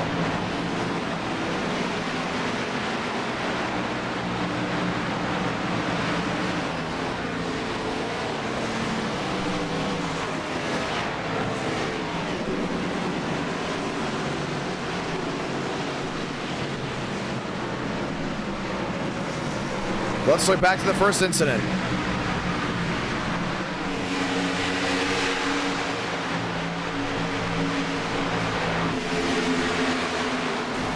Yeah, man, he just came up the track like he wasn't even there and shoved that 18 in the wall. And then you saw what happened a little bit earlier.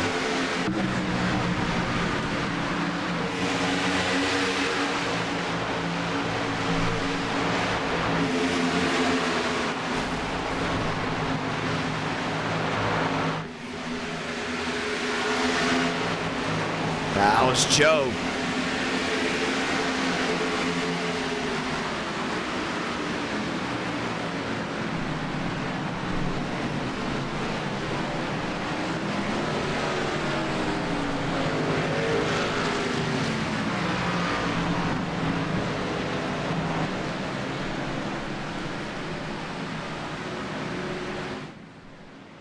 Well,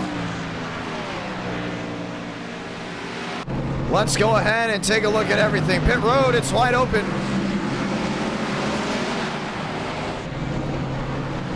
Chase Schaffer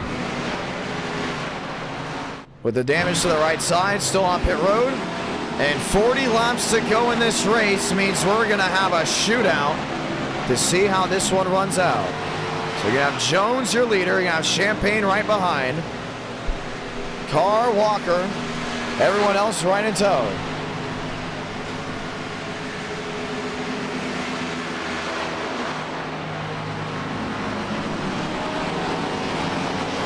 Let's go green. Well, Jackson Carr's got it all lined in. Get ready to try it again. I think Jackson Carr could see his second win here tonight. You know, he always wins the races that you don't expect. Now, he's only won one race. It did come from Bristol Dirt. But Jackson Carr running up front so far, definitely a big pick for the NWP 400. Hey, keep an eye on that Toyota. Should be a lot of fun to see what he's able to do with what is left. Less than 40 to go. Some drivers go around to go in and get their laps back. That's the 42. I believe that's Bowers. It very much is. Delgado back on the racing surface. Lights are off. What a night it has been. A fun night of racing. Fun night of action. We've had it all. The clean etiquette. The controversy. The grassroots. Drivers from all sides of the world go ahead and try to race in NR night, and it was an absolute blast. All different backstories on how they became race fans, how they went ahead and tried to go and race. Some still currently race, whether it's late models, trucks, the NASCAR Craftsman Truck Series.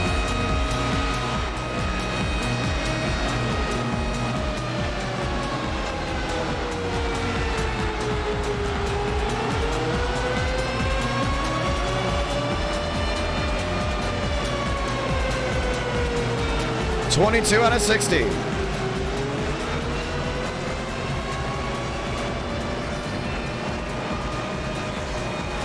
Walker third, Demos back to fifth. Hey, Basin up to sixth. Dylan Bason's had one heck of a night. I mean, it's been absolutely unbelievable to see what he's been able to do, going from the back to the front, flipping it all around. Dylan Basin, keep an eye on him, maybe going for his second win of the night. But they all have to go ahead and chase Kevin Champagne, a driver with the momentum on his side. Let's ride. Chevy, Toyota, Ford, back to the restart zone. We're green once again for Michigan.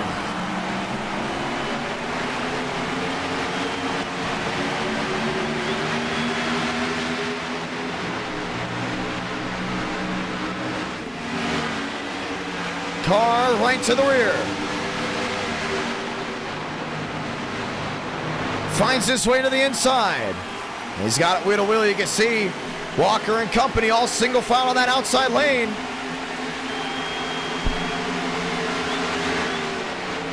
Demos looking to go ahead and make headway. Olsey, Kenyon, Schaffer all dropping back. 23-24 out of 60. Three wide, Dylan Basin, and the sticks on the bottom. Able to go ahead and make it work. Jackson Carr had one of that throttle. Mason right there just etching his way through. Two Toyotas in the top three, and they're just thundering their way down the back. How about the Sting? Aiden Walker on the outside lane. And I see Champagne's going to try what he can. Try across to the bottom. Closing out halfway, and this race has spread on out. Dylan Basin, have a night, 25 out of 60.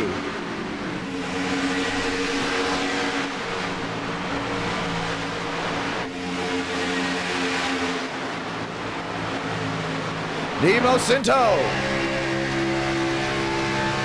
It's always a lot of fun to see what these boys are able to do. Jackson Carr back there in fifth, losing a little bit of ground.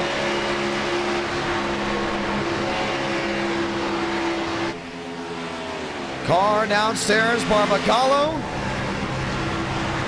Trying something again. Not a lot of room on the outside, maybe daylight downstairs for Panchito. If he can find his way through. Basin, the pass in the grass. What a move by the 11. Man, that scared me for a moment. I thought he was going to go head on into the back end. That might have been William Schmidt. And Kevin Champagne's just got it held wide open.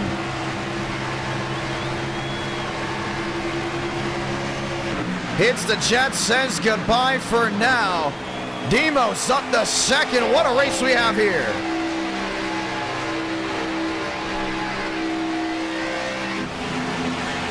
Demos 87, Champagne.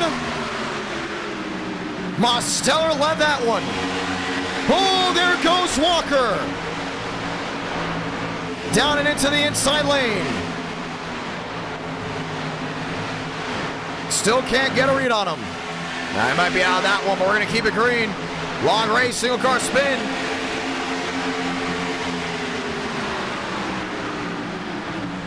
Car back in fifth. Basin back in third. Yeah, DB's got a big opportunity right here. We go ahead and find something, make it stick. Looks back to the bottom, limbo. Mosteller's got it locked in, 28 out of 60. Mason, back around the outside. Champagne is there, back to third. Now Joe's watching on. Wants something to work. Looks to the bottom, Jackson Carr.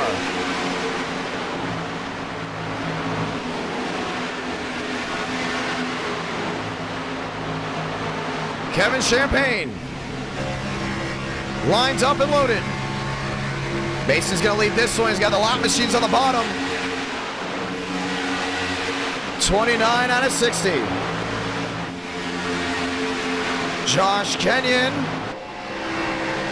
trying to make something work. Slices in front of the 17. Here comes Lyard. Big drive of that 23 machine. Kevin looking, peeking.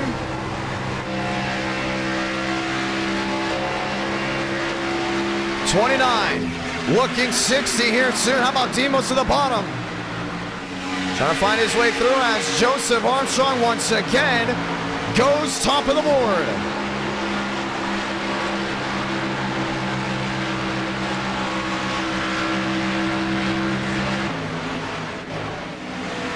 Demos, Kenyon, Lyard, Barbagallo and company.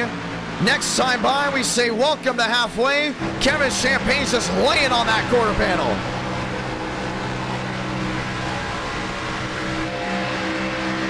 Jackson Carr still looking for a way through. No news. Here comes Basin. Toyota's in play. Chevrolet right behind. 30 to go for Michigan.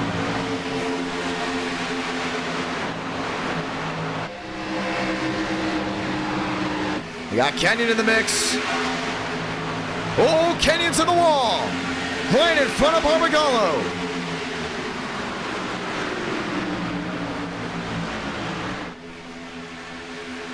Joe downstairs. Trying to get something to work.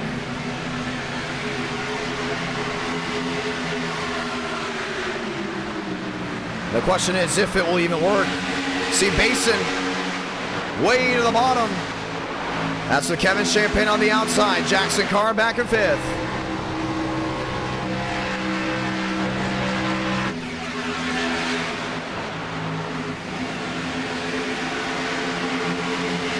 Basin losing speed. Kevin Champagne, the dive bomb. Made it work on that bottom. And Joe will have to yield. 32 out of 60. Joseph Armstrong in the wall. You just saw it there off the rear end of the 48. Here comes Demos to the bottom. Mosteller to the lead and the crowd roars. He's able to go in and slide it all the way back to that outside. See Lyard making up time. JD Lyard, a man on the move. Dylan Basin is not giving in. These guys have been banged up on all ends. Kevin Champagne fading back, but opportunity to grow.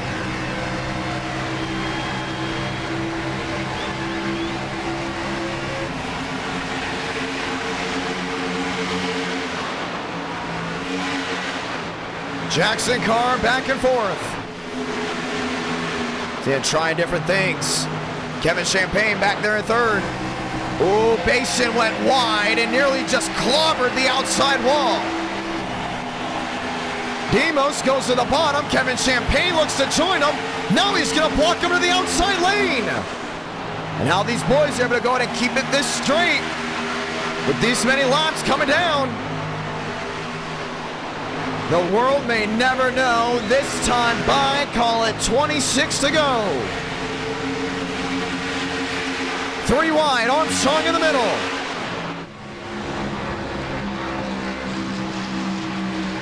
Kevin Champagne on the outside lane.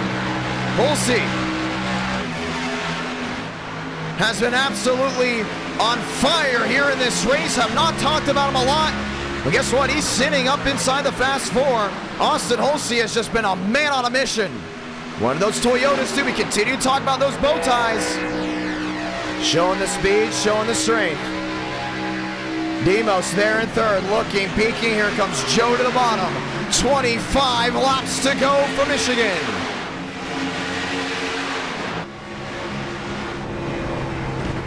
Wired back to the middle.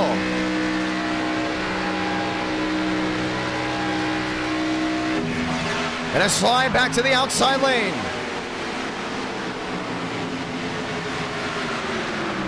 Joe in second. Champagne is there. He's going to look back to the bottom right here. Wheel to wheel, lap machines in play. This race could go green all the way. And Joseph Armstrong won driver of the night and does not give up. Demos, what a save by the 87. He's got it. And nearly a goodbye moment for him. He will continue to track on back to 1.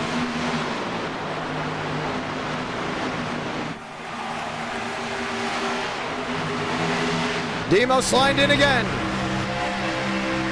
Joe, limbo, downstairs. Gets one, wheel to wheel. Can he lock into 3? Big drive in, watch Champagne. Try that counter move. And the roller coaster drive off turn 4 might work out. Blocked once, twice, it's gonna work. Toyota reigns in the Irish Hills, 23 to go. And here comes Basin.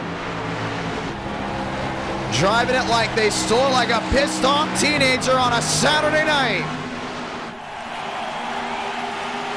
Champagne back in third.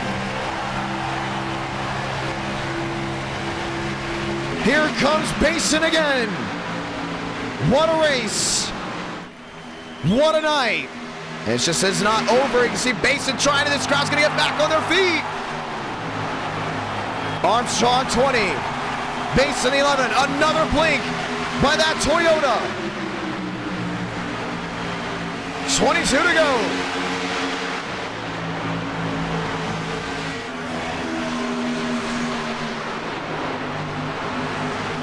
Champagne's got something for him. Basin on the outside, the Yodas will thunder off. What about Mose? What about Carr? What about Lyard?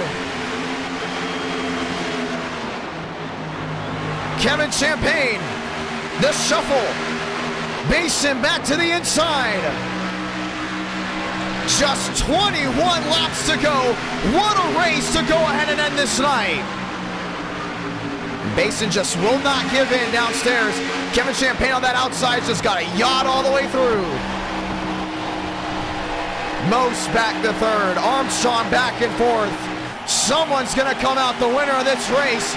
But to get there, you've got to get to the checkered flag. Joe in tow. Mose to the bottom. It's going to be the battle for third, making the lead. Daniel Mosteller, the fan favorite in NR Night in America. Get the 9, spamming in the chat, sitting there in second. 20 to go.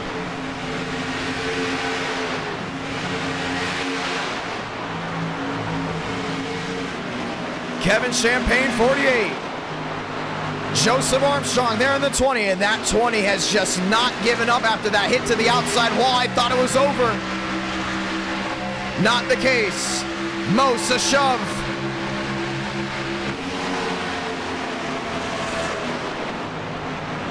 Mosteller lines into second. Basin lined into fourth. And it's going to turn feeding time at the zoo as we get 19 on the board. It's going to be tough to watch, coming our way all the way back. Nemos to the inside. Sends it in deep. New race leader. 87 for now. Champagne, the drive off the outside lane. Got to get him. Basin 3 wide. Joe puts the hat in the ring. 3 wide for second. The lunge for the lead. Joseph Armstrong, top of the board. Another blink. He's got to fix that internet. It's getting worse and worse. Demos on the bottom. How about JD Lyard? He wants a hat in this. Lyard all the way to the bottom.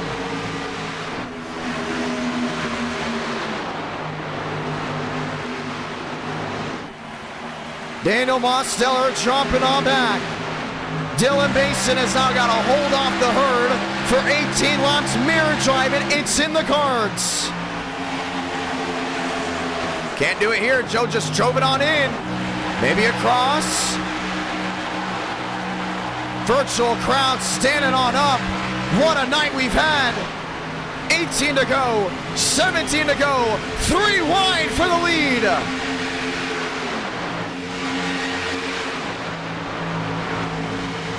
And just something's got to give. Bason's trying to squeeze him down in there. Can't get it to the bottom. That's going to be Joe downstairs. 3 wide one more time. What a drive. What a night we've had. 7 drivers under a blanket for the win.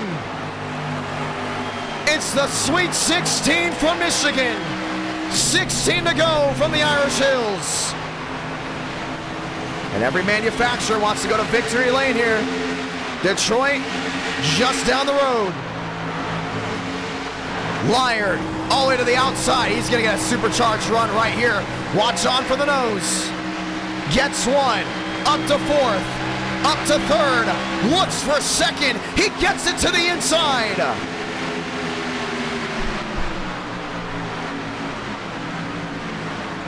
Kevin Champagne looking to block them all.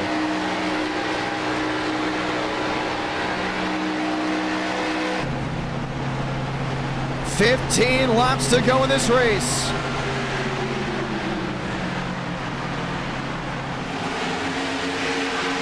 Lyard on the bottom. Kevin Champagne on the outside lane.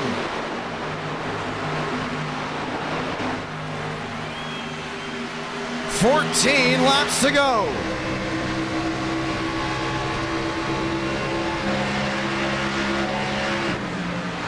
He's just all over him right there. Trying to get something to work. Joseph Armstrong back there in fourth, trying to get the bottom to work. What a night this has been. 15 to go. 14 to go. Something's gonna have to give, and one of these 7 are going to victory lane. Gotta watch out for Hernan Contreras back there. 8th and 9th. Race of the night, no doubt about it.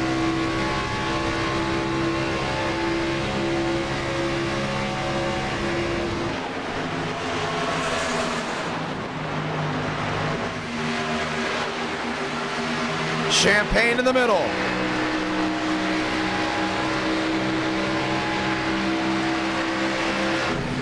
Looking, peeking, Basin, another move. Oh, there they go, Joseph Armstrong. Down and into the grass, over behind Austin Husley. Holsey, should we say, Holsey. Went down the grass and most got a piece of it. They do keep it straight, so we stay green. And it's gonna be one of those wild finishes. Basin, Lyard, Jackson Carr, all these boys just wanting to get the victory lane. What's the drive look like? What's the run off corner exit? 13 to go. 12 to go. This time by. JD Laird has never won a race in NR Night in America. He's got it working to the bottom.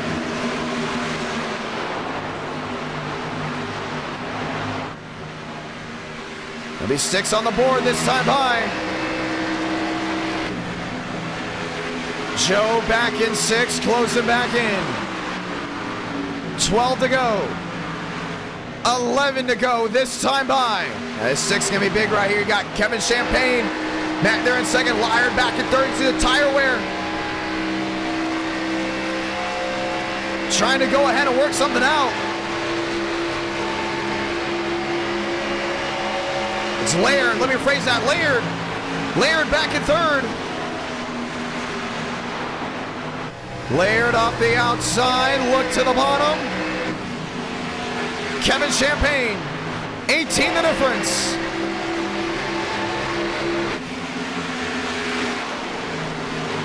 And this crowd's going to lose it right here. Coming to 10 to go. Kevin Champagne.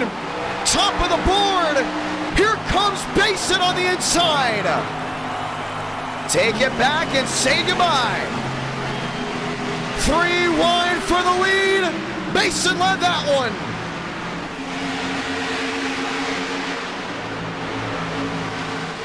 Chevrolet. 2, 3 wide, 1 Toyota on the body. Laird's gonna get the drive off a corner exit right here. He's gonna easily take this lead. Yes, he will. JD Laird, top of the board.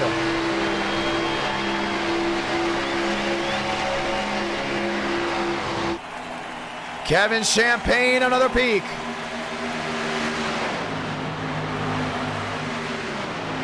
Looking, peeking, Demos. Gonna give a shove there to the 48. 9 to go, time's running out. 6 drivers under a blanket for victory. Dylan Basin supercharges a run back to the outside. Mosteller throws the door shut. Is there room on the bottom? Looking, peeking, Laird again. Basin will not give up. 3 Toyotas, 3 Chevrolets. Someone's going to victory lane. To the outside, 8 to go.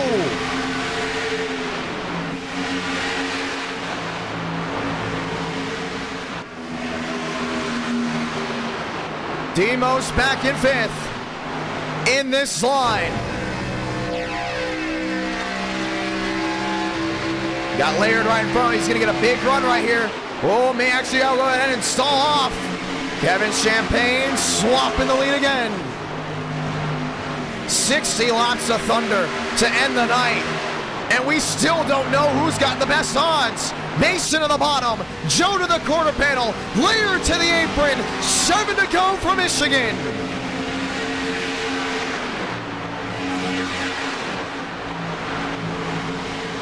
Basin on the bottom, hugging the yellow line. Shortest way around, but we'll have to mirror drive down the back as here comes Champagne again. Kevin Champagne will not go quietly into the night. So won't Armstrong. He goes below the white line. Joseph Armstrong back to the lead. 3 wide. The 11 again. 6 to go for Michigan. Laird to the quarter panel. Almost got him sideways. And Demos is just sitting right there just in case something goes wrong. Joseph Armstrong back in 3rd. A roller coaster of a week. Looking to start the night with a victory from Montreal, is now looking to go ahead and end the night with a victory in Michigan. Demos is going to need a little bit of help here coming to 5 to go. He's going to need some type of shove. The run to the bottom, 5 to go. Joe to the rear, slap once, twice, shove into 1.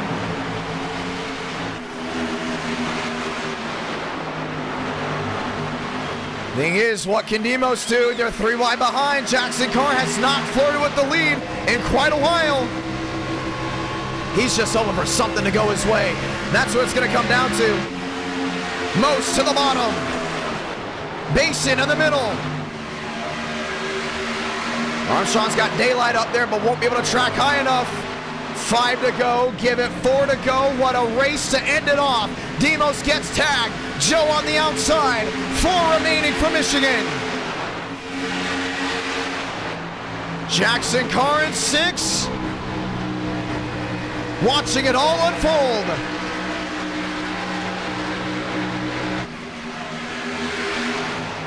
Going to the small tower for the end of this race. You know the driver's up front. Jackson Carr in 6. Mosteller in 5th. Lyard to 4th. Champagne 3rd. Basin 2nd. Joseph Armstrong, your race leader. All lined in. Remember those names because it's going to get wide and it's going to get loud with 3 to go. Basin puts Joseph Armstrong in the wall. Kevin Champagne on the apron. They keep it straight, we stay green. That's a lot of damage there at the 11. 3 to go. Coming to 2 to go. Just got on that quarter panel. Blink out there from the 11. Basin back on the bottom. It's gonna get wide, fellas. It's gonna get wide. This is not over. Lyard. should we say, down the inside. Will take the race lead. 2 to go. J.D. Laird looking for his first career win. Basin looking for his second on the night. Most is lined up right with him right here. Demos gonna get a great drive. Chat about to come to life. Jackson Carr, another one in the mix. What a night. What a drive it has been. One more lap to settle in here from Michigan. Laird 23, Basin 11, Salamanca, 1 to go from the Irish Hills. Final time to 1 and 2. Mosteller closing into the bottom. Jackson Carr's watching on back there in that 55. Laird's gonna be mirror driving this last half lap. Chevy on Chevy, down the backstretch for the final time. Does the 87 send in the prayer? Does Laird brace? Here comes Carr. Mosteller the quarter panel. The look, the peak, 3 wide looking for the win. Laird blocks to the bottom, victorious from Michigan.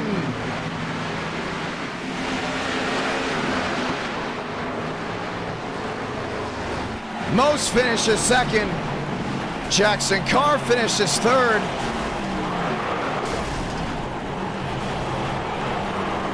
A noise complaint maybe, but I'll just tell him to watch back on this finish. What a race. What a drive. J.D. Laird ends the night with a first career win.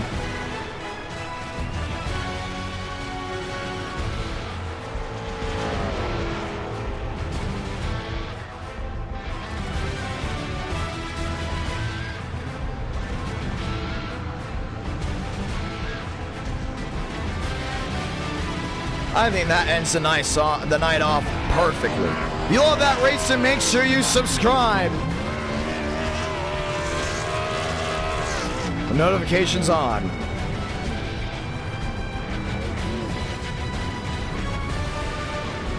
A new winner and a night full of veterans going to victory lane.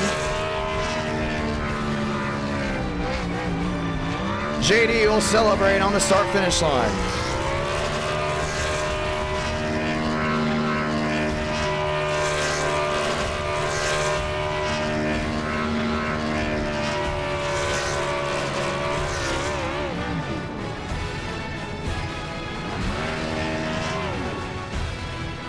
Going to victory lane and parks it right there. Let's go talk with your winner.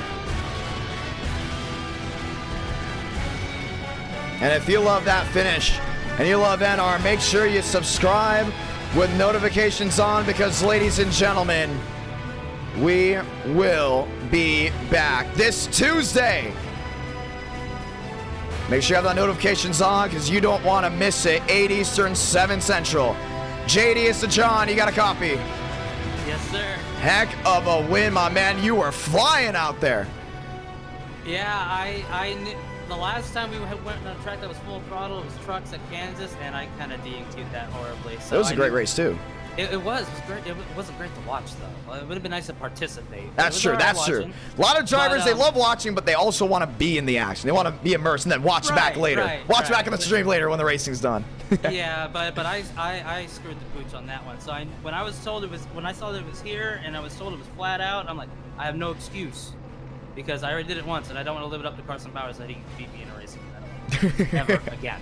And got in here, have fun, wanted to have fun. If I died, I died, whatever. And after a while, I noticed that we can make it on fuel. I'm like, all right, I'm just gonna sit here and cruise, save tires. I think I remember how to run the Gen 6 here. I may be only a spotter for a Coke guy, but I might be able to figure this out. Save tires, and I got lucky as hell. I'm sorry I mispronounced your last name wrong the first half. Luckily, we had a viewer come in and let me know about that, so we did say it correctly. Just want to point that out. We did say it correctly. Oh, it takes about 75 times. So Yeah, it's only 75, but the best part about it, I don't forget it after 75 times. So, and here's the thing. We expect to see you back in victory lane. What a race that was. A lot of fun. Thought there was going to be a lot more cautions. Worth the 60 laps nonetheless. JD, you had that thing flying, my man. Congratulations. Thank you. Like the Zurich scheme brings me, it's brought me a lot of luck in the league stuff. It was a Coke scheme with Bob Wright when I did the stuff with Clickerman Sport. He always played nice to me. Saw that I was in it. I'm like, all right, cool. Here we go. See if it brings me some luck. Still got it, but it's all right. Like we'll have fun. We'll have fun. I'm gonna hang the helmet up tonight. We're good. End it on a good note. Watch y'all. Hey, we're doing that too. We're hanging it up right here.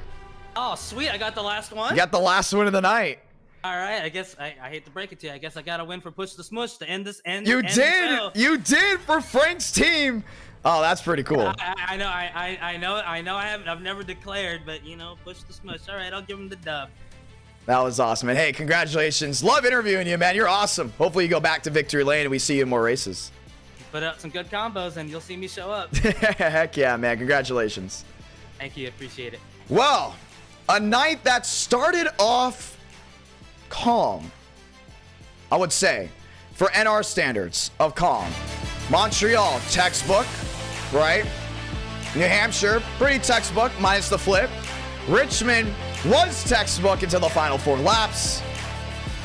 Thompson, pretty textbook. Ends it off with a bang at Michigan. The momentum will carry to this Tuesday, ladies and gentlemen. I promise it's going to carry this Tuesday because we have something saved that I think is going to be a lot of fun. We're going to give some ideas out there to Discord.